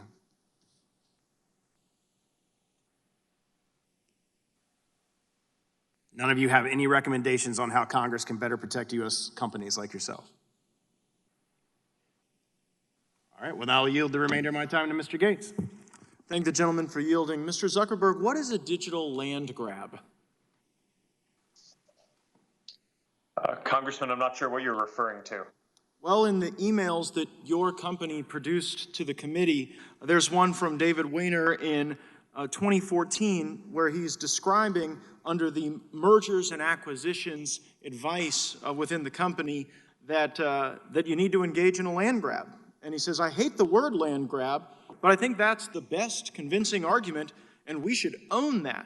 And it goes on to describe a strategy wherein Facebook would spend 5 to 10% of its market cap each year to shore up its market position. Does that refresh your recollection? Yes, Congressman, thanks for the opportunity to address this and frankly, to correct the record, because I believe that what he was referring to was a question that was incoming from investors about whether we would continue to acquire different companies. I don't think that wasn't referring to an internal strategy. It was referring to an external question that we were facing about how investors should expect us to act going forward. And I think he was discussing the fact that as mobile phones were growing in popularity, there were a lot of new ways that people could connect and communicate that were part of this overall broader space and market around human connection and helping people stay connected and share their experiences. Okay, well, Mr. Zuckerberg, it seems to be both internal and external, because then in an email from you in 2012, we see a similar sentiment expressed. You write, "We can likely always just buy any competitive startups." So is your desire to limit competition by purchasing your competitors consistent with the message to your investors that the way you'll run your company is through digital land grabs? Congressman, I'm not sure I agree with the characterization of how we communicated with investors. But it's your words, Mr. Zuckerberg. But I think the broader point is that there were a lot of new ways that people can connect that were created by smartphones. But this is about your merger and acquisition strategy. You went on to say one thing about startups is you can often acquire them. So, I mean, I'm not interested in how people connect. I'm interested in how you acquire businesses to limit competition. The gentleman's time has expired, but the witness may answer the question. Congressman, in order to serve people better and help people connect in all the ways they would want, we innovated and built a lot of new use cases internally, and we acquired others. And that, I think, has been a very successful strategy at serving people well. And a lot of the companies that we've been able to acquire have gone on to reach and help connect many more people than they would have been able to on their own. You've grabbed a lot of land. I would say I yield back, Mr. Chairman. Thank you. The gentleman yields back. I now recognize the chair of the full committee, Mr. Nadler, for 5 minutes. Thank you, Mr. Chairman. Mr. Cook, we've heard from businesses that Apple is canvassing the App Store to determine whether it can extract commissions from apps that have changed their business models in response to the pandemic. Businesses that relied on in-person interactions have moved online, and Apple is looking for its cut. Our staff has heard from some of the affected businesses. They say you're calling them up, demanding your 30%. Isn't this pandemic profiteering? We would never do that, Mr. Chairman. The pandemic is a tragedy, and it's hurting Americans and many people from all around the world, and we would never take advantage of that. I believe the cases that you're talking about are cases where something has moved to a digital service, which technically does need to go through our commission model. But in both of the cases that I'm aware of, we are working with the developers. To sort of zoom out and to give you some historical context on this, when we entered the App Store market, the cost of distributing software was 50 to 70%. And so we took the rate in half and to 30%, and we've held it in that same level over time or lowered it. It's now responsible for 2 million jobs across America, and 84% of the apps on the store are distributed for free, where 100% of the proceeds go to the developer. Only that 16% is subject to a commission of either 15 or 30%. And school is about to start around the country, and millions of parents and students will attend school online. They will rely on apps to talk to teachers, tutors, and virtual learning tools. Are these online learning tools next on Apple's, are they on Apple's list to monetize? They're not, Mr. Chairman. We're very proud of what we've done in education. We are serving that market in a significant way, including tons of donations. And we will work with the people that happen to move from a physical to a virtual world because of the pandemic. We've done a lot to address COVID in general as a company. We've sourced and donated 30 million masks. turning our supply chain into something that would be great for America. We've designed a face shield, donated 10 million of those. We're donating significant amount of money across the U.S. Thank you. Thank you. Now, Thank you. we've heard that Apple is now trying to extract commissions from various apps that previously didn't pay you anything. You approved, we're told, the email app Hey, and then days later threatened to kick it out of the App Store unless it built a way to give you a cut of revenue. The COO of Basecamp, maker of the Hey app, testified before our committee earlier this year. He was concerned about Apple's monopoly over software distribution on iOS devices. And he seems to have been right. Apple says services like Hey have always been required to cut Apple in, but you previously didn't interpret your rules that way. You didn't enforce your rules this way. So would you comment on this, please? Yeah, Mr. Chairman, I would. Hey is in the store today, and we're happy that they're there. I believe that they have a version of their product is for free, and so they're not paying anything on that. I would also say the 30%, I hope you give me a time to explain this, or 15% is for lots of different services, from programming languages to compilers to 150,000 APIs. It has been an economic miracle to allow the person in their basement to start a company, a global company, and serve 175 countries in the world. It is amazing. Likely the highest job creator in the last decade. I see. And you haven't changed the rules in such a way as to make apps pay when they weren't paying before. I know of no case where we've done that. I'm sure we've made errors before. We get 100,000 different apps submitted a week, and we've got 1.7 million on the store. But across that period of time, we've never raised commissions from the first day the App Store went into effect back in 2008. We've only lowered them. Well, thank you. I see my time has expired. I yield back. Gentleman yields back. Thank you for the question. I now recognize the gentleman from North Dakota, Mr. Armstrong. Thank you, Mr. Chairman. Mr. Pichai, in 2015, Google announced that it would not allow third parties to buy YouTube ads via AdX. That means that ad buys on YouTube are conducted only through Google demand-side products. Google justified this change by citing privacy and user experience. My understanding is that Google cited a concern that third-party digital ad participants would develop user profiles based on this viewing. It is also my understanding that even under the GDPR, you allow users to provide consent, which would authorize this type of activity. It seems that this policy, regardless of the privacy concerns, reduced competition for demand-side platforms on YouTube. Do you agree?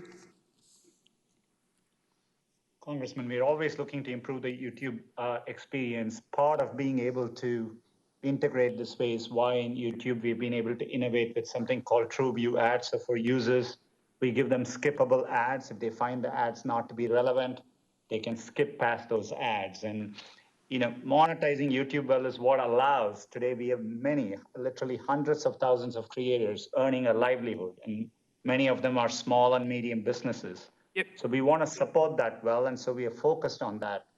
Allowing this type of integration is what allows us to create that user experience. But after Google stopped allowing third parties to buy YouTube ads via AdX, Google limited the interoperability of third-party analytics on YouTube. You now require the use of ads on DataHub. Again, the justification is based on user privacy. Other ad market participants may not have access to that data, but it doesn't disappear, does it? Congressman, this is consistent with how today many services, be it Facebook or Snapchat or Pinterest, you work with their ad tools to buy ads on their properties. Well, I understand that, but the excuse is privacy, but the data doesn't disappear. You just have greater control over it, right? Congressman, it's a service we provide to our users. We obviously want to make sure we protect the privacy of users there. We do monetize with ads. We give users a choice of either consuming it as a subscription service or using it with ads, and We've been very focused on making YouTube a great platform for creators, and I think the model is working well. It's really helped many small and medium businesses to invest on the platform and grow their businesses. So you, regardless of the intent was to lessen competition or not, the action resulted in smaller competitors unable to participate in placing ads on YouTube. Isn't that correct? Congressman, we see robust choice for advertisers. There is several alternatives. There is obviously Facebook suite of products. There is Amazon with their ads marketplace. There is companies like Snapchat, Pinterest, Twitter. There are new competitors who have emerged, and this is why we have seen advertising costs decline by 40% in the last 10 years. And so we see dynamism in the marketplace. We are focused on Yeah, but here's my issue, and there are policies that actually protect user privacy. Apple's encryption policy. Microsoft just came out on facial recognition policy. My concern is that is that when we're using privacy, we're trying to use privacy and we're using privacy as a shield, but what we're really doing and what your company is really doing is using it as a cudgel to beat down the competition. And when we're talking about privacy, it's a great word that people care about, but not when it's utilized to control more of the marketplace and squeeze out smaller competitors. And with that, I'd yield the remainder of my time to Mr. Gates. Thank the gentleman for yielding. Mr. Bezos, we were cut short in our last discussion. I just wanted to give you the chance to clear this up. You don't believe Dr. Ben Carson is an extremist, do you? No, sir, I don't. So help me understand why you would partner with a group that labels him as someone worthy of an extremist watch list. Well, I want you to hopefully appreciate when we're trying to make it possible for people to donate to any number of from millions of different charities, and we need to have some source of data to use. And while I accept what you're saying, that the Southern Poverty Law Center and the U.S. Foreign Asset Office are not perfect, and I would like a better source if we could get it, that is what we use today. Well, that's breaking news. It's great to hear that you do recognize the infirmities in the Southern Poverty Law Center, and there are, I guess, Mr. Zuckerberg and Mr. Pichai's companies use them as well. Mr. Zuckerberg, do you believe that Dr. Ben Carson is an extremist? No, Congressman. And so why would you trust the people who think he is? Congressman, I'm not aware of where we work with the organization that you're saying. Oh, the Gentleman's time has expired. That's now recognize the gentleman from Maryland, Mr. Raskin, for 5 minutes. Thank you, Mr. Chairman. I read Richard Hofstadter's The Paranoid Style in American Politics, so I suppose it's futile to try to cure the obsessive persecution complex and victimology of some of our colleagues, but they should check out the top performing Facebook link posts by the United States pages today or yesterday or any day for the last week, and 7 or 8 out of the 10 each day are right-wing sites: Ben Shapiro, Fox News, Dan Bongino, Ben Shapiro, Fox News, Blue Lives Matter, and so on. So if Facebook is out there trying to repress conservative speech, they're doing a terrible job at it. And so I don't understand just the endless whining about how Facebook and Twitter or Facebook and Twitter are somehow discriminating against conservatives. The removal of Donald Trump and Donald Trump Jr.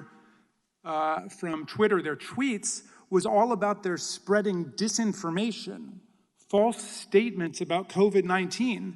That was an absolute public health measure, which I hope all of us would endorse. We don't want anybody, including the President of the United States, spreading false information about COVID-19. So I think they essentially destroy their own case when they pick that as their cause for going after all of you.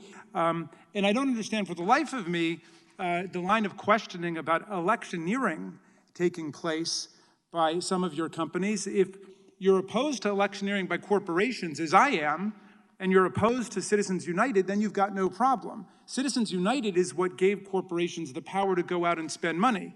And if you don't like the way that some companies are spending money, then either start your own company or tell them what's wrong with it. But the idea that electioneering is something you're opposed to just strikes me as completely inconsistent with the history and the facts.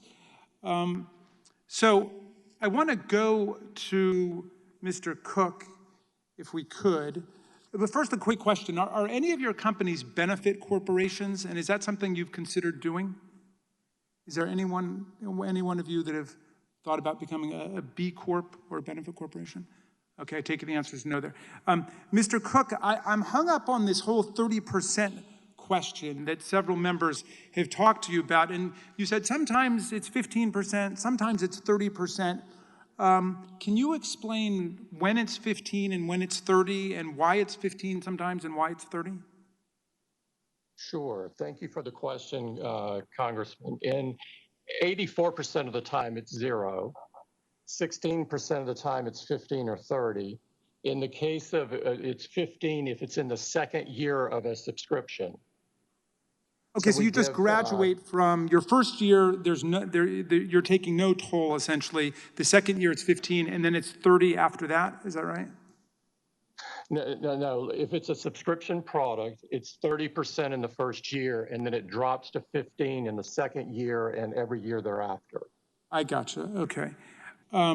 What troubles me is just what one businesswoman told me when I was looking at this, which is she said, I pay around 25% of my income to Uncle Sam, to the government, and then I pay 30% of my income to Apple, and so I get half of it, and it's very hard to make ends meet. And I just wonder, look, all of you are in business and all of you are tremendously successful at what you do, and obviously this model has worked for you. But the question is, does this model actually squeeze out the next generation of entrepreneurs? And is it an unjust arrangement because you're, the 10,000-pound gorilla and they're just trying to get started?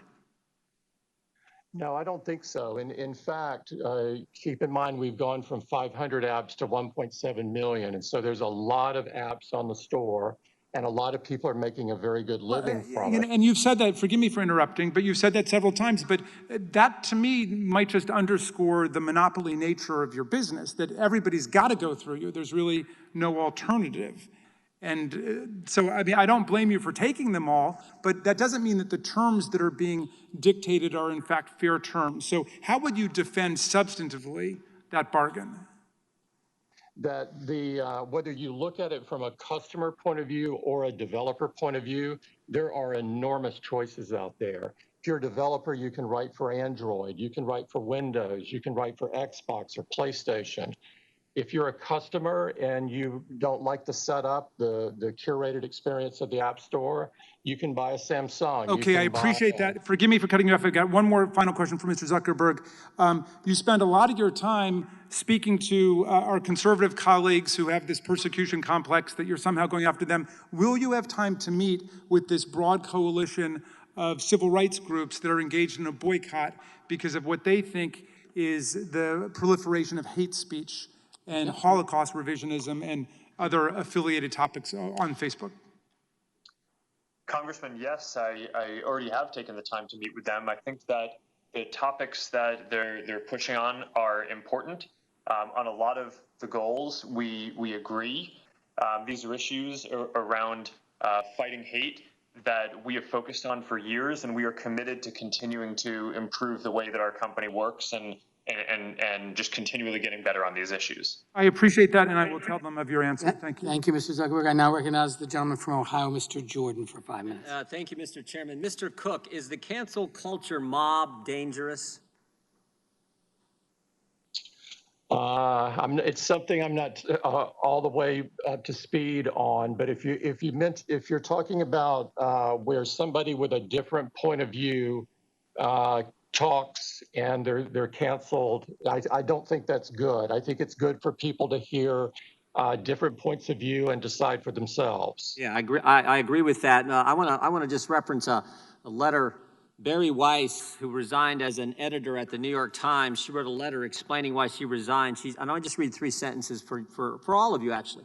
She says, first of all, my own forays into wrongthink made me the subject of constant bullying by my colleagues who disagree with my views. She then says later in the letter, everyone lives in fear of the digital Thunderdome. The online venom is excused so long as it is directed at the proper targets. And those targets aren't just conservative. In fact, Ms. Weiss is actually center left. She's not conservative. The targets are anyone who disagrees with the mob. Are the rest of you concerned about the cancel culture mob and what it's up to? Mr. Pichai? Congressman, I'm sorry, I had momentary difficulty hearing. But, you know, we've built platforms which allow for freedom of expression, and we take pride in the fact that across our platforms, including YouTube, there are more diverse voices than ever before. It is something we are committed to. I'm just saying, I'm concerned about it. And again, I'm concerned about it not just because conservatives get attacked. I'm concerned when anyone gets attacked for expressing a viewpoint. I thought we had a First Amendment, and yet they constantly get attacked. How about you, Mr. Zuckerberg? Yes, Congressman, I believe strongly in free expression. Giving people a voice is an important part of what our services do. And I'm very worried about some of the forces of illiberalism that I see in this country that are pushing against free expression. I think that this is one of the fundamental democratic traditions that we have in our country, and it's how we make progress over the long term on a number of issues. And our company is committed to doing what we can to protect people's voice. Thank you, Mr. Zuckerberg. Mr. Bezos? Yes, sir. I am concerned in general about that. And what I find a little discouraging is that it appears to me that social media is a nuanced destruction machine. And I don't think that's helpful for a democracy. You agree with the term she used, Ms. Weiss used, digital Thunderdome? I see that, yes. Yeah, I see it too. And I guess my point is you were 4 pretty important guys leading 4 of the most important companies on the planet, and it would sure be helpful if you spoke out against this. I mean, Mr. Cook, there was a 1984 Super Bowl ad in black and white, had this Big Brother type figure as the narrator saying over the screen to a bunch of these workers, looks like it was straight out of the Soviet Union, saying to a bunch of these workers as they're sort of marching along, he says one of the lines that the narrator uses is, "Our unification of thoughts is more powerful a weapon than any fleet or army on the earth." And then the ad ends with this lady running in color and smashing the screen, busting the groupthink, busting the mob think. Do you remember that ad, Mr. Cook? What company had that ad? I remember it very well. It was Apple versus IBM at the time. Yeah, but the point was, mob think, cancel culture, groupthink is not what this country's about. And we are seeing it play out every single, just take the sports world, for goodness sake. In the last few weeks, Drew Brees had to bow to the mob simply because he suggested you should stand for the anthem. There was a football coach at Oklahoma State who wore the, quote, wrong t-shirt fishing with his boys. He got in all kinds of trouble. James Harden wears a mask saying, back the police, help the police, support the police. He gets attacked. Why don't we just let the First Amendment work? That's all we're asking. And you are 4 individuals who have so much influence. It would sure help if you're out there criticizing what the cancel culture mob is doing to this country. And people see it every single day. And I hope you'll do it. I hope you all said you disagree with it. I hope you'll really speak out against it and be fair with all viewpoints. I yield back. The gentleman yields back. I recognize the gentlelady from Washington, Ms. Jayapal. Thank you, Mr. Chairman. Mr. Pichai, I direct my questions to you. Many of us feel a deep urgency to protect independent journalism, and I wanted to talk a little bit about ad revenue and independent journalism. Google makes most of its revenue through selling advertising, and Google's advertising exchange is a, quote, real-time marketplace to buy and sell display advertising space, correct? Yes, Congressman, that's correct. And over 2 million websites, including online newspapers, use that exchange, correct? We are very proud to support publishers, and I don't have the exact numbers, but yes, that seems to that's an estimate put forth by tech expert Dina Srinivasan, and your own website for Google Display Network says you have access to over 2 million sites. What is Google's share of the ad exchange market? Congressman, I'm not exactly familiar. I've seen various reports, but we are a popular choice. Great. Let me put it up for you. If you look at the screen, you will see that 50 to 60%, Google has 50 to 60% according to the Online Platforms and Digital Advertising CMA market study that was just released. And in order to buy and sell on these exchanges, websites and advertisers go through a middleman like Google's DV360 and Google Ads. If you look at the slide, Mr. Pichai, you can see that the share of this buy-side market that Google has is 50 to 90%, according to the same study. And I just want to simplify how these exchanges work. So say in Seattle, Dee's Electronics, a mom-and-pop business, wants to buy online ad space in the Seattle Times. Dee's Electronics would need to go to a middleman like Google Ads, which would then bid for ad space on an ad exchange. The problem is that Google controls all of these entities. So it's running the marketplace, it's acting on the buy side, and it's acting on the sell side at the same time, which is a major conflict of interest. It allows you to set rates very low as a buyer of ad space from newspapers, depriving them of their ad revenue, and then also to sell high to small businesses who are very dependent on advertising on your platform. It sounds a bit like a stock market. Except, unlike a stock market, there's no regulation on your ad exchange market. If there were regulation, it would actually prohibit insider trading, which means that the broker can't use the data in the broker division to buy and sell for their own interests. Instead, brokers have to serve the clients, their clients. Does Google have a similar obligation to serve its clients, the businesses that are selling and buying ad space? Congresswoman, if I could explain this for a minute. We paid over $14 billion to publishers. We're deeply committed to journalism in this area. On an average, we pay out 69% of the revenue when publishers use Google's buy and sell side tools.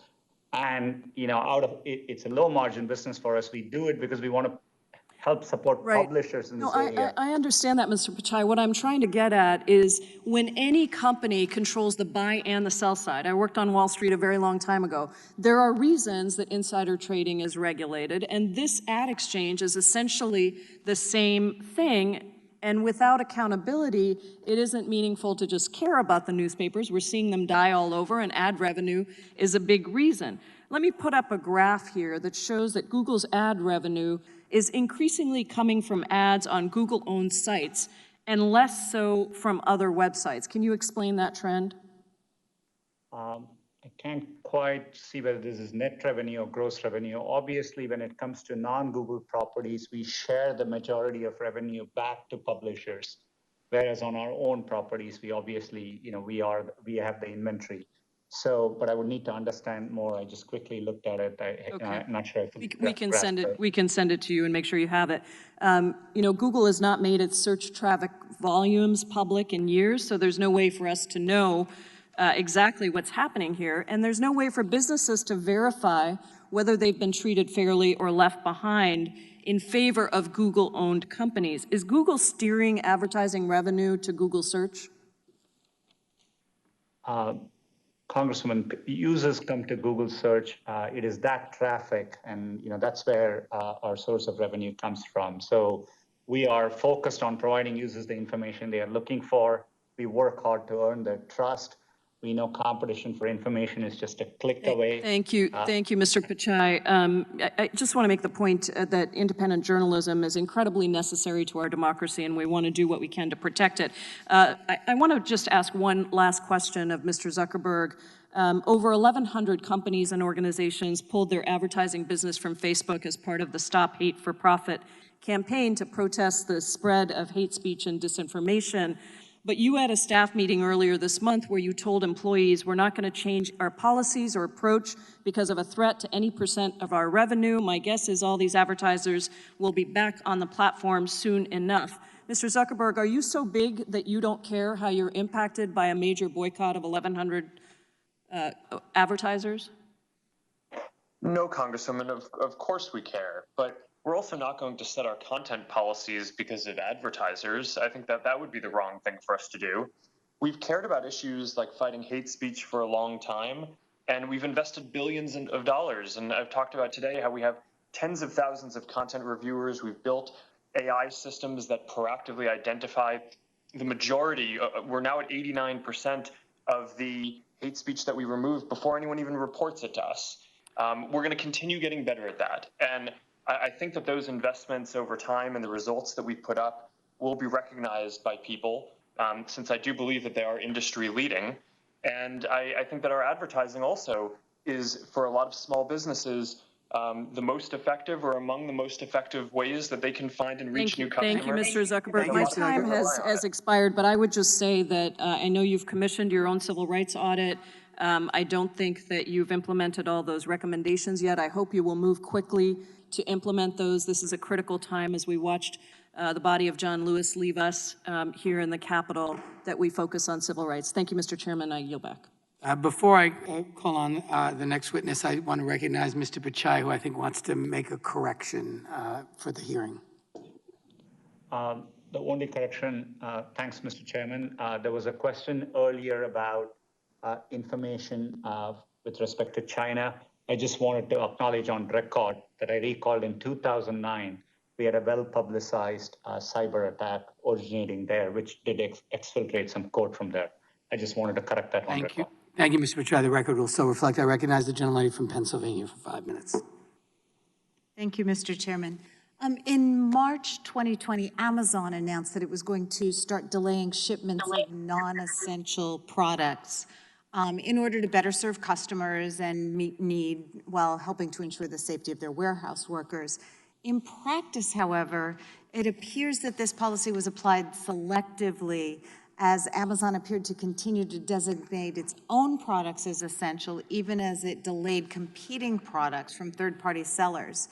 So the essential items were supposed to include household staples, medical supplies, high-demand products, and that many factors were considered when determining eligibility to be essential. But we've had several employees report that Amazon continued to ship non-essential items like hammocks, fish tanks, pool floaties, et cetera. Mr. Bezos, were Amazon devices like Fire TV, Echo speakers, and Ring doorbell designated as essential during the pandemic? I don't know the answer to that question. What I can tell you is that we had, there was no playbook for this. We moved very quickly. Demand went through the roof. It was like having a holiday selling season, but in March, and we had to make a lot of decisions very rapidly. Okay. Our goal was to limit it to essential supplies, but I'm sure we did not do that perfectly. Okay. I know the Ring doorbell has two competing products, including Arlo and Eufy, maybe. Do you know if they were designated as essential? I do not. Okay. Are you able to testify to Congress today whether Amazon's profit factor was a factor in giving an essential classification distinction? No, not to my knowledge. We were working to achieve two objectives. One was to get essential products to customers, and the second was to keep our frontline employees safe. And we did a tremendous amount of work in both categories, and that's what we were focused on. We were not focused on profitability at that time. Pushing out the elusive Clorox wipe, I guess. But at any rate, moving along, let's talk about the fees that Amazon charges sellers. According to a recent report, seller fees netted Amazon almost $60 billion in 2019, nearly double the $35 billion in revenue from AWS, Amazon's massive cloud computing division. 5 years ago, Amazon took an average of 19% of each sale made by a third party on its site. Today, Amazon keeps an average of 30%. Doesn't Amazon's ability to hike those fees so steeply suggest that Amazon enjoys market power over those sellers? No, Congresswoman, I don't believe so. I think what you're seeing there when you see that go from 19 to 30% is that more and more sellers are taking advantage of the incremental services that we offer. And a big piece of that is fulfillment by Amazon, which is probably the greatest invention that we ever created for sellers. And it's working for sellers. That's why today 60% of sales are going through third-party sellers, up from 0 20 years ago. Right, but I think a little more concerning is the 11% hike. Since 2014, Amazon's revenue from seller fees has grown almost twice as fast as its overall sales. So seller fees now account for 21% of Amazon's total revenue. Mr. Bezos, aren't seller fees now effectively subsidizing Amazon's retail division? Congresswoman, no, I don't believe so. I think what you're seeing there, when you see these fees going up, what's really happening is that sellers are choosing to use more of our services that we make available. They are, previously perhaps they were shipping their own products from their own fulfillment centers, so they would have had costs doing that. For operating your own fulfillment center and buying transportation services to the customer through the Postal Service or through UPS or whoever it would be. Okay, You well, have let's those talk fees a little anyway, bit but about the now you're doing fulfillment that centers. with Fulfillment by Amazon. Right, Yes, okay, please, go ahead. so Sorry. we've got Fulfillment by Amazon, and a year ago, we asked whether a merchant who was enrolled in Fulfillment by Amazon, also known as FBA, is a factor in whether they can be awarded the buy box, and at that time, Amazon said no. But the evidence is indicating, and your own documents showing, that being enrolled in that program is a major factor, and it effectively forces sellers to pay for fulfillment services from Amazon if they want to make sales. Mr. Bezos, has Amazon's big buy box algorithm ever favored third-party sellers who buy fulfillment services from Amazon over other sellers? I think effectively the buy box, maybe directly or indirectly, I'm not sure if it's direct, but indirectly I think the buy box does favor products that can be shipped with Prime. So especially if you're a Prime member, the buy box is trying to pick the offer. If we have multiple offers from multiple sellers for the same item, customer wants to buy that item. The buy box is trying to pick the offer that we predict the customer would most like. That includes price, it includes delivery speed, and if you're a Prime member, it includes whether the item is eligible for Prime. Thank And you, so Mr. Bezos. I think my indirectly- time's expired. Stanley's time has expired. Before I recognize our last two colleagues, I think Mr. Zuckerberg would like to clarify something for the record as well. Chairman, thank you. In response to Congressman Johnson's question before, I said that I wasn't familiar with the Facebook Research app when I wasn't familiar with that name for it, but I just want to be clear that I do recall that we used an app for research, and it has since been discontinued, and I would be happy to follow up with his staff on any more details that he would like on that. Thank you, Mr. Zuckerberg. The record shall so reflect. I recognize the gentleman from Colorado, Mr. Neguse. Thank you, Mr. Chairman. Good afternoon, Mr. Cook. I wanted to direct a few questions to you and wanted to talk a little bit about the App Store and app development. So just taking a step back, my understanding from your testimony today is that essentially Apple has to operate by the same rules that the app developers operate by in terms of being able to access the App Store. Is that correct? We have 60 apps on the App Store. They go through the same rules that the 1.7 million do. Okay. So here's kind of why I asked that question. My understanding is the App Store review guidelines tell app developers not to submit copycat apps. Is that correct? I'm not totally familiar, but I believe that's the case because we were getting a number of apps that were essentially the same thing, a sort of a cookie cutter. And I can represent to you, Mr. Cook, we've reviewed, our subcommittee staff has obviously reviewed the guidelines, and they say that app developers should have original ideas, that copycat ideas aren't fair, and Apple's customers don't want those. On the other hand, the app developer agreement, which you require every developer to agree to, does give Apple the right to copy other apps. And so the question is why one rule for the developers that compete with you and the opposite rule for Apple? Congressman, I'm not familiar with that, but I could follow up with your office on it. Well, I would appreciate if you could follow up with our office. My understanding, again, is that the app developer agreement explicitly says that Apple can use any information that an app developer provides to Apple for any person, any purpose. And so obviously you have complaints from any number of app developers who have testified before our committee. As I said, represent the state of Colorado. We heard from a company called Tile, which said that Apple had access to confidential information about the apps distributed by the App Store. And given that, juxtaposed against this language in the exclusive agreement, you can understand why we would have concerns about anti-competitive conduct. Yeah, Congressman, we run the App Store to help developers, not hurt them. We respect innovation. It's what our company is built on. We would never steal somebody's IP. But I will follow up with your office on more detail on this. Well, and I appreciate that, Mr. Cook, because I think to the extent that Apple were willing to commit, and I intend to ask Mr. Pichai similar line of questioning, because I believe this is consistent across multiple different platforms. To the extent Apple was willing to commit within the developer agreement to say that while you have access to that data, that you are not going to use that data and are not permitted to use that data to replicate your own app, a copycat app, if you will, that would certainly, in my view, be a reflection of a step away from any type of anti-competitive conduct. And it sounds like you'll follow up and we can learn more with respect to that issue. Mr. Pichai, similarly, there was an article just today, or excuse me, yesterday, from The Verge. The title is "Google Reportedly Keeps Tabs on Usage of Rival Android Apps to Develop Competitors." And I'll quote from the article, Google said that the data doesn't give information about how people behave while they're using individual apps, but it wouldn't say whether it had been used to develop competing apps. So I guess first, I take it you would confirm that Google does have access to confidential information or ultimately competitively sensitive information about apps on the Android devices?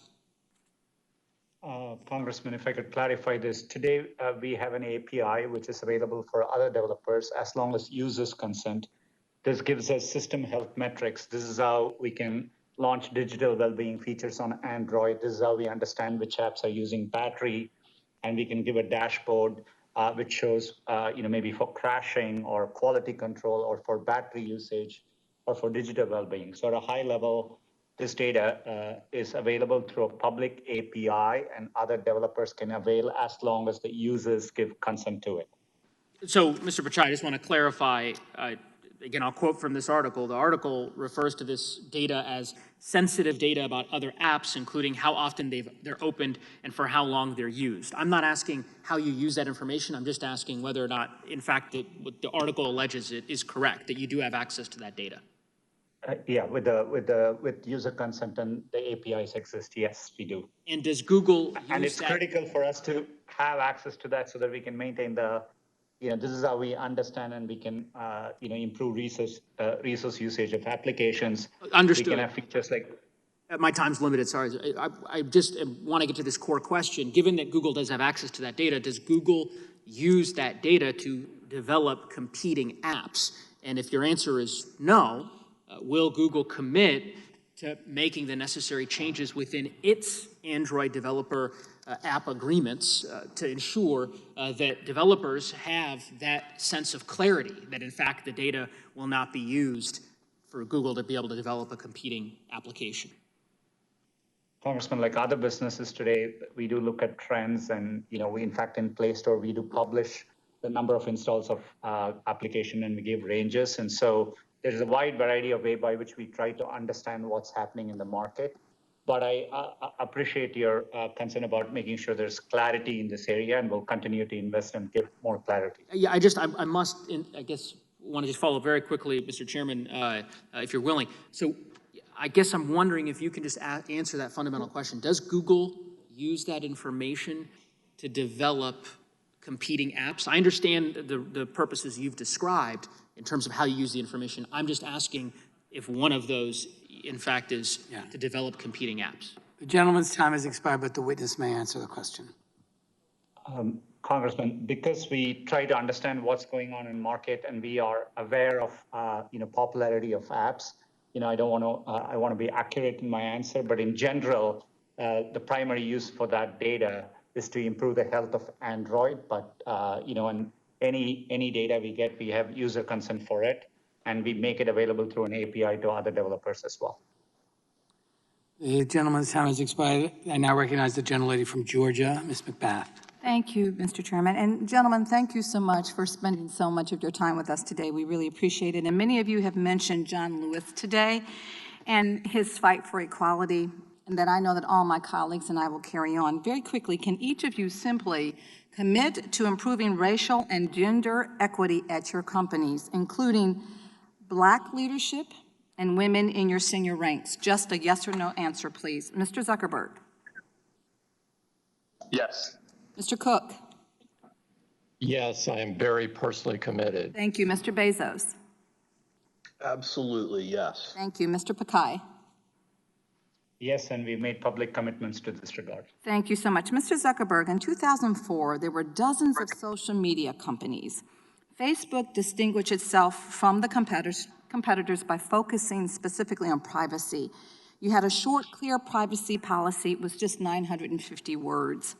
It made a promise to users, and I quote, "We do not and will not use cookies to collect private information from any user." And you said, "will not." That's a commitment about the future, and that was 2004. Mr. Zuckerberg, today, does Facebook use cookies to collect private information on users? Congresswoman, my understanding to that is no. We're not using cookies to collect private information about people who use our services, and I believe we've upheld that commitment. Okay, thank you. So, Mr. Zuckerberg, do you think that your company would be as successful if it had started with today's cookies policy in place? Congresswoman, I'm not sure exactly what you're referring to, but in general, cookies is not a big part of how we're collecting information. We've primarily used them to make sure that someone can stay logged in on the web. We use them to some degree for security, to make sure that you don't have someone trying to log in under a lot of different accounts for one computer or something like that.